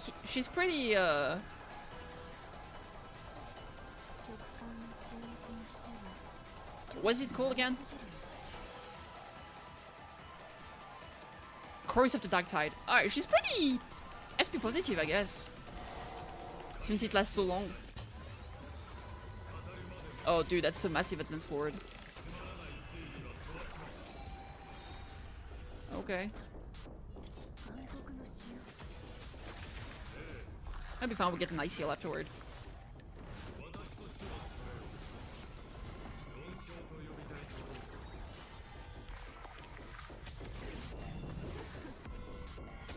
Pretty much you can decide whether or not it's worth casting your ultimate or not. You can go from there. Man, they hurt. Stop it. Stop hurting me. Da da da da da. Ochitsuite? Entities must be multiplied beyond necessity. I do not mind demonstrating this to you personally. Damn! Whoa! That was a crazy looking ability. He has 1% HP, come on. There it is. Ooh, hello. He's big mad. Still using that stupid spear. It's a whale. Cinema.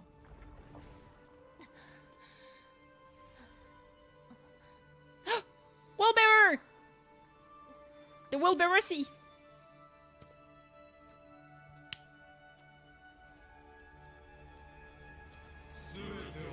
All is futile. Oh!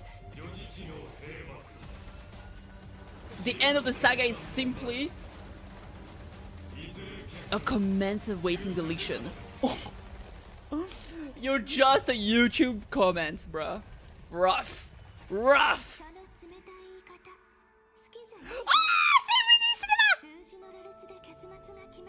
But I think this is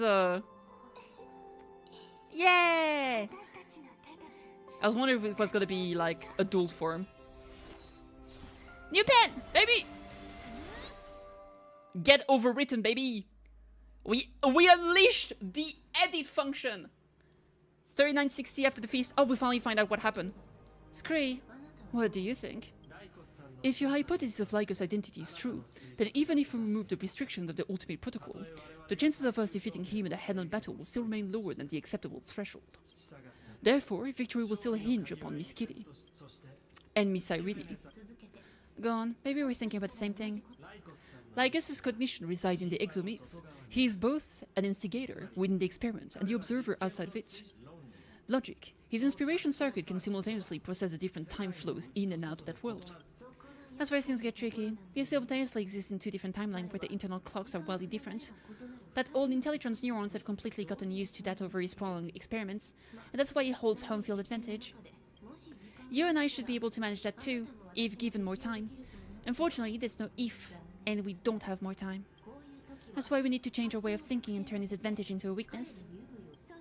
The key lies in memories, right? Oh, you caught on quick. You've already mentioned Kitty and I, so it's an easy connection to make, no? My intuition has always been very on point. Good, now I'll cut to the chase. Since the thinking speed far exceeds that of normal people within Amphorius, we're going to externally plant a memory into his inspiration circuit. Then command it to loop endlessly until it gives in. Dude. Command it to loop. Isn't literally that the end of like Golden Wind? Like the way that Diavolo was defeated, basically. Even the most flexible and sturdy inspiration circuit cannot withstand the traffic of a full-on information flood. When the amount of information exceeds its cognition filter's capacity, he will have no choice but to focus on processing this memory. That's when the parallel processing advantage he gained via Amphorius will completely destroy him. An image from a person's memory played in real time might only be a second for us, but for him in Amphorian time, it could be millions or even billions of calculations. He won't be able to do anything but watch as he's locked into this prison forged by memories. Then we can entrap him in the same kind of cycle as the heroes were in, and get him to experience loneliness and pain that ends of occurrence. It's my great honor to be on the same page as the geniuses. Kitty is still in that old intelligence hand and won't be able to respond to us anytime soon, but I don't think she'd refuse, so it's up to you to figure out how to execute this plan. I'm not sure how this happened, but I knew it as soon as I saw you. You are currently a mimetic entity of the remembrance. Yes, I seem to be something you folks beyond the sky call a memo sprite, but that's fine by me. It suits me perfectly. I can serve as the vessel of memories and do my part for the final battle. But before that, we have to tell you. The past characteristic you exhibit is very special. There's no way you're just a simple memo sprite. However, I'm sure about one thing. You're a mimetic entity born in Amphorius, yet you only awakened with Kitty's arrival, and only matured as she embarked on the path of remembrance. That means your existence is completely attached to Kitty's memories. If there ever comes a day when she forgets about you for even a few seconds or loses her last connection with Amphorius, then you must be prepared for the worst. You will disappear in the memory zone, utterly gone, without even a single line of data to remember you by. That's already happened, hasn't it? No wonder I've always had a weird hunch. But that also means I was right in thinking. As long as Kitty and I are together, we can do anything.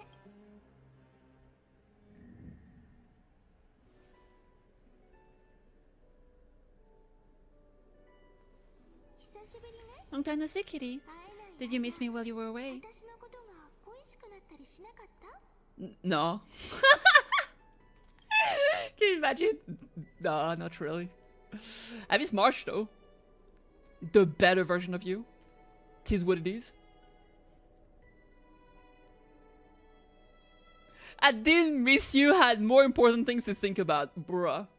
Of course I missed you. It's good to see you're doing well. Same here. I've been waiting for Kitty for 1,000 years. Like how everyone in the forest was also waiting for the deliverer's return. Eee. Kitty probably already knew about the genius's plan from that memory. I had to hide really well in the corner in time so Lycus wouldn't find me, and wait for the right opportunity.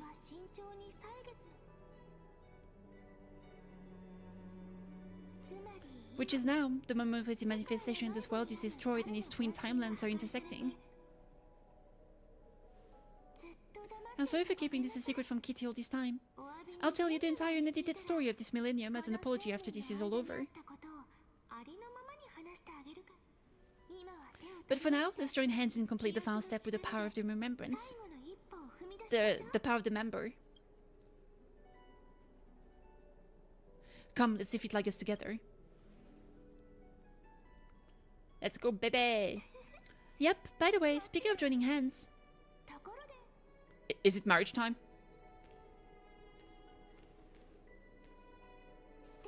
Can I please do something before we go on stage? Is it a ring on my finger that you're gonna put? Ayo!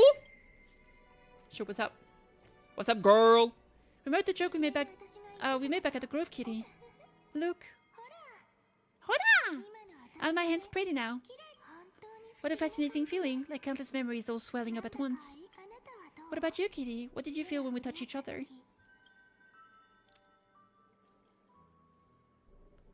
I'm a bit nervous. Are you nervous? Me too, actually. Kitty and I weren't so reserved around each other when I was still ma'am. Human interaction are truly fascinating. Now please remember what you're feeling right now. Write it down in your heart and keep it there. Memories you want to treasure will never fade away. Even if you immerse in the long river of time, these memories will still leave traces of their existence. So if the view in your memory ever grows fuzzy, just reach out and touch it.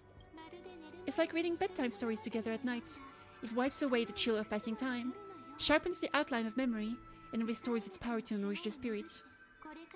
Now I'll carry this power with me, and for a little while I must part with from you, as I step into the long cycles of this world. Give me your blessings, Kitty. Then let a bright future be as we have written. Ah! Makasete ne? So cute! I win! The end. Massive W. Oh, it's all coming back, boys!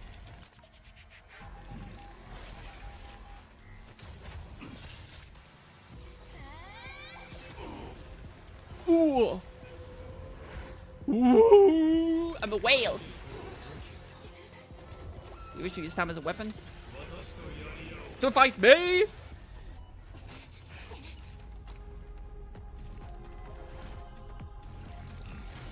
Dormammu! I've come to bargain!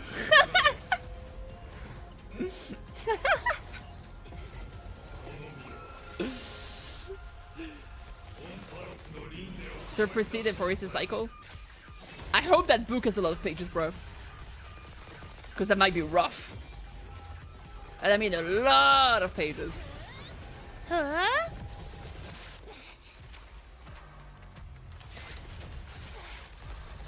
Yo, that cinematic is so cool.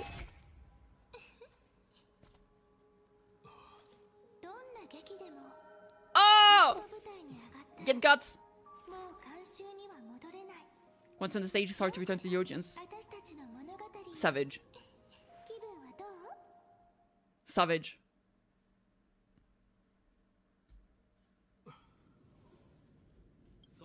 Even the authority of time can command the entire scepter, nor can it plunge the Amphorian extrapolation into a loop. If this was no system malfunction, was I implanted with the mimetic entity of the remembrance? You guessed it right away, as expected from someone people call the first genius. I'm gonna keep doing what I just did if you don't stop, you know. Kit and I won't allow you to leave this memory no matter what happens. Which means you're now trapped, Lord Zandar. An elegant idea and exquisite execution. Regrettably, it is you who are restrained by time, not me. Know that patience is my greatest weapon. Waiting and victory are the same for me. You will crumble before I do in this moment stretch out to an eternity. Just like Kasana will. Yet all I need to do is to wait, and yet another futile bug falls down the cliff and into the bottomless abyss. Now I'm Pink Bug. My looks are seriously changing all the time.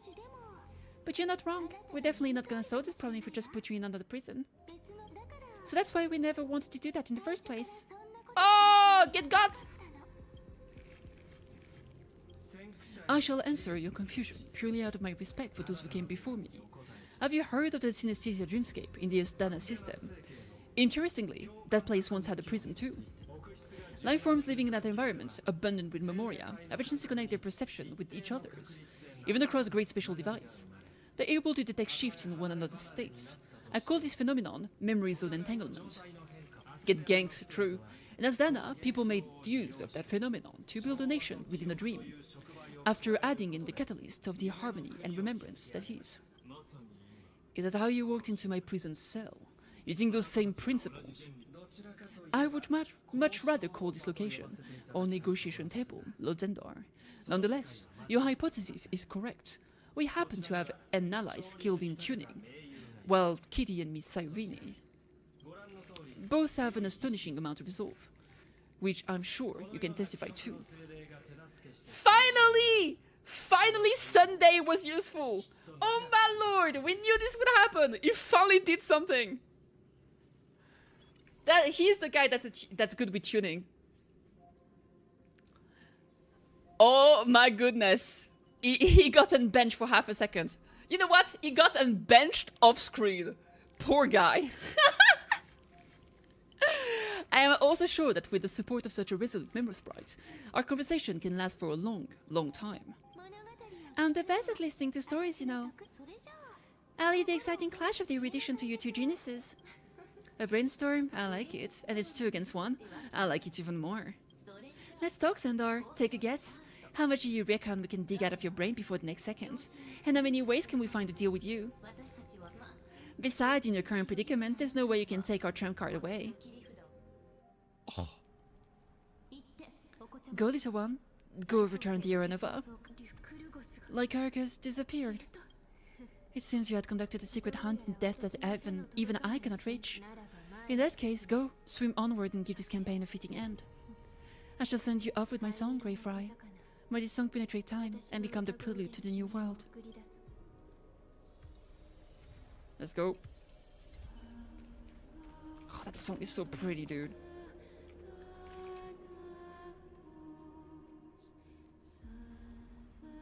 Kori Flame!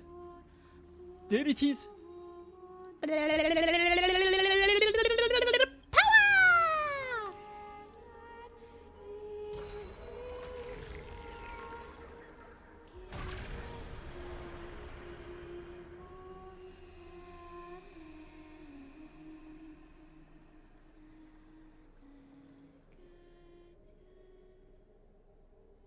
Oh shit!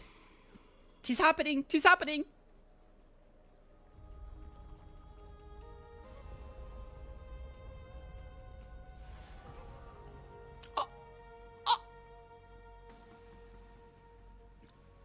Bye, girl.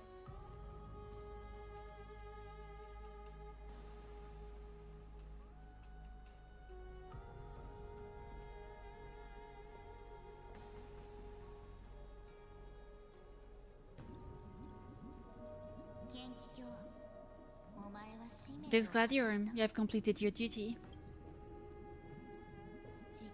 A new dawn is about to rise. Why not swim towards it?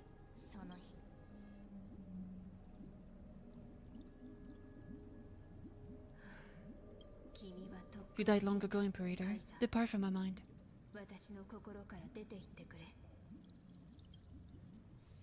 But your duty towards the Imperator did not die with me. The duty will bind you no more. You will be able to hold you for yourself from one grandiose feast after another in the endless days to come. So go. Go and swim towards the ocean beyond the sky with the Deliverer.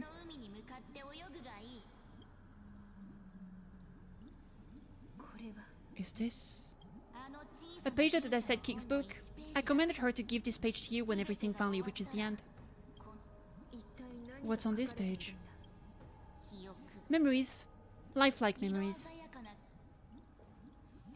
The sidekick found me after the bloody feast of 1,000 years ago and showed me her diary.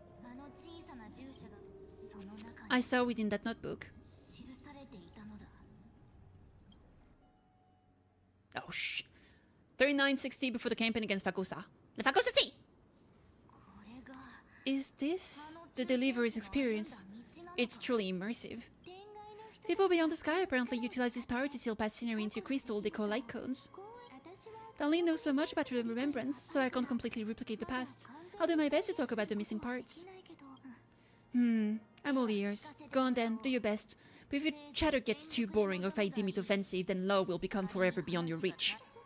Got it. I'm sure you'll find this to your liking. After all, it's human nature to want to embark on a journey into the unknown.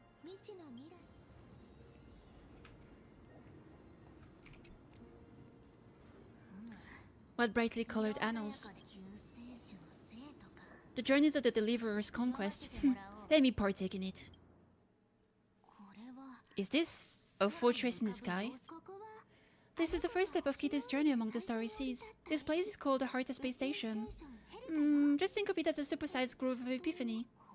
Oh, so it's the territory of that witch. She and another anti-Katherian lent me a helping hand back at the banquet. Look up there. Looks like Kitty is talking to Madame Herta in this memory. Let's go listen to what she thinks about this world. All constructed by aeons and paths. Are you telling me that woman is Herta? She seems shorter than I remember. It's a puppet! Dude, I love her design so much. I really hope we get more characters that work with her so I can pull for her in the future. Because I love her design. I don't like how her kit works with...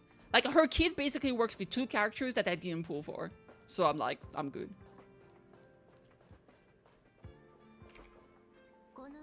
Pretty nice space station, huh, Kitty? But just wait, after a couple more stops on the Astral Express, you'll see sights that will make this place look ordinary. The cosmos is so vast that the unknowns far outnumbers unknowns, but none of them will end up being anything amazing. The farther you go, the more you'll understand what I mean. So do your best with the nameless. Break a leg. Remember to send an update or 2 to Asta when you've got some downtime. She certainly shares my way of thinking. Only that, instead of a conquest through blood and fire, they chose a gentler path. People call Madame Herta and Mr. Scrollum geniuses. Apparently only the smartest people in the cosmos can receive the blessings of Nu. And Furious is true creator. Do you mean that even individuals of such nobility are merely subordinate to a god? On the contrary, after all, it was the very first of them who created the god. But I don't really know all that details about that. You might be able to ask Madame Herta herself when you get the chance. Let's go check out some other worlds next, shall we? Alright. Alright, let's go. The next stop on the journey has a lot of similarities to Amphorius. A snow-covered land. Interesting. The star is named Jarlo 6. Ah, the name sounds so cool. Billabong sounds better. So cold, sorry. The girl we see here holds a similar station to you, Imperator. She's the supreme guardian of this world, a leader who took up the mantle of government during a disaster. I did not expect the Empress of this world to be so young. Well, your appearance isn't much older. The object in the distance resembles Nikador. Is it a weapon? No, it's called, the Geological Reconstruction Unit. I guess a robot there. Just yours, Titankin. Titankin. Disappointing.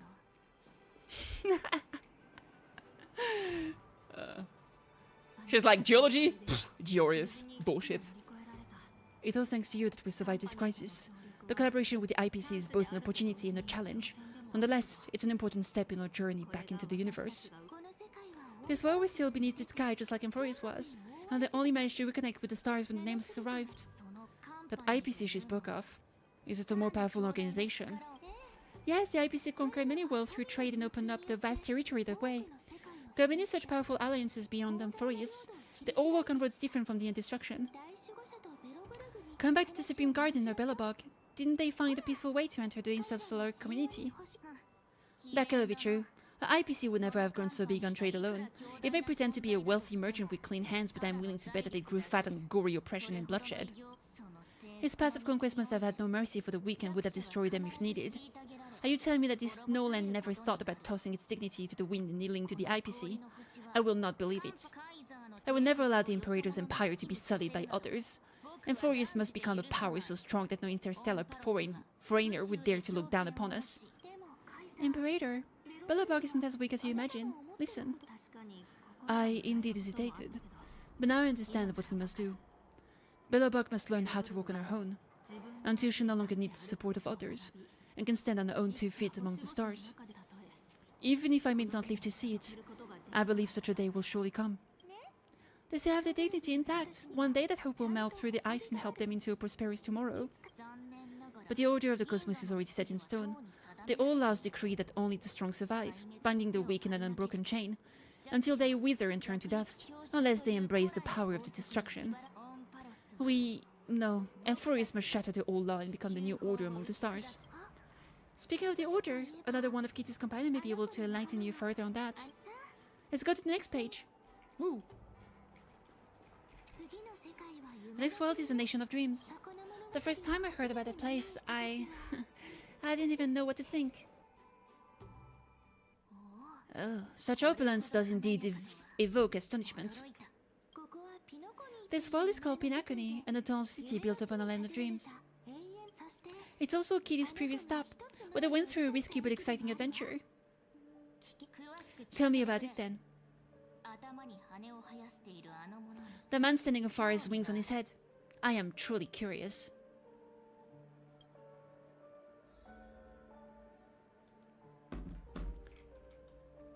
Hello. I wish to gaze upon the views of the Reverie Hotel one more time, Kitty. I'll be just a traveler when I come back here again. And perhaps through a traveler's eyes, even the things I once knew so well will feel strangely different. Pinakoni is a land of the harmony where all dreams and hopes merge and combine. It believes in unrestrained freedom, and that's how it lost itself in shallow delights. Then this young man before you chose to rewrite its laws, using the power of the Order, hoping to shape a dream-bound paradise of perfect happiness. Yet the paradise of my dreams remain far away. Perhaps a brief journey with the Nameless can show me more possibilities in my search for paradise.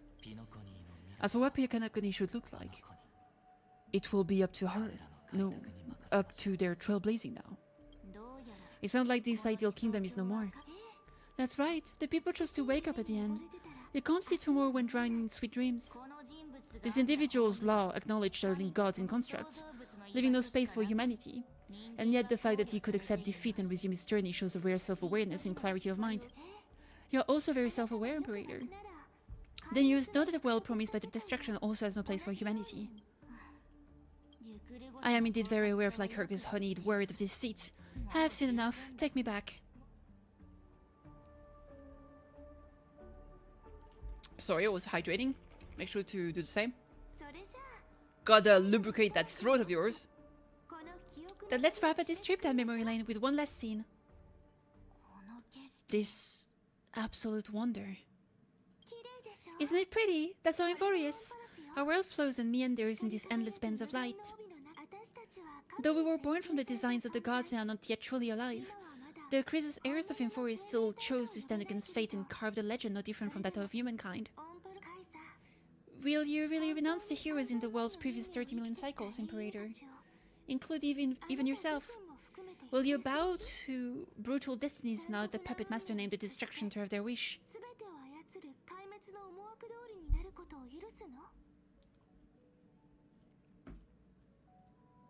Sorry, cat went on top of my... I couldn't see because of Petite. I know what you want to do, sidekick. You want to use the Deliverer's memories to influence me and tilt the scales of law toward her and the two geniuses.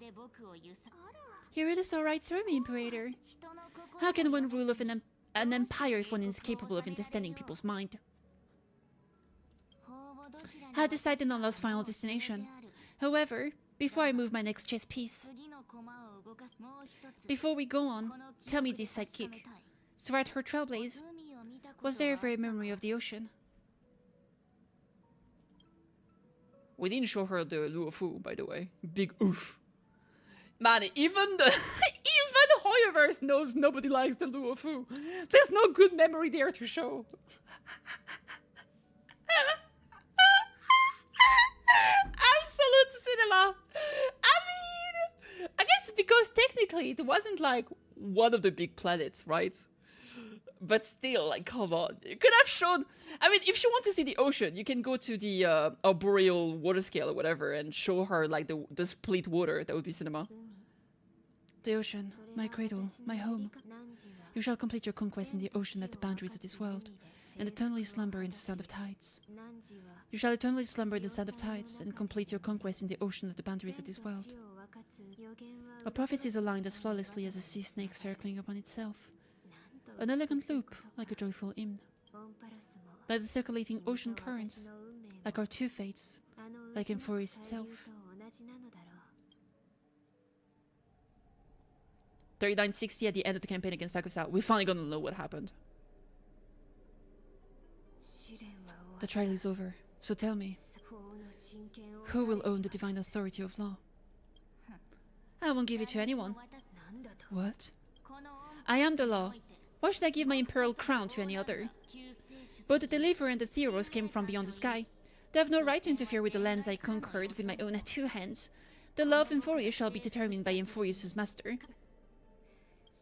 What exactly do you see in the trial? Everything. I saw everything regarding the rules of this world's operation. I saw the laws of extrapolation that Theorus spoke of. I saw the ultimate protocol. As long as I offer a sacrifice of equal weight, I can rewrite the laws of this world according to my will. I can turn good into evil, ugliness into beauty, and weakness into strength. Fate gave me a very fair deal. One rule change. For the life of one demigod. I knew it. What are you planning to do? You can't guess? We can conquer the stars without relying on any power from beyond the sky. We just need to make some reasonable sacrifices. Your ambition have already made so many people give up their lives for the law. And you're still not done. I am determined for Emphorius to stand on her own 2 feet among the stars. You're beyond reason. You think such a simple and hypocritical statement can justify your atrocities? There's no new without destroying the old. That's what you consider an atrocity. Ironic, for that is also the unchanging law of Emphorius' revolutions. Ever since the Flame Chase prophecy resounded in the distance, fate has decreed for the crisis heirs to ignite our blood and eliminate the Dark Age. People would still be puppets of the old dynasty if it weren't for my conquests. But your rule doesn't seem to be any different from your predecessors. Bloodshed, tyranny, oppression. You're making the same mistake they did. Go and see everything for yourself. Go to any library I've built. Go listen to the rumors on every street corner. Go and witness how the Imperator crushed the old laws and forged new ones. Go and see what my conquest brought to this world. I cleansed the Chrysa's war's filth and mended all the conflict by the Era Bellica. I restored Okema's might and allowed mortals and Chrysa's heirs to face each other as equals in the council. I punished all sins and rewarded all achievements. I smashed Salenton's shackles, united humankind to save themselves, and started the Flame Chase era. That's what the Imperator has done in our glorious life. So now hearken to my final words.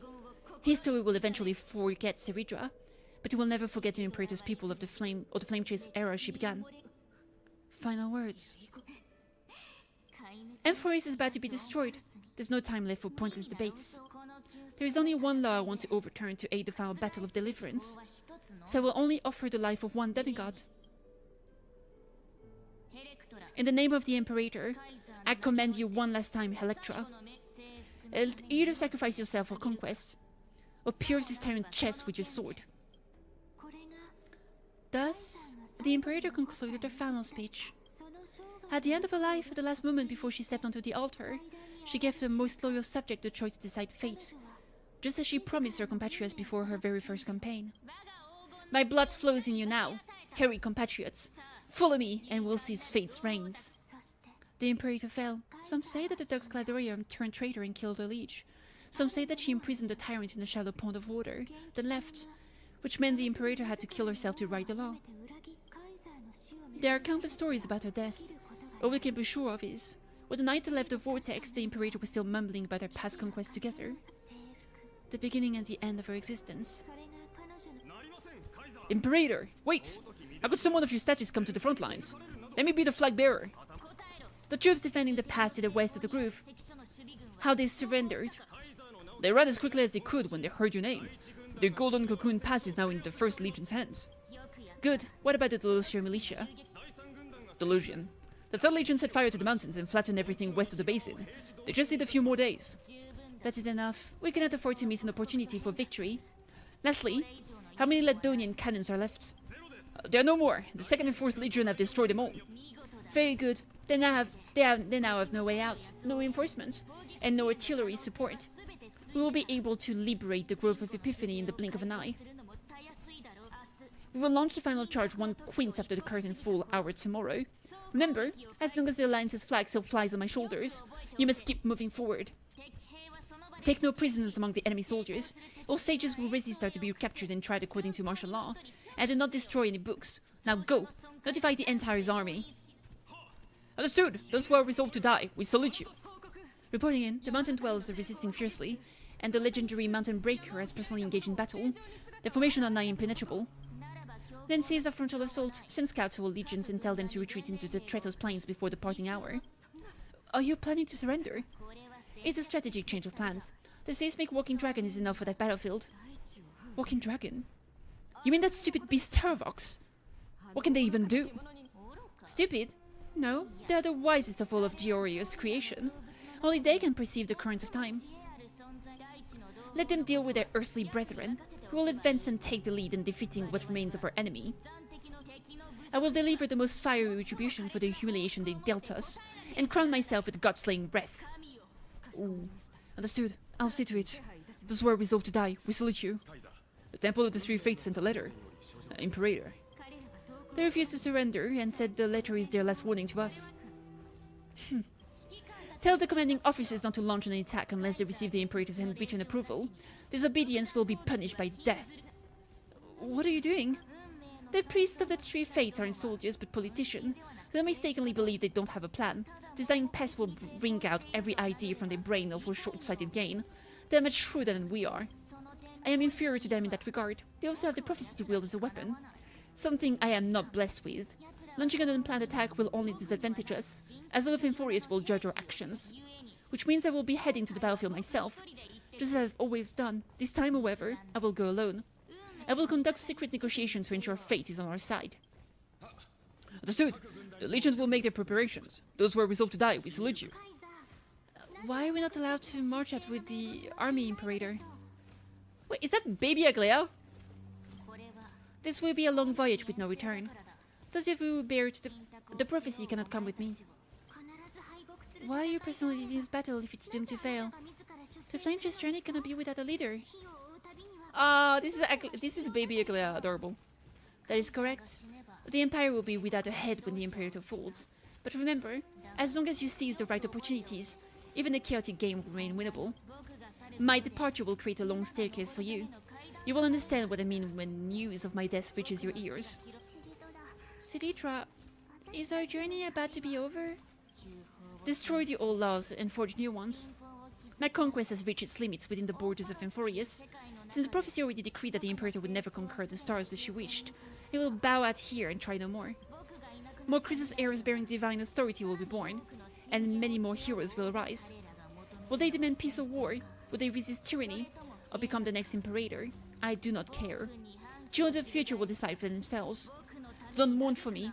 Anyone can kill the Imperator, but the only one who can truly destroy her is Seridra. Damn. At the end, I faithfully recorded the most important battles in the Imperator's life. A conquest was about to be completed at this point in the story. However, for some reason, a memory suddenly entered my mind just as I was about to put down my pen. It was a journey on a fantastical train. I had the honor of having a heart-to-heart conversation with the Imperator under the stars, and I asked her this question at the end of that discussion. How do you want history to remember you? As a hero who gave up her life for the flame chase, or as a tyrant? She answered so quickly, as if she had made up her mind long ago. I would rather be forgotten than be defined. Because the law can be neither eternal nor unchallenging. And only humanity can pen laws into history pages. Now I've shattered the greatest law of Inforius. The game is nearing its end.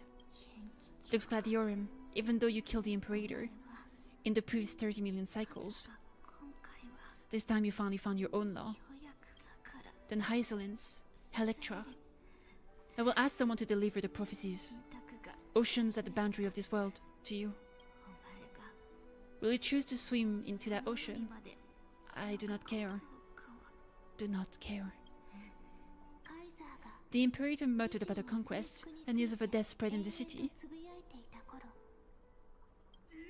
Freedom! Liberty! The tyrant is dead! Go shout this news in the streets! My people, my fellow elders, do not panic. Stand your ground. That usurper has paid for ambition with her life. People once cheered for my ascension, and now they cheer for my fall. No matter, I am fond of applause. I see the cosmos, the battlefield that I cannot reach. I will return in the next cycle. The star will hear my legion's war drums, hear the great name of the Imperator. Hear Amphorius's Seridra. To this day, we do not know which rule the Imperator overrode at the cost of her life. Perhaps the truth will only be revealed at the moment of checkmate, just like every chess game she ever played. We only know her death inflamed Okema. On one side of the city, those who defended liberty toppled her statues to the ground. On the other side, her supporters put themselves between the masses and her monuments, declaring loudly that the sovereign is still among the people. It is said that golden blood congealed into the same letter everywhere they fought. It was a name borne by Okema's first and final sovereign, the Imperator Seridra. But the one who bore that name did not see any of this. Her gaze was cast far away, and the sound of tides in her ears drowned out the people's cries. What was the Imperator thinking about in that prophesied ocean at the boundaries of this world? A shallow puddle of stagnant water? Was she reminiscing about her past conquest, or repenting for the million killed for the flame chase? It was neither. The Imperator only saw how the surface of the water gleamed like a crude chessboard, dissected by light and shadow. In the afternoon, when a teacher played against her for the first time. Look at this chessboard. What do the pieces look like? They are strangely beautiful. They look like the stars in the night sky ablaze. Oh. Hey! She showed the ocean! From that page emerged an ocean. So vast, so pure. Not a single trace of corruption. Is this Seridra? Electra, my subject. Ever since you walked out the tainted ocean and played yourself to me, I have seen the abyss in your eyes and the emptiness in your heart. That is why I promised you a new ocean, where the Imperator's ambitions would serve as the currents and loyalty would be its light. Electra, my subject, you have done your duty as my blade. The prophecy has now made its final decree on the road I intend to walk. My conquest is doomed to never reach the stars. But the Imperator never makes empty promises. So take this memory, this ocean beyond the sky, as witnessed by the Deliverer. This is the final gift that the Imperator can leave for her subject.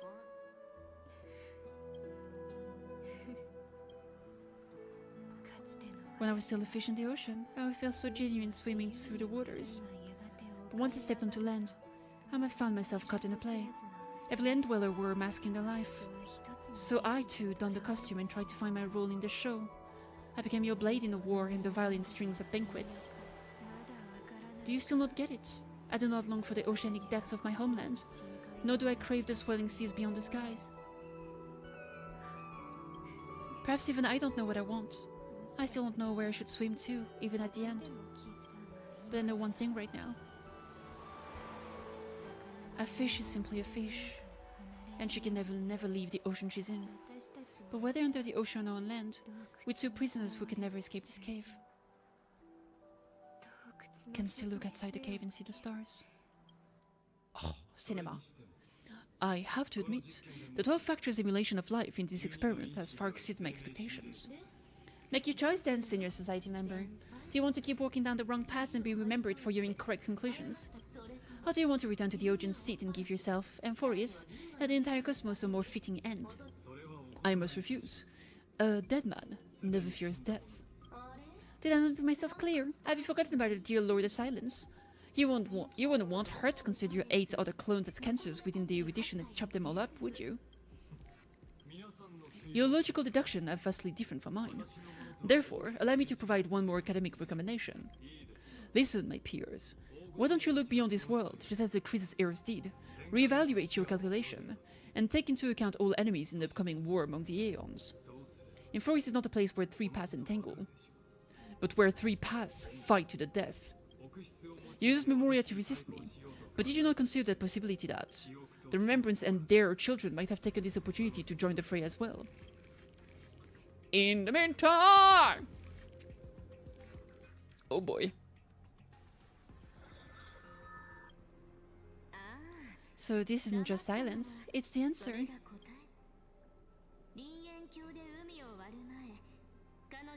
What does a glove have nails? What was the last thing Kitty said to you before you parted the waters at the Skullgorge waterscape? A tricky question, but one with a simple answer. She didn't say anything back then, right?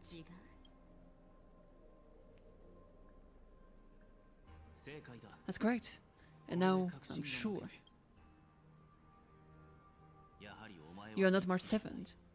There's no way she would remember that detail.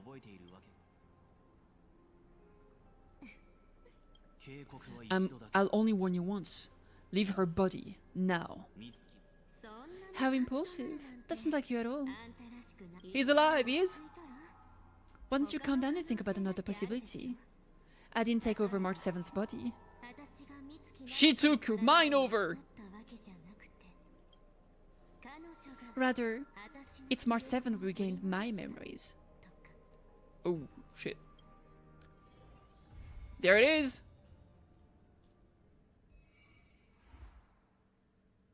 Damn!